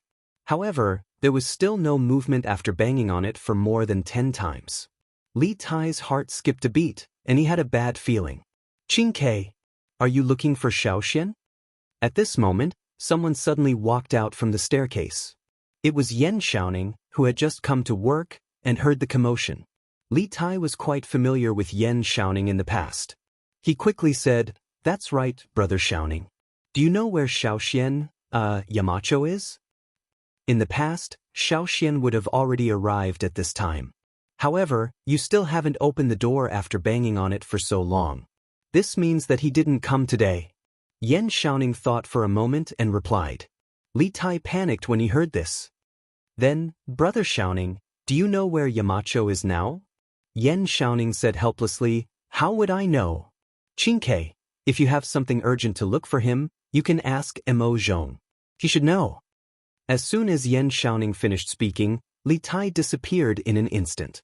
He was so fast that even Yan Xiaoning was a little surprised. Seems like this military training is still useful. Yan Xiaoning muttered softly as he looked at Li Tai's back, which was obviously much thinner than before, and his vigorous steps. Mo Zhong, where's Yamacho? Li Tai ran to the gate of the academy, found Mo Zhong and asked. When Mo Zhong saw that the person asking the question was Li Tai, he hurriedly replied, Yamacho hasn't come today. He must have something to do or he's still at home. Li Tai widened his eyes. How could he do that? If he couldn't get leave soon, he would have to continue the military training with Sun Zifan and the others. Then he would lose the bet. According to the agreement, he had to wash Sun Zifan's footwear for a month. Wasn't this asking for his old life? Hey. Your Highness, what are you trying to do? You cannot go out. This is the academy's rule. Li Tai was anxious and wanted to go out to find Li Zishuan. Mo Zhong would not let him go and quickly stopped him. Out of the way. I really have something urgent to talk to Yamacho about. Fortunately, this was the academy. If someone dared to stop him in any other place, Li Tai would definitely be angry. Even so, the little fatty's tone was impatient. Mo Zhong knew that this young master in front of him was not an easy person to deal with. He was so anxious that he was sweating profusely. He was still thinking of a countermeasure. When he saw that Li Tai was about to explode, he hurriedly said, How about this? Your Highness, please calm down first. I will help you find Yamacho. You cannot go out. The Academy's rules cannot be broken. When I find Yamacho, you can talk to him face to face if you have something to say. Li Tai thought about it and felt that it was feasible. He waved his hand impatiently and said, Oh, go and come back quickly. I will wait here. After saying that, Li Tai did not even go to the cafeteria. He went straight to the guard booth at the academy's entrance and sat in Mo Zhong's seat. Mo Yun was shocked and did not dare to sit with Li Tai. He quickly came out to stand guard. Mo Zhong, on the other hand, ran in the direction of the Cloud Mountain Resort. About half an hour later, the little fatty was anxiously waiting because there was only a little more than 15 minutes left before the morning military training. At this time, he finally saw Mo Zhong and Li Zishuan coming back. Qingke, I heard that you have something urgent to talk to me about. What is it? Do you have to say it now? Li Zishuan looked at Li Tai and asked expressionlessly. In fact, he was very unhappy. No one would be in a good mood if they were woken up by a shout downstairs while holding their wife in their dreams. After waking up, he heard Mo Zhong say that Li Tai had something urgent to talk to him about. Li Zishuan snorted and thought, what kind of business could this little fatty have? So he came over very reluctantly. Yamacho, let's talk as we walk.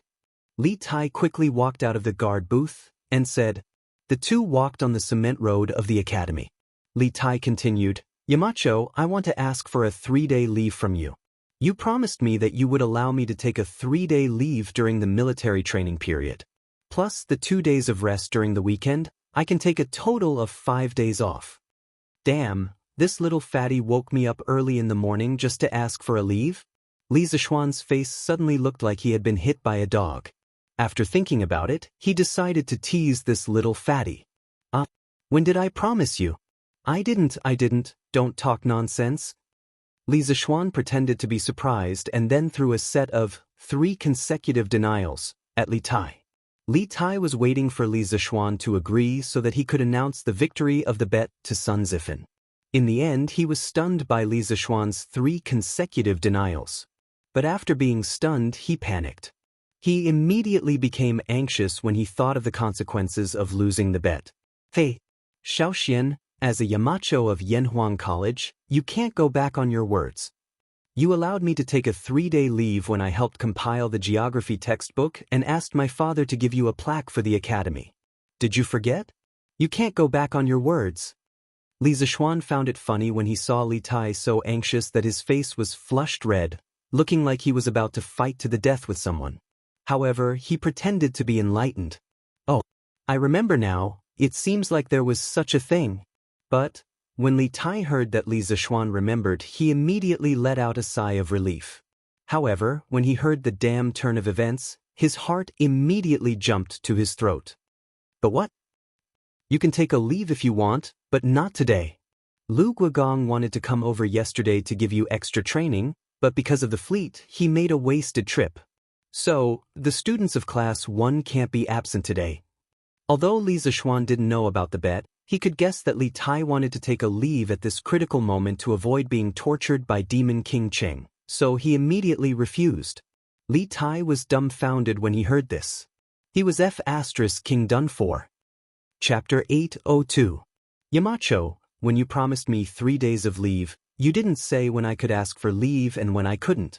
Now there are so many additional conditions. You're going back on your word. Li Tai said unwillingly on the cement road in the academy. Li Zixuan spread his hands and pretended to be helpless.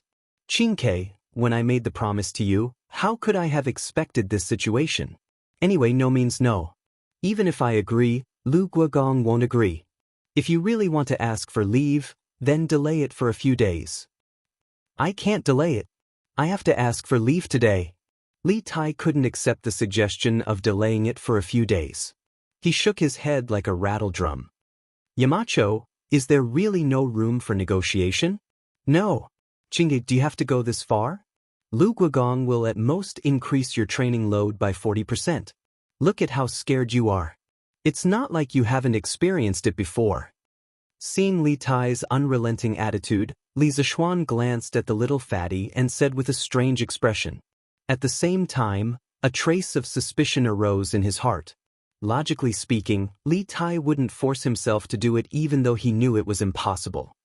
Li Tai wanted to say that if he didn't ask for leave today, he would have to wash Sun Zifen's feet for a month. However, he swallowed the words back down because he felt that if Li Zixuan knew the truth, then it would be even more impossible for him to ask for leave. After interacting with Li Zixuan for so long, he knew that Li Zixuan liked to trick him the most. "I'm not feeling well today. I have to ask for leave." After hemming and hawing for a long time, Li Tai finally made up an excuse. However, he forgot that this excuse was the worst excuse for Li Zixuan. Li Zixuan narrowed his eyes and looked Li Tai up and down. Li Tai suddenly felt uncomfortable being looked at. Li Zixuan saw this and knew that things weren't as simple as he thought. "Qingke, you're not feeling well? Where are you?" "It just so happens that I know a little about medicine. Come, let me take your pulse." To be honest, how could this guy know how to take a pulse? He was just bluffing. However, Li Tai was really bluffed. After all, Li Zixuan's medical skills were well known. No, Qingke, are you hiding something from me?" Li Zixuan's eyes were fixed on Li Tai as he indifferently said. I'm not, Yamacho, don't talk nonsense." Li Tai felt guilty under Li Zixuan's penetrating gaze. In a moment of desperation, the little fatty actually used Li Zixuan's 3 consecutive denials and threw them back at Li Zixuan. Li Zixuan was speechless when he heard this. Speaking of the 3 consecutive denials, the I'm not, don't talk nonsense emoji from his previous life subconsciously appeared in his mind. It was really funny. At first, he wanted to tease the little fatty, but he didn't expect that he would be the one being teased in the end. Thinking of this, he suddenly became angry out of humiliation. "All right, don't talk nonsense with me, there's no room for discussion. It's almost time, why aren't you going to military training? If you're late, you'll be punished again." Li Tai looked at Li Zixuan with a tragic expression. Suddenly, he had an idea and said, "Can't you make an exception? I can use those 3 days of leave in exchange for today's day, is that okay?" Li Zixuan hesitated when the little fatty said this. But why was this kid willing to put in so much effort? Was there something fishy about this? Then tell me first, are you hiding something from me? Otherwise, there's no need to talk about any conditions. Li Tai didn't know what to do in the face of this blatant threat. He thought about it and told him about his bet with Sun Zifen. It's like this, Yamacho. If you don't agree to my request for leave, I'll have to wash that kid's feet for a month. When Li Zishuan heard this, 10,000 alpacas ran through his heart. These two little bastards really knew how to play. One was the son of the emperor, and the other was the son of the top scholar. No matter who lost the bet, they would have to wash each other's smelly socks. If this spread out, Li Er and Sun Fujia's old faces would not look good. However, even though Sun Fujia was unhappy, she didn't dare to blame Li Tai and Li Er. She only pulled the hatred onto Sun Zifan. In this way, that little idiot would be in trouble. I say, did you and Sun Zifan eat too much and have nothing to do, so you're messing around every day? Was it because I didn't let you go to military training yesterday afternoon that caused you to be so energetic and have the leisure to gamble? Li Zishuan reprimanded with a straight face. Li Tai looked at the time, then he ignored Li Zishuan's reprimand and said anxiously, Yes, Yamacho, we know that we were wrong. The problem now is that you have to quickly agree to my request for leave. Didn't you just say that as long as I tell you the truth, you'll allow me to take leave? Li Zishuan rolled his eyes and said unhappily, When did I say that? I only said that if you don't tell me the truth, then there's nothing to talk about. This was really a trap in the city. Li Tai didn't pay attention and fell into the trap. Little Fatty said anxiously, Then what do you mean? Do you agree or not? Li Zishuan sighed and said unhurriedly, after hearing what Qingke said, I can't agree even more. Because if I agree, wouldn't it be unfair to Sun Zifan? If this was in a gambling house, your actions would be considered cheating. You were the one who wanted me to tell you the truth, but after I told you, you said this. I think you did it on purpose. Li Tai breathed heavily, obviously flustered and exasperated. At this time, he didn't care about his tone of voice. Li Zishuan didn't get angry because of this. He thought for a while and said, Qing, I'm not targeting you on purpose. What I said is the truth. Now, there are only two paths in front of you. 1. Lose the bet and obediently go to military training. You'll also obediently wash Sun Zifan's socks. Oh no, wash his feet. 2. I can agree to your request for leave today. In addition to exchanging 3 days of leave for 1 day today, you have to carry 20 buckets of water on Saturday. You're not allowed to spend money to hire people or ask your subordinates to help. You have to carry these 20 buckets of water to the student dormitory's water tower. If you don't do this, Sun Zifan will definitely feel bad. Time is of the essence. Which path do you prefer? F*CK, I like your grandpa. I don't like any of the paths. You're F*King cheating me. Li Tai's face was full of grief and indignation. If he won, he really wanted to fight Li Zishuan to the death. How could he bully people like this? I choose the second path. Seeing that the students who had finished breakfast were walking to the field, Li Tai gritted his teeth and said, Chapter 803. Qingke, how was it? Did Yamacho allow you to take a leave of absence? On the sports field of Yanhuang College, in Class 1's camp, Sun Zifan was a little guilty at first, but after waiting for Li Tai for a long time and not seeing him, he suddenly felt that this bet was as stable as a dog. At this moment, seeing Li Tai's drooping face, this guy secretly thought that he had a chance. He immediately went forward and pretended to be concerned, but anyone could see the smugness in his eyes. In fact, this amusing idiot's thinking was wrong. The reason why Li Tai's drooping face and looking unhappy was entirely because he had paid an extremely painful price to win this bet. Not only did he sacrifice 2 days of vacation that originally belonged to him, but he also had to carry 20 buckets of water. This really cost the little fatty his life. 20 buckets, Li Tai felt that he would have to carry them for a day. At this moment, when he heard Sun Zifan ask him, Li Tai raised his head and quickly restrained the dejected look on his face, revealing a victorious smile. Hee, of course. You brat, just wait to wash my feet for a month. At the end of his words, Li Tai's tone became a little vicious. In his opinion, the whole thing was caused by Sun Zifan. Li Zishuan deliberately asked for a sky-high price and deliberately cheated people. Although it was infuriating, Sun Zifan, the initiator, still had a reason to be very angry. How is that possible? Sun Zifan, who was originally winning, heard such an unexpected answer and suddenly felt a little incredulous. How could Yamacho allow you to take a leave of absence for no reason? Besides, if it's really like what you said, then why are you here now? Li Tai smiled and said condescendingly with the attitude of a victor, "Oh, believe it or not, it's up to you. I just came here to tell you the result. Now that I'm done, I can start my vacation. See you later." Ha. With that said, he waved his hand. Under the stunned gazes of Sun Zifan, Cheng Chumo, Li Chengqian, Yuchi Baolin, and the others, he walked out of the sports field. His footsteps became faster and faster. He had no choice but to hurry. The little fatty was afraid that if he met Cheng Yaojin, he wouldn't be able to leave. Although this holiday was approved by Li Zishuan, if Cheng Yaojin really went crazy, he would not recognize anyone. Holy *T. He really left? Sun Zifan's arms were trembling. Firstly, he was shocked. Secondly, he was scared. Once he thought about washing Li Tai's smelly socks, how could he not be scared? At this moment, he felt like crying. Ha! Zifan, don't be sad. Anyway, it's only for a month.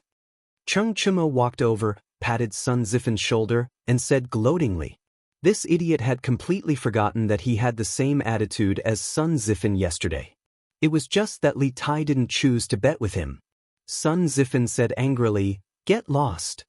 Cho Nyo, you're really a B***. Xiaoxian, where did Prince Wei go? I heard from the Crown Prince that he asked for leave from you?" During the morning break, Cheng Yaojin found Li Zishuan, who was wandering around the sports field with his head lowered and thinking about something, and asked. Li Zishuan raised his head. He was already prepared for old Cheng's question. "Yes, Qin Ke asked for leave from me. I heard that Her Majesty had something to do with him, so I asked him to go back first." This guy was now used to scamming people. He didn't even blink when he lied, but Cheng Yaojin really believed him. "Oh, if that's the case, then go ahead and ask for leave. It's just that Prince Wei will regret it in the future if he doesn't have such a substantial training like today, right?" Cheng Yaojin smacked his lips and sighed with regret. Faced with such a narcissistic Cheng Yaojin, Li Zishuan was speechless. Would he regret missing training? He was sure that to Li Tai, it was impossible for him to regret. He would never regret it in this lifetime. Gi Lane. It was close to noon, and the pedestrians on the road had all gone home for lunch. There was a tanned, lean middle-aged man with an exquisite package in his hand. There seemed to be a stack of neatly stacked clothes in the package. After turning 2 alleys, the man finally entered a dilapidated small courtyard. "Master, you're back. How was it? Those officials from the Ministry of Personnel didn't make things difficult for you, right?" In the courtyard, a woman saw the man enter and quickly stood up to welcome him. As the middle-aged man walked into the house, he replied, "No, I'm just going to make a report. I'm not here to ask for help. Why would they make things difficult for me?" These two people were Meng Wenhao's parents. That's good. Meng Wenhao's mother sighed with relief. Then, she saw the bright yellow package placed on the table by Meng Wenhao's father. She was curious and asked, "Master, is this the official uniform given to you by the imperial court?" Meng Youyang's mind didn't seem to be here. He faintly said, "I just got it from the Ministry of Personnel. If you want to take a look, open it and take a look." Meng Youyang's mother was a little excited. After all, she had lived for more than half of her life and had never seen or touched an official's uniform at close range. Therefore, she carefully opened the package and saw a dark cyan round collar official's uniform lying inside. She was about to pick it up and carefully examine it when Meng Youyang suddenly stood up and only heard him say, "Mother of my child, take a look first. I'm going to Changgui's house." Meng Wenhao's mother was stunned and said, "Master, it's already noon. Why are you going to Changgui's house?" Meng Youyang stopped and let out a long sigh. "Alas, Changgui went to sea with me, but now he didn't even bring back his body. I'm his brother. No matter what, I have to send him on his way. Mother of my child, go and get me 3 strings of money. Changgui's orphan and widow are quite pitiful. We have to show our sincerity." Meng Youyang's mother immediately fell silent. Last night, under her persistent questioning, Meng Yuliang had told her the details of that terrifying night at sea. Until now, she still had a lingering fear in her heart. Moreover, she was also deeply rejoicing because many of the crew members who sacrificed themselves that night were from Gui Lane. Many of them were acquainted with her family. For her husband to be able to come back alive, it really was a miracle. "Okay, master, wait a moment. I'll go and get you the money now." If it were in the past, Meng Wenhao's mother would never be willing to give away 3 strings of money. However, after experiencing this disaster, she understood that her family's safety was the greatest wealth. Moreover, to some extent, the sacrifice of those crew members also bought time for Meng Yuliang. She felt guilty and grateful in her heart. Chapter 804. Young Master, you're finally here. The Odd Interest Pavilion's new workshop in Plum Village finally welcomed its new owner today. Speaking of which, Li Zixuan really wasn't qualified to be the boss at all. From the beginning to the end, he hadn't asked about the expansion of the workshop at all. He had given full authority to Uncle Fu. Moreover, after the new factory was built, he hadn't come to visit at all. Therefore, when Uncle Fu saw Li Zixuan suddenly show up in the afternoon, he was both resentful and surprised. Li Zixuan looked slightly embarrassed. Obviously, he understood the meaning behind Falbert's words. "Ahem, Falbert, long time no see. How have you been lately?" Falbert looked at Li Zixuan and sighed helplessly. He knew that Li Zixuan had been busy recently, so he did not blame him too much. Moreover, Li Zixuan had always been very respectful to the elders in the workshop. Therefore, Falbert had always treated Li Zixuan as his junior. "Young master, thank you for your concern. I'm still in good health and can help you manage the workshop for another 2 years."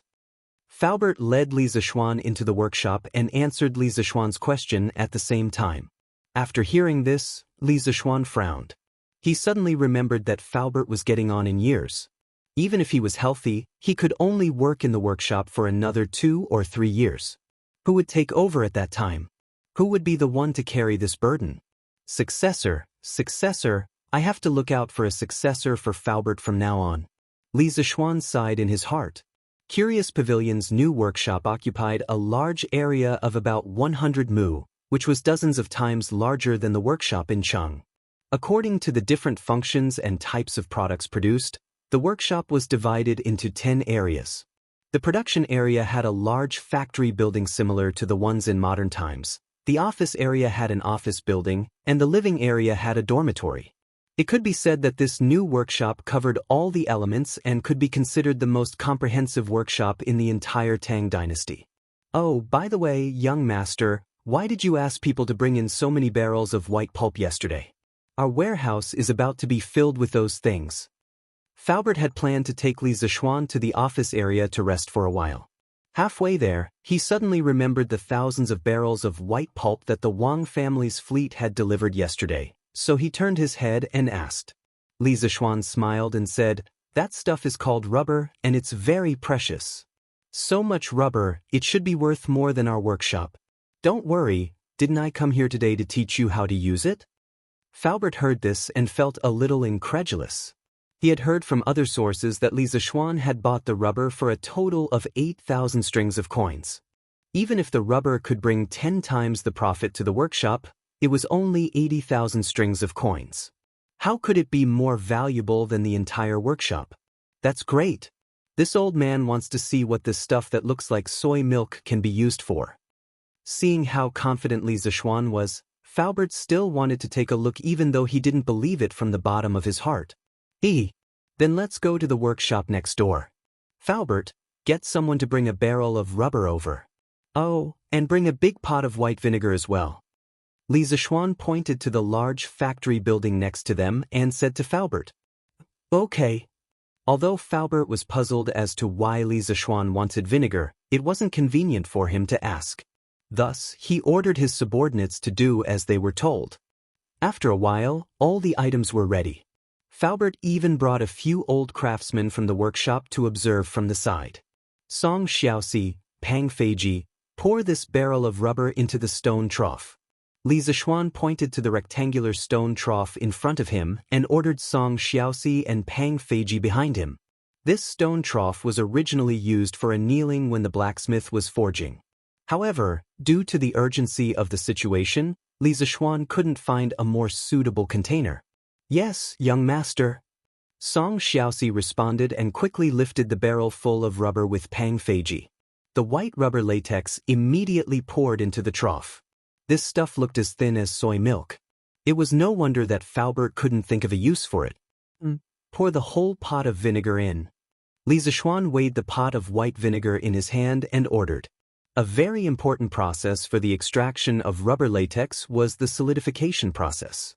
In the modern rubber latex solidification process, the most commonly used solidifying agents were formic acid and acetic acid. Formic acid and acetic acid could increase the hydrogen ion content in the latex, thus lowering the pH value of the latex, compressing the electric double layer, and thinning the hydration film. When it reached the isoelectric point of the protein, the electromotive potential would be zero, and there would be no repulsion between the rubber particles. They would gather together and solidify into a block. In the 21st century, most foreign countries used formic acid as the solidifying agent, while domestic companies mainly used acetic acid as the solidifying agent. Depending on the specific acid used, the properties of the rubber would be different. Li Zishuan had learned all of this from his rich classmate's family's factory in his previous life. Otherwise, how could he have known all of this? In the Tang dynasty, formic acid definitely didn't exist, but acetic acid did. This was because the so-called acetic acid had a very common name, and that was acetic acid. Vinegar contained a large amount of acetic acid. This was all thanks to the wisdom of our ancestors, who invented vinegar. Otherwise, Li Zishuan would still be making vinegar. "The two of you, go get 2 hoe handles and wash them with hot water. Then bring them over and stir them vigorously," Li Zishuan quickly ordered. Song Xiaoxi and Pang Feiji obeyed and left. After a while, the two of them each carried a smooth hoe handle and walked in. Under Li Zishuan's demonstration, they began to use the sticks to stir in the stone trough. Hey, master. It's solidified. It was like soy milk just now, but now it's turned into tofu." After stirring for about half an hour, Pang Feiji suddenly shouted in surprise. "It's really turned into tofu. Come and see." Song Xiaoxi was also very excited. Without needing him to say anything, Faubert and the rest of the craftsmen had already rushed over. Seeing that the rubberized latex had turned into tofu, Faubert could not help but click his tongue in wonder. "Hey, this is really strange. Isn't it just pouring a pot of vinegar into it? How did all the rubber solidify?" "Yeah, this is too strange. It's like a magic trick. If I didn't see it with my own eyes, it would be really hard to believe." The rest of the craftsmen were also very shocked.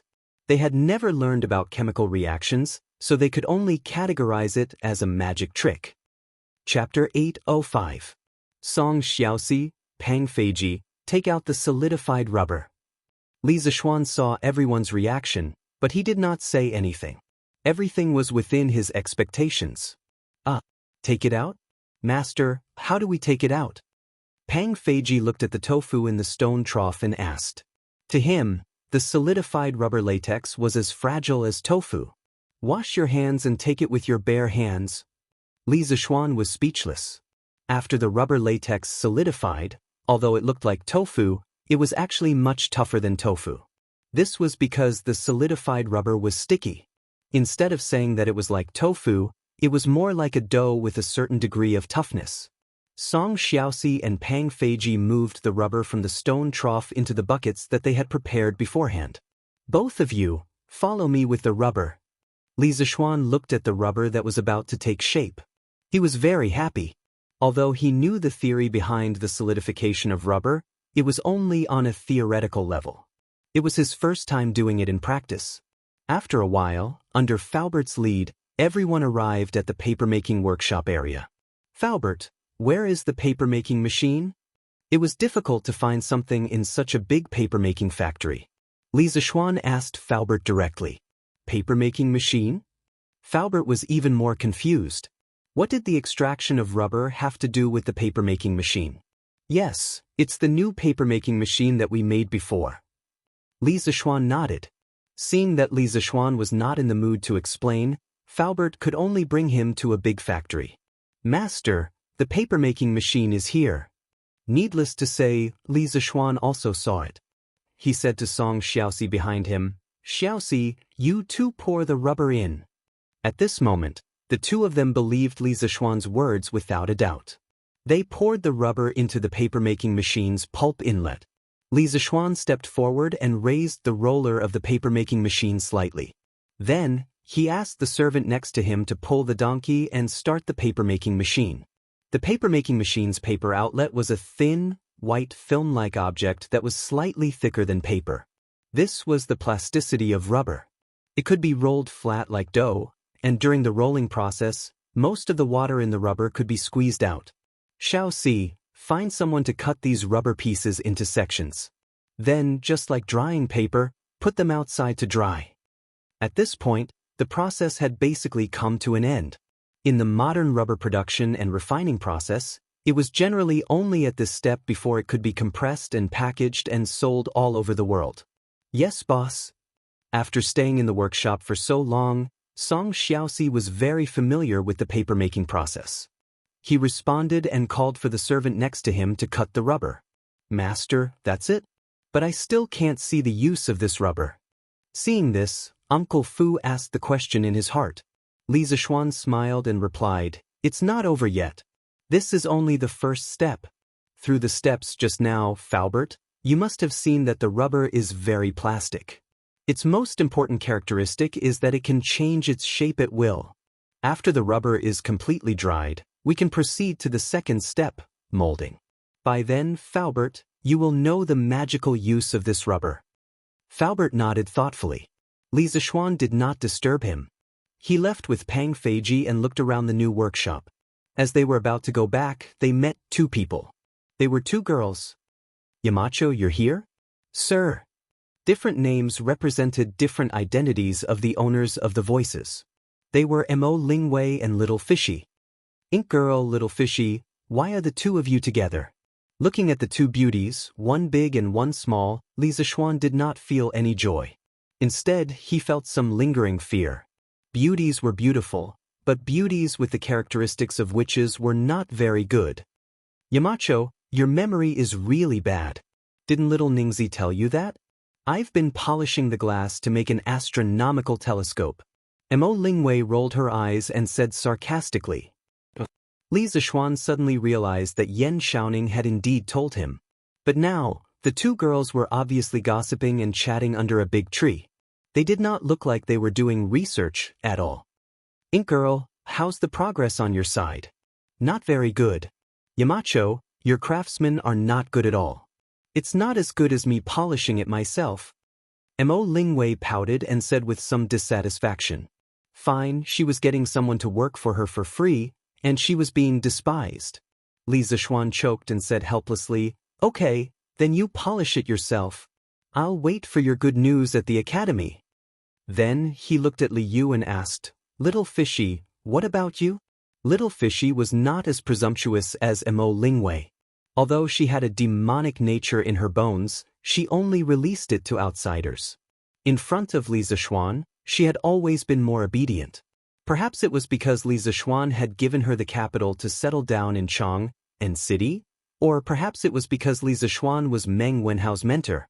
Hearing Li Zishuan's question, the little girl smiled sweetly and then replied, Sir, it's Steward Ma who wants to move the editorial department of Datang Daily here.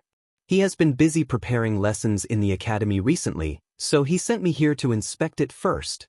A few days ago, I met Sister Wire here. She told me the principle of the telescope. I feel that what she and Brother Xiaoning are doing now is very meaningful. After chatting for a while, I feel that we hit it off quite well, so we became good sisters. Oh! Li Zishuan whispered in his heart, Of course, the witch and the witch hit it off. He actually knew about Ma Zhou's intention to move the editorial department to the new workshop, and he also agreed. Firstly, the office environment here would definitely be better. Secondly, it was close to the academy, so it would be convenient for Ma Zhou to take care of the work on both sides at the same time. By the way, sir, I want to write in detail what Sister Wire is doing now in the newspaper. Although it looks boring, if it is displayed in the newspaper, it can promote Sir's work and attract more people to join it. Li Zishuan heard this and thought in his heart, isn't this similar to modern academic papers? To be honest, he really wanted to set up a top academic journal similar to the Nature and Science in his previous life to gather the best academic results of mankind. But was this really appropriate? Once he did this, it would easily cause technology leakage. This was what Li Zishuan was very unwilling to see. The modern scientific knowledge he brought could only take root and sprout in the Tang Empire. It could never be spread to foreign countries and become a weapon for foreign countries to deal with the Han people. Chapter 806. Little you, if you really want to write about this in the newspaper, you can't write about the principles of the telescope that Ink Girl just explained to you. You can only write about it roughly. After you finish writing, I have to look through it. You can only publish it after I give my approval. Do you understand? In the workshop, Li Zishuan said to Li Yu with a serious face. In the modern era, there were many academic journals in every country. There were all kinds of academic papers in them. They showed the latest discoveries in various fields to the researchers. But there was one thing that had to be admitted. If these academic papers were published, it would be easy for others to imitate your latest discoveries. However, in the modern era, there were patent protection laws. Even if others learned your technology, they could not steal it. They had to pay patent fees to you.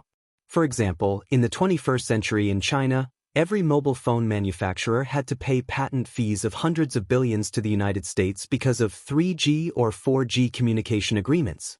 But this was the Tang dynasty.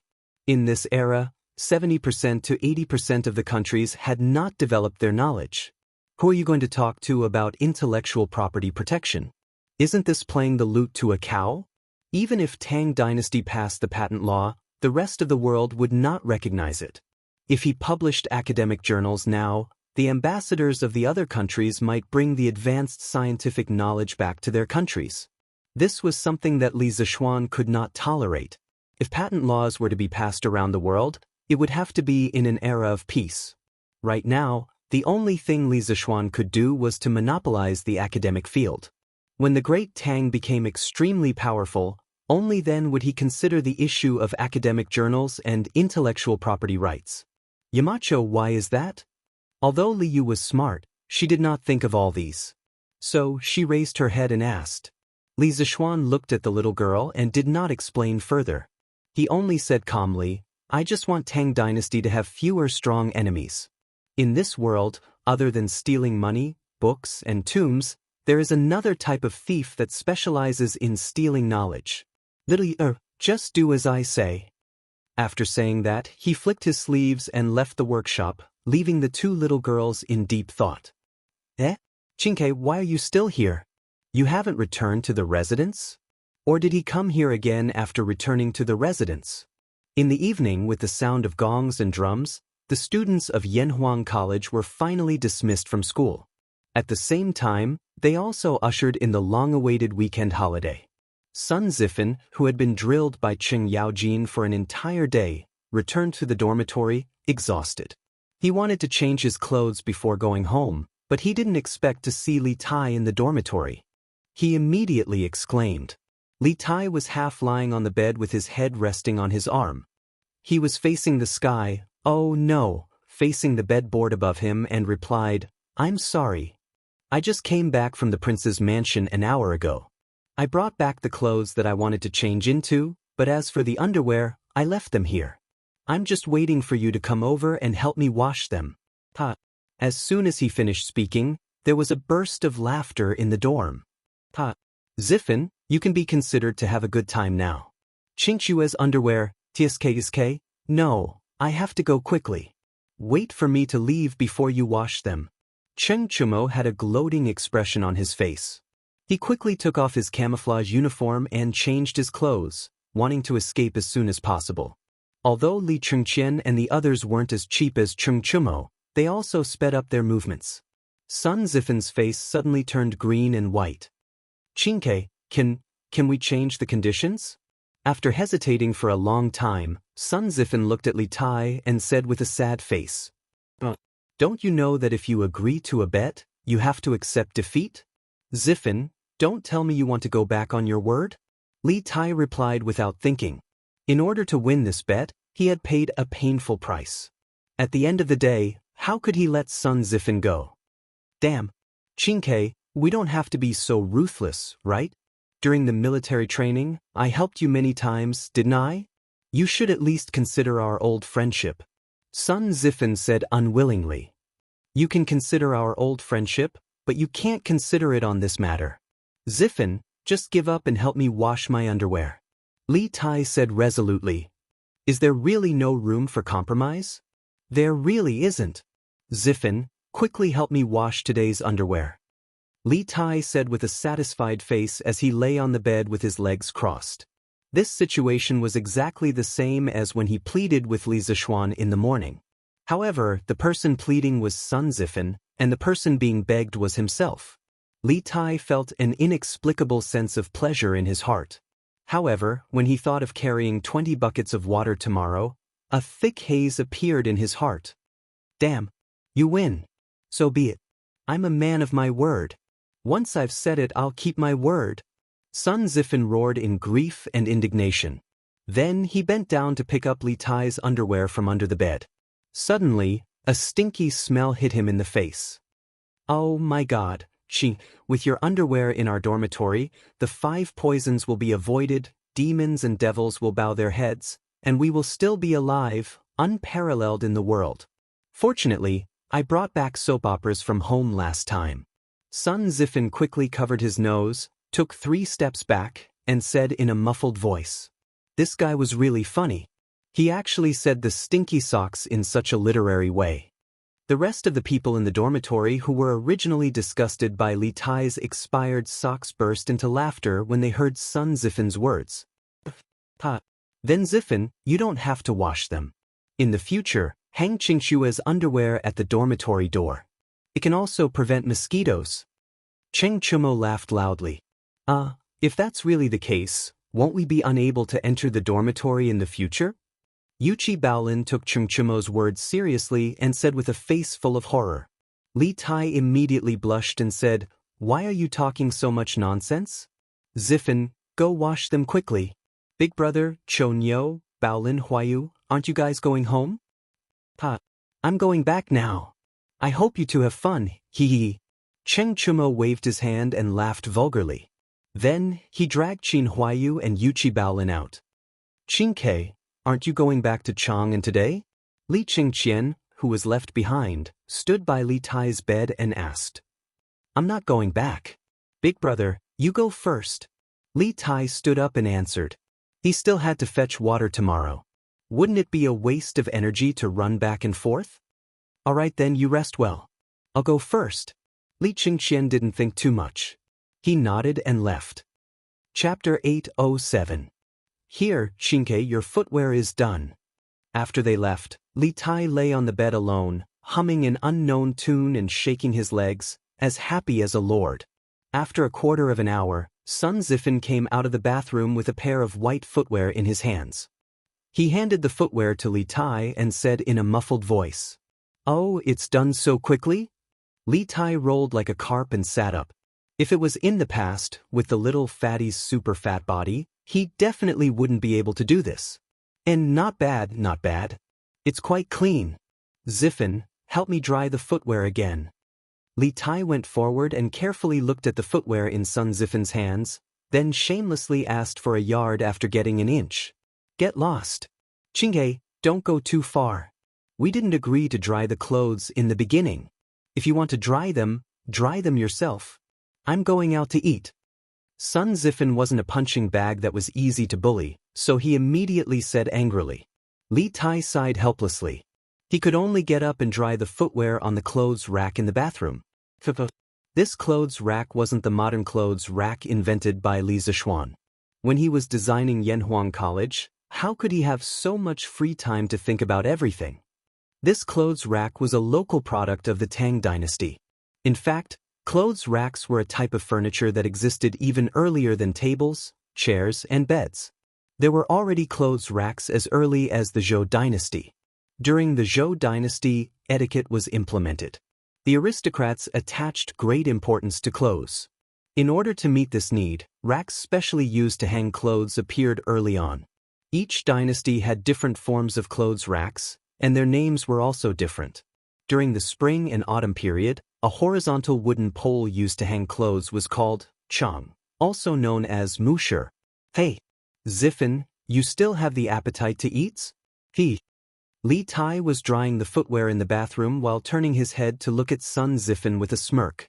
This sentence was quite self-deprecating, but there were only the two of them in the dorm. Anyway, Li Tai didn't care at all. Damn, Qingke, your skin is getting thicker and thicker. You have the nerve to say this kind of thing? Son Ziffin scolded with a look of disdain, then replied, I was lectured by Lu Guogong today. If I don't eat, I'll starve to death. I'd rather die of disgust than starve. Li Tai walked out from inside and said with a smile, Heh, if that's the case, I'll take you to eat. Let me tell you, the food at the small restaurant of the Hu family at the foot of the mountain is delicious. Let's go there and try it. My treat. Son Ziffin looked at Li Tai suspiciously and curled his lips. Han family manor? What kind of delicious restaurant could there be? Qingke, don't tell me you're trying to save money and trick me into going there? Li Tai sneered, Nonsense. Save money? Do you think I, Li Tai, am such a stingy person? It's up to you. Go or not. Fatty wasn't lying this time. Ever since Yanhuang College started, more and more people came here. Some came to visit their children, some came to inspect the environment of the college, and some came purely because of its reputation. Many small restaurants appeared in Plum Village and Han Village, and some even started to sell accommodation. Compared to the restaurants and inns in Chong'an, the small restaurants and inns here could only be described as cheap. Hey Qing, I'll go. Wait, I'll go wash my hands first. Son Ziffin finally realized that Li Tai wasn't lying. He quickly followed behind and shouted, He Xiao Xian. Early the next morning, Cheng Chumo actually appeared in front of Li Zishuan's house. Li Zishuan had already woken up and was eating breakfast with a bowl in his hand. Seeing this idiot smiling foolishly so early in the morning, he said in annoyance, What's wrong? Chonyo, did you get caught in the door early in the morning or something? Why are you smiling foolishly? Cheng Chumo almost vomited blood when he heard that. Han Yushi, who was sitting beside Li Zishuan, rolled her eyes at her husband and quickly got up to greet him. Brother Chonyo, have you eaten breakfast yet? Do you want to get someone to bring you a bowl and chopsticks? He, of course. Sister-in-law is the best. Little Xian marrying you is truly a blessing that he cultivated in his previous life. Hearing Han Yushi's words, Cheng Chumo didn't hesitate for a moment. He immediately agreed and even flattered Han Yushi. After saying that, he sat opposite Li Zishuan without hesitation. Han Yushi smiled and asked someone to bring Cheng Chumo a bowl and chopsticks. He, Sister Lan, long time no see. Do you want Brother Chonyo to bring you out to play today? Lan, was sitting beside Cheng Chumo. He was a little embarrassed by the little girl's gaze that was obviously saying, Are you here to freeload? Hence, he deliberately changed the topic and joked. Oh, I don't want to. Brother Chonyo, your face is so dark now. It's too embarrassing to go out with you. Lan wants to go with you. He didn't expect Lan to be so obsessed with appearances. Her words instantly hurt Cheng Chumo. This military training had caused all the students in the academy to be tanned. He wasn't the only one.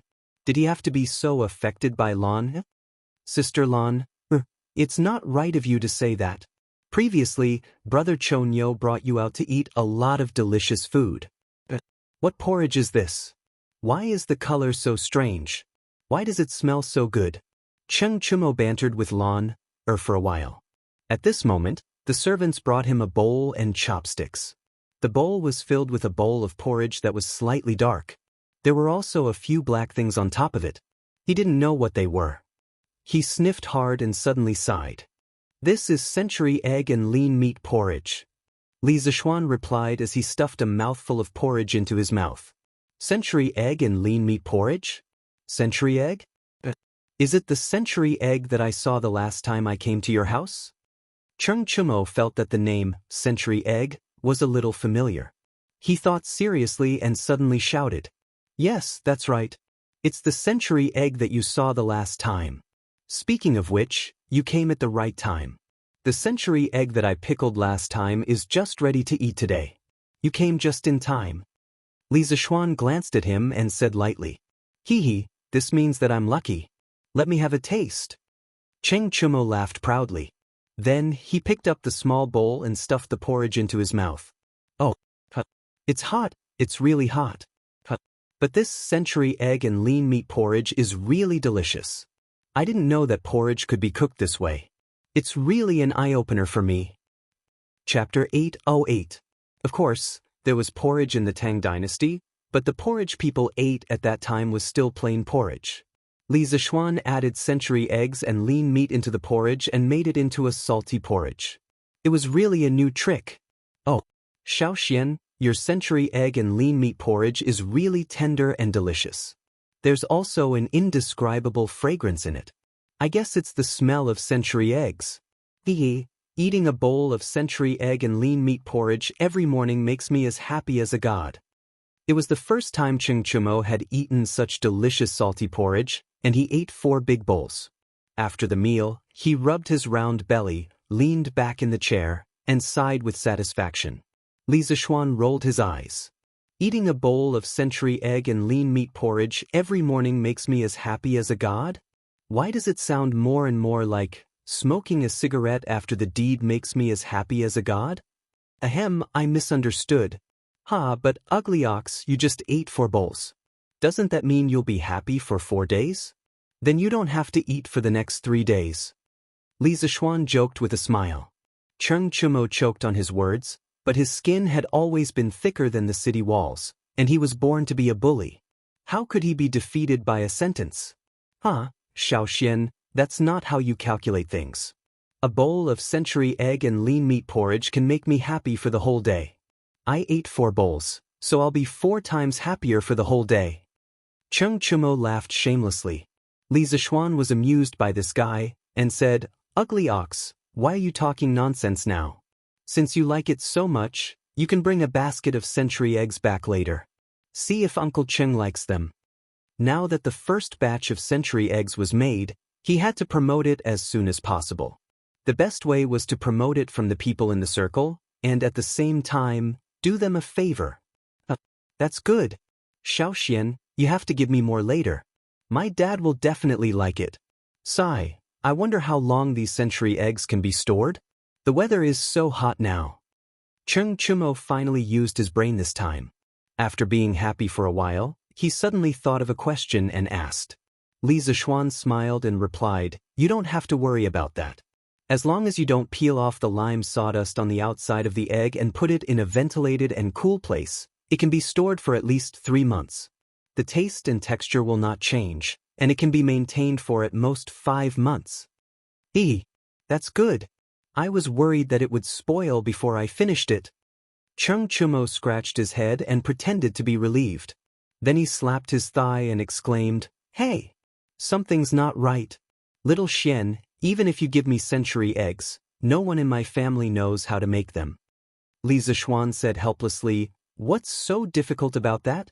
You can just cut up the century egg and cook it with the lean meat. Then you can add some salt. Wouldn't it become century egg and lean meat porridge? Oh, there's another way to eat the century egg, which is to directly mix it with cold sauce. You can ask your cook to cut each century egg into 4 pieces, sprinkle some salt on it, pour some vinegar, and mash some garlic into it. Then you can eat it directly. Do you remember?" Cheng Chumo frowned and said after a while, I roughly remember. I'll ask my cook to try it when I return to Chang'an." He was still living in the villa in Yunshan. He still had to bring the century eggs that Li Zishuan gave him back to Chang, and ask his cook to process them. Li Zishuan shook his head and chatted with Cheng Chumo for a while. Seeing that this guy had the intention to leave, he asked someone to fetch a basket of century eggs for Cheng Chumo. Cheng Chumo took it and left directly. Creak, creak, creak. The morning of Yanhuang College on the weekend was quiet and peaceful. Only the sounds of insects, fish, and birds in the forest could be heard, as well as the squeaking of the shoulder pole and someone's panting. Li Tai was carrying 2 buckets of well water that had just been fetched from the well in the east of the college. He was staggering on the cement path with difficulty. The clothes on his back were completely soaked in sweat. He must have started fetching water a long time ago. Huff huff. Damn, why did the college dig the well so far away from the dormitory? Isn't this a trap? Li Tai put the buckets on the ground to rest. The little fatty put his hands on his waist and panted heavily. He looked at the dormitory that was far away in front of him, which was estimated to be hundreds of feet away. He sighed and complained in a low voice. After more than half a month of military training, his body was stronger than before, but when had he ever done such physical work? His shoulders couldn't withstand such grinding. Not to mention 20 buckets of water, even 6 buckets of water would cause the skin on his shoulders to break. Sigh, this can't go on. After a while, there will be more and more people in the college. If they see me fetching water, won't it be embarrassing? Li Tai wiped his sweat and muttered to himself. He had specially woken up early today to start fetching water while there were still fewer people in the college. He wanted to finish his work early, but he didn't expect that he would have to waste so much energy every time he fetched 2 buckets of water. He felt that his body was about to be hollowed out. Sigh, isn't this Chin K? I was wondering why you weren't in the dormitory so early in the morning. So you came here to fetch water. Did the sun rise from the west today? Our Prince Wei is actually fetching water for the college? Most of the time, what you didn't want would come to you. Just as Li Tai was sighing to himself, Sun Zifen suddenly walked over from the side. After seeing Li Tai and the 2 buckets of water at his feet, Sun Zifen was shocked at first. Then, he laughed evilly and walked up to them. Zifen, don't go overboard. It's so early in the morning. Why aren't you sleeping in? What are you doing here? Li Tai's heart thumped wildly when he heard someone speak. However, when he saw that the person who spoke was Sun Zifen, he was slightly relieved, but his expression was still unnatural. Ha! Chin K, why aren't you sleeping in the morning? Why are you fetching water here? Sun Zifen crossed his arms in front of his chest and stood to the side with an inexplicable smile. Li Tai didn't know how to explain. If he told the truth, he would definitely be laughed at by Sun Zifen. If that was the case, wouldn't he be happy for nothing yesterday? Ha! I got it. Sun Zifen glanced at Li Tai's expression and suddenly shouted, scaring Li Tai. Sun Zifen continued, It must be Yamacho. Yamacho must have asked you to fetch water. Otherwise, who in Yanhuang College would dare to ask you to fetch water? What do you think? Am I right, Chin K? This little joker's analysis at the critical moment was very reasonable. He had actually guessed it right. Li Tai's heart skipped a beat. His expression changed for a while, and finally he could only admit, so what? It's none of your business. Sun Zifen wasn't angry at all. Instead, he laughed gloatingly. Ha! Chin K, you also have a day like this? What do you think? How many buckets of water did Yamacho ask you to fetch? Do you want me to help you? Chapter 809. I don't need it. Li Tai roared angrily as he looked at Sun Zifen, who was laughing maniacally in front of him. Then he bent down, picked up 2 buckets filled with well water, and staggered toward the dormitory with great difficulty. Sun Zifen was not annoyed. He looked at Li Tai's back with a grin and then walked toward the canteen. Considering that many students were from other places, the academy's canteen still provided food on weekends. However, there was a time limit. If one was late, there might not be any food left. This was also the reason why Sun Zifen woke up so early today. Give me a bowl of porridge, 2 steamed buns, and a serving of meteoric success. Sun Zifen said to the waiter at the window when he arrived at the canteen. Hey, young man, other than the plain porridge, there is also the century egg and lean meat porridge. Which one do you want? The waiter did not immediately go to get the food for Sun Zifen. Instead, he asked with a smile. Century egg and lean meat porridge? What kind of egg is century egg? Why haven't I heard of it before? Sun Zifen asked curiously after he heard the waiter's words clearly. Century egg, it's... The waiter could not answer the question of what kind of egg century egg was. He stuttered for a long time, which made Sun Zifen a little impatient. Okay, give me a bowl of century egg and lean meat porridge. I want to try what it is today. Sun Zifen waved his hand and said loudly, Okay. The waiter laughed and went to prepare the food for Sun Zifen. After a while, Sun Zifen took the food and found a seat to sit down. Looking at the dark porridge in front of him, he frowned slightly. This was because the porridge did not look as good as the plain porridge. It smells pretty good. Sun Zifen lowered his head and sniffed. He was a little surprised. Then he picked up a small spoon and began to eat the porridge. As soon as the fresh, tender, and thick porridge entered his mouth, the unique fragrance of century egg spread in Sun Zifen's mouth and filled every taste bud on the tip of his tongue. Wonderful, wonderful, wonderful. Porridge can be so delicious. This century egg and lean meat porridge is amazing. Sun Zifan stuffed 3 or 4 mouthfuls of congee with pork and century egg into his mouth, and then kept shouting that it was delicious. At this time, many students had also entered the cafeteria.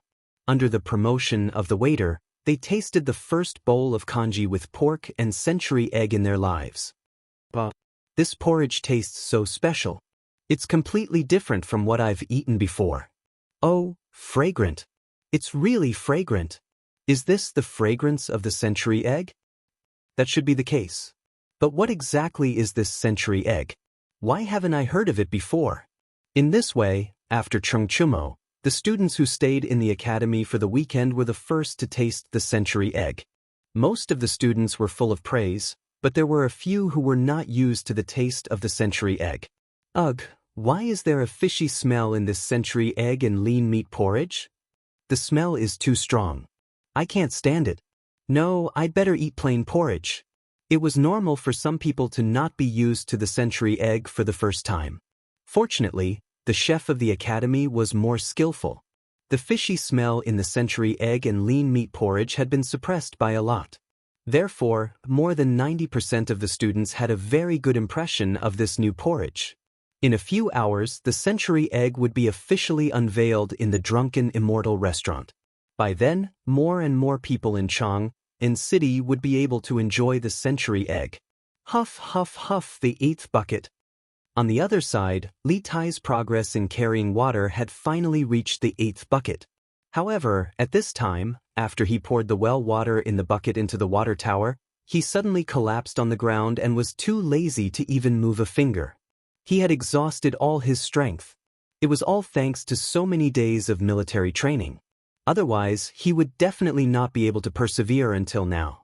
Thinking of his previous round appearance, it would probably be difficult for him to carry 1 bucket of water. I can't carry any more. The little fatty's whole body was soaked. Some of it was splashed on him by the well water in the bucket, but most of it was from his sweat. What did it mean to be drenched in sweat? Li Tai's current situation was the best explanation for this idiom, and it was even worse. Chinke, how many buckets is this? Tiske, the breakfast in the canteen today is really delicious. While Li Tai was sitting on the ground, panting heavily, he saw Sun Zifan, this little slut, walking towards him. Sun Zifan's words didn't make any sense. Yes, that's right. In Li Tai's eyes, Sun Zifan had been labeled as a little bastard. Hoo! Li Tai just glanced at Sun Zifan weakly and did not bicker with him because he was too tired to even move his mouth. Compared to the previous encounter, Li Tai did not have the mentality of being seen by others this time. At this point, his mind was only thinking about how to carry 20 buckets of water. As for what others saw, so what? If it was embarrassing, then so be it. Tiske, Yamacho is really something. They actually let you carry so much water. Chinke, as your good brother, how can I just stand by and watch? I'll help you carry it. Seeing that Li Tai ignored his ridicule, Sun Zifan's eyes rolled, and then he changed into a righteous look, squatted beside Li Tai and said. Li Tai still did not speak. He glanced at Sun Zifan with doubt and confusion in his eyes, but more than that, there was disbelief. It was as if he was saying, "How can you be so kind? I don't believe you." Sun Zifan instantly understood the meaning in Li Tai's eyes. He smiled, licked his face and said, Shinke, you see, as a friend, I'm already so kind, then shouldn't you also express something? When Li Tai heard this, his face showed a look of understanding.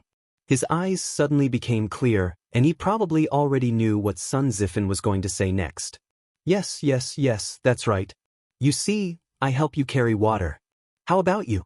How about you exempt me from the punishment of washing your feet for this month? Who doesn't know that every time you come to the academy, you bring a lot of clothes back home and let the servants wash them for you on the weekends? If you agree to this condition, not only will you not lose anything, but it will also be greatly beneficial for you. What do you think?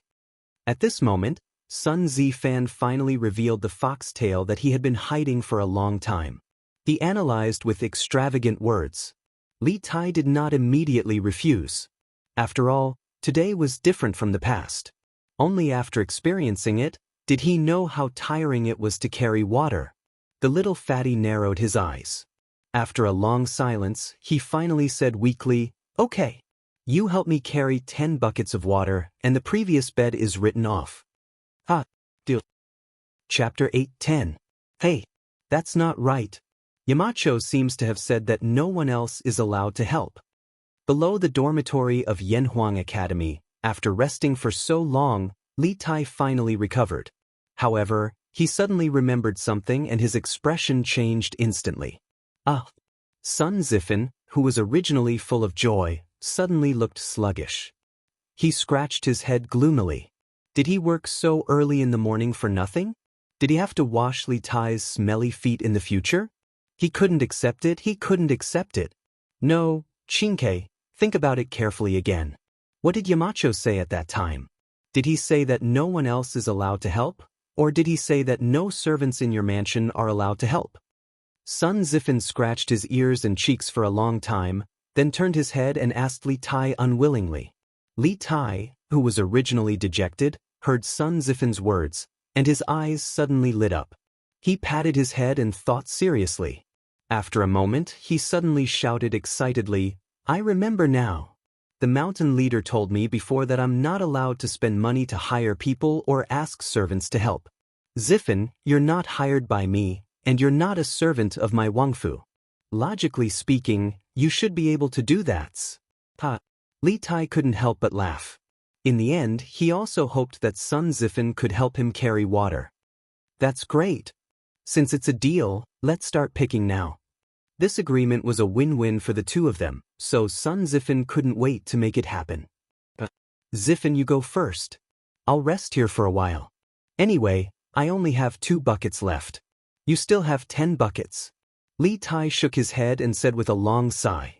When Sun Zifen heard this, although he felt a little uncomfortable, in order to not have to wash smelly socks in the future, he would suffer a little loss. Chinge, you rest first.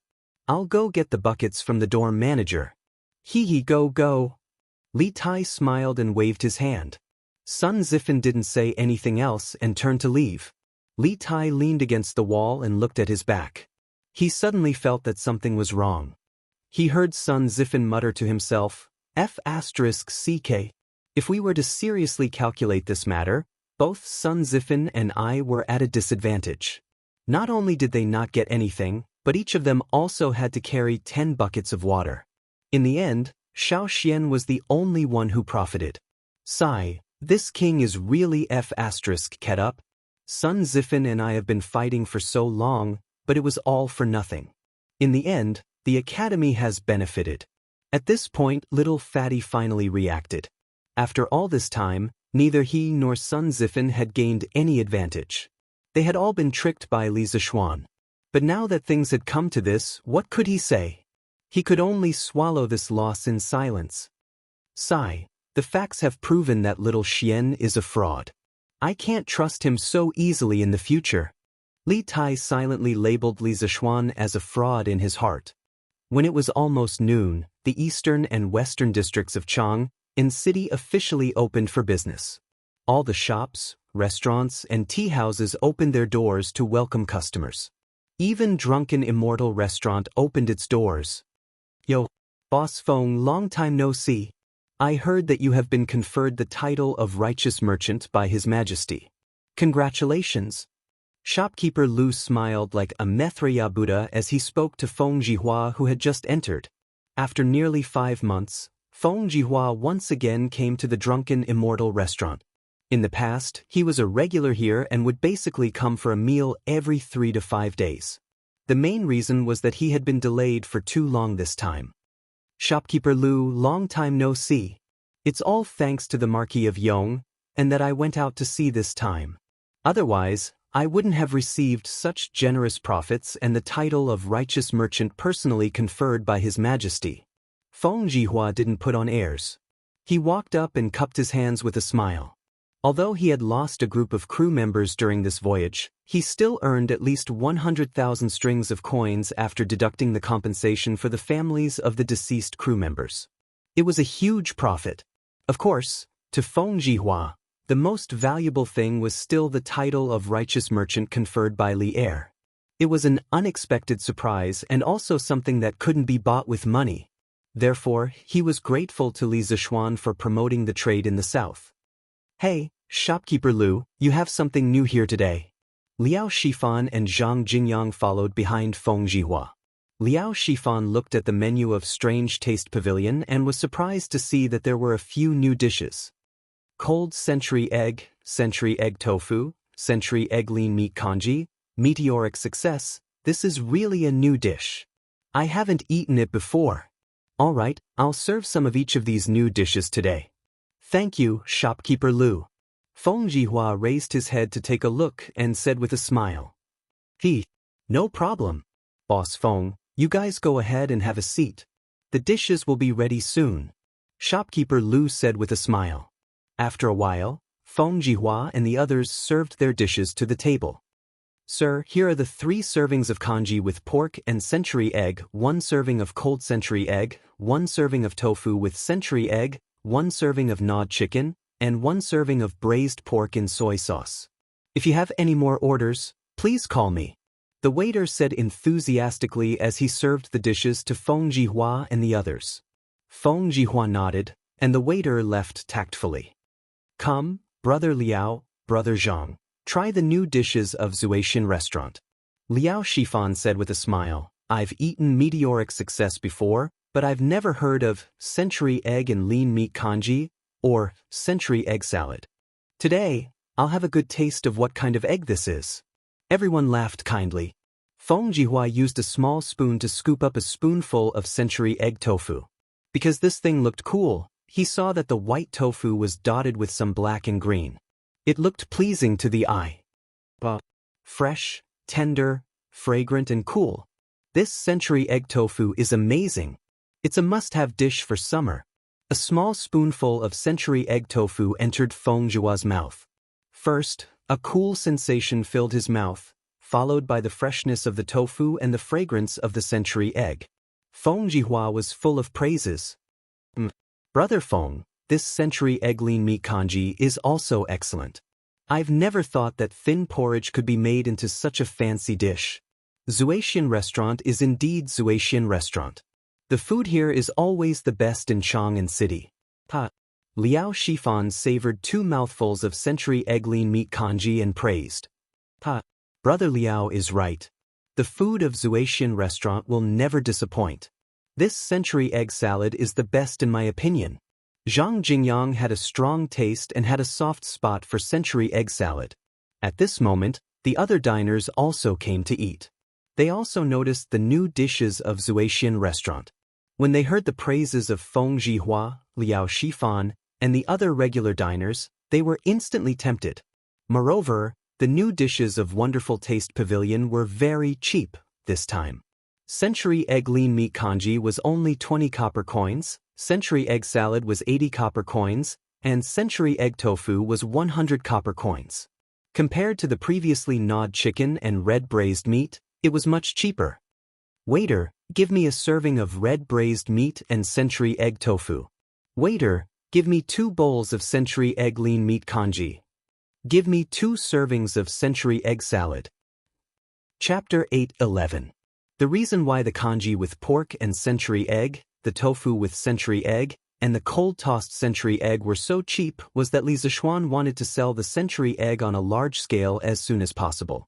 After all, if the normal consumption of the Drunken Immortal restaurant and the canteen of Yanhuang Academy were to be relied on, the century eggs made from the eggs that Li Zishuan purchased from the Han Village and Plum Village a while ago would probably not be sold out until next year. Therefore, the low price was one thing. More importantly, the Drunken Immortal restaurant had launched a takeaway event. Dear customers, everyone has tasted the delicious taste of the century eggs.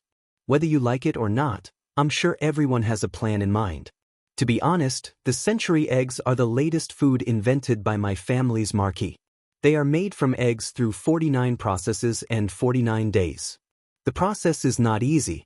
Compared to unprocessed eggs, the century eggs can be stored for a longer time. They can be stored for at least 3 months and the taste will not change. In order to let more people eat this delicious food, the Zuaxian restaurant will sell an unlimited number of marinated century eggs to the public. It only costs 5 copper coins. After buying it, you just need to peel it, cut it into pieces, and mix it with seasoning before eating it directly. At the same time, Soaring Success will also provide an unlimited supply. And this month, the Zuaxian restaurant will open 3 branches in Chang'an City. In the future, we will open branches in other provinces and counties outside Chang'an City. At that time, you may be able to eat the delicacies of the Zuaxian restaurant in your own shops. After about half an hour, shopkeeper Lu saw that most of the diners in the restaurant were almost done eating. He walked to a table and announced to the crowd with a smile. When the diners heard this, they were all overjoyed. This was the first time that the Zuaxian restaurant sold its food to the public. Some of the businessmen among them were tempted. 5 copper coins for a century egg was not expensive. It was very profitable to sell it in other places or as a dish in other places. Oh, only 5 copper coins for a century egg? And it can be stored for more than 3 months? Good. Shopkeeper Lu, please help me pack 100 of them. I'll bring some for my wife to try when I leave later. Feng Jihua said with a smile. Shopkeeper Lu, pack 100 century eggs for me too. While you're at it, pack 2 servings of Flying Meteoric Success. Shopkeeper Lu, pack up 50 of them for me. Drunken Immortal is opening a branch? This was good news. If only it could be opened near Chongren Square. At that time, I won't have to come here in a carriage just to eat. Huff. Not bad. The congee with pork and century egg that Xiaoxian made was really good. Madam, let's make our porridge like this in the future. This kind of salty porridge is more enjoyable. Cheng Residence, lunchtime. Cheng Yaojin finished a bowl of congee with pork and century egg in no time. He wiped his mouth and said with satisfaction. Madame Cheng rolled her eyes at Cheng Yaojin and said, "Look at you, insisting that the kitchen make this congee with pork and century egg in the middle of the day. Which family eats porridge for lunch? But this cold congee with century egg is not bad." Cheng Yaojin touched his nose embarrassedly. Actually, he couldn't be blamed for this.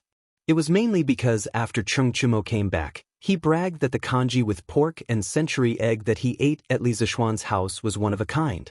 That was why he ordered the kitchen to make congee with pork and century egg for lunch. It doesn't matter. The important thing is that Madame thinks that the century egg is delicious. Madame Cheng sighed helplessly. Suddenly, she seemed to have thought of something. By the way, old master, I heard from Chon Yo that the Duke of Yong'an's family is buying eggs from their farmers in large quantities. I guess they're using them to make century eggs, right? Cheng Yaojin stroked his beard and nodded. I heard Xiaoxian mention it at the academy. It was mainly because there were so many eggs in Chang'an City that they couldn't sell them. No one bought one for 2 copper coins. The farmers of his 2 farms had accumulated a lot of eggs. Seeing that they were going to spoil soon, Xiaoxian thought of a way to find a way out for the farmers. I have to say that this child is really resourceful. He actually came up with such an idea. Besides, this century egg is to my liking.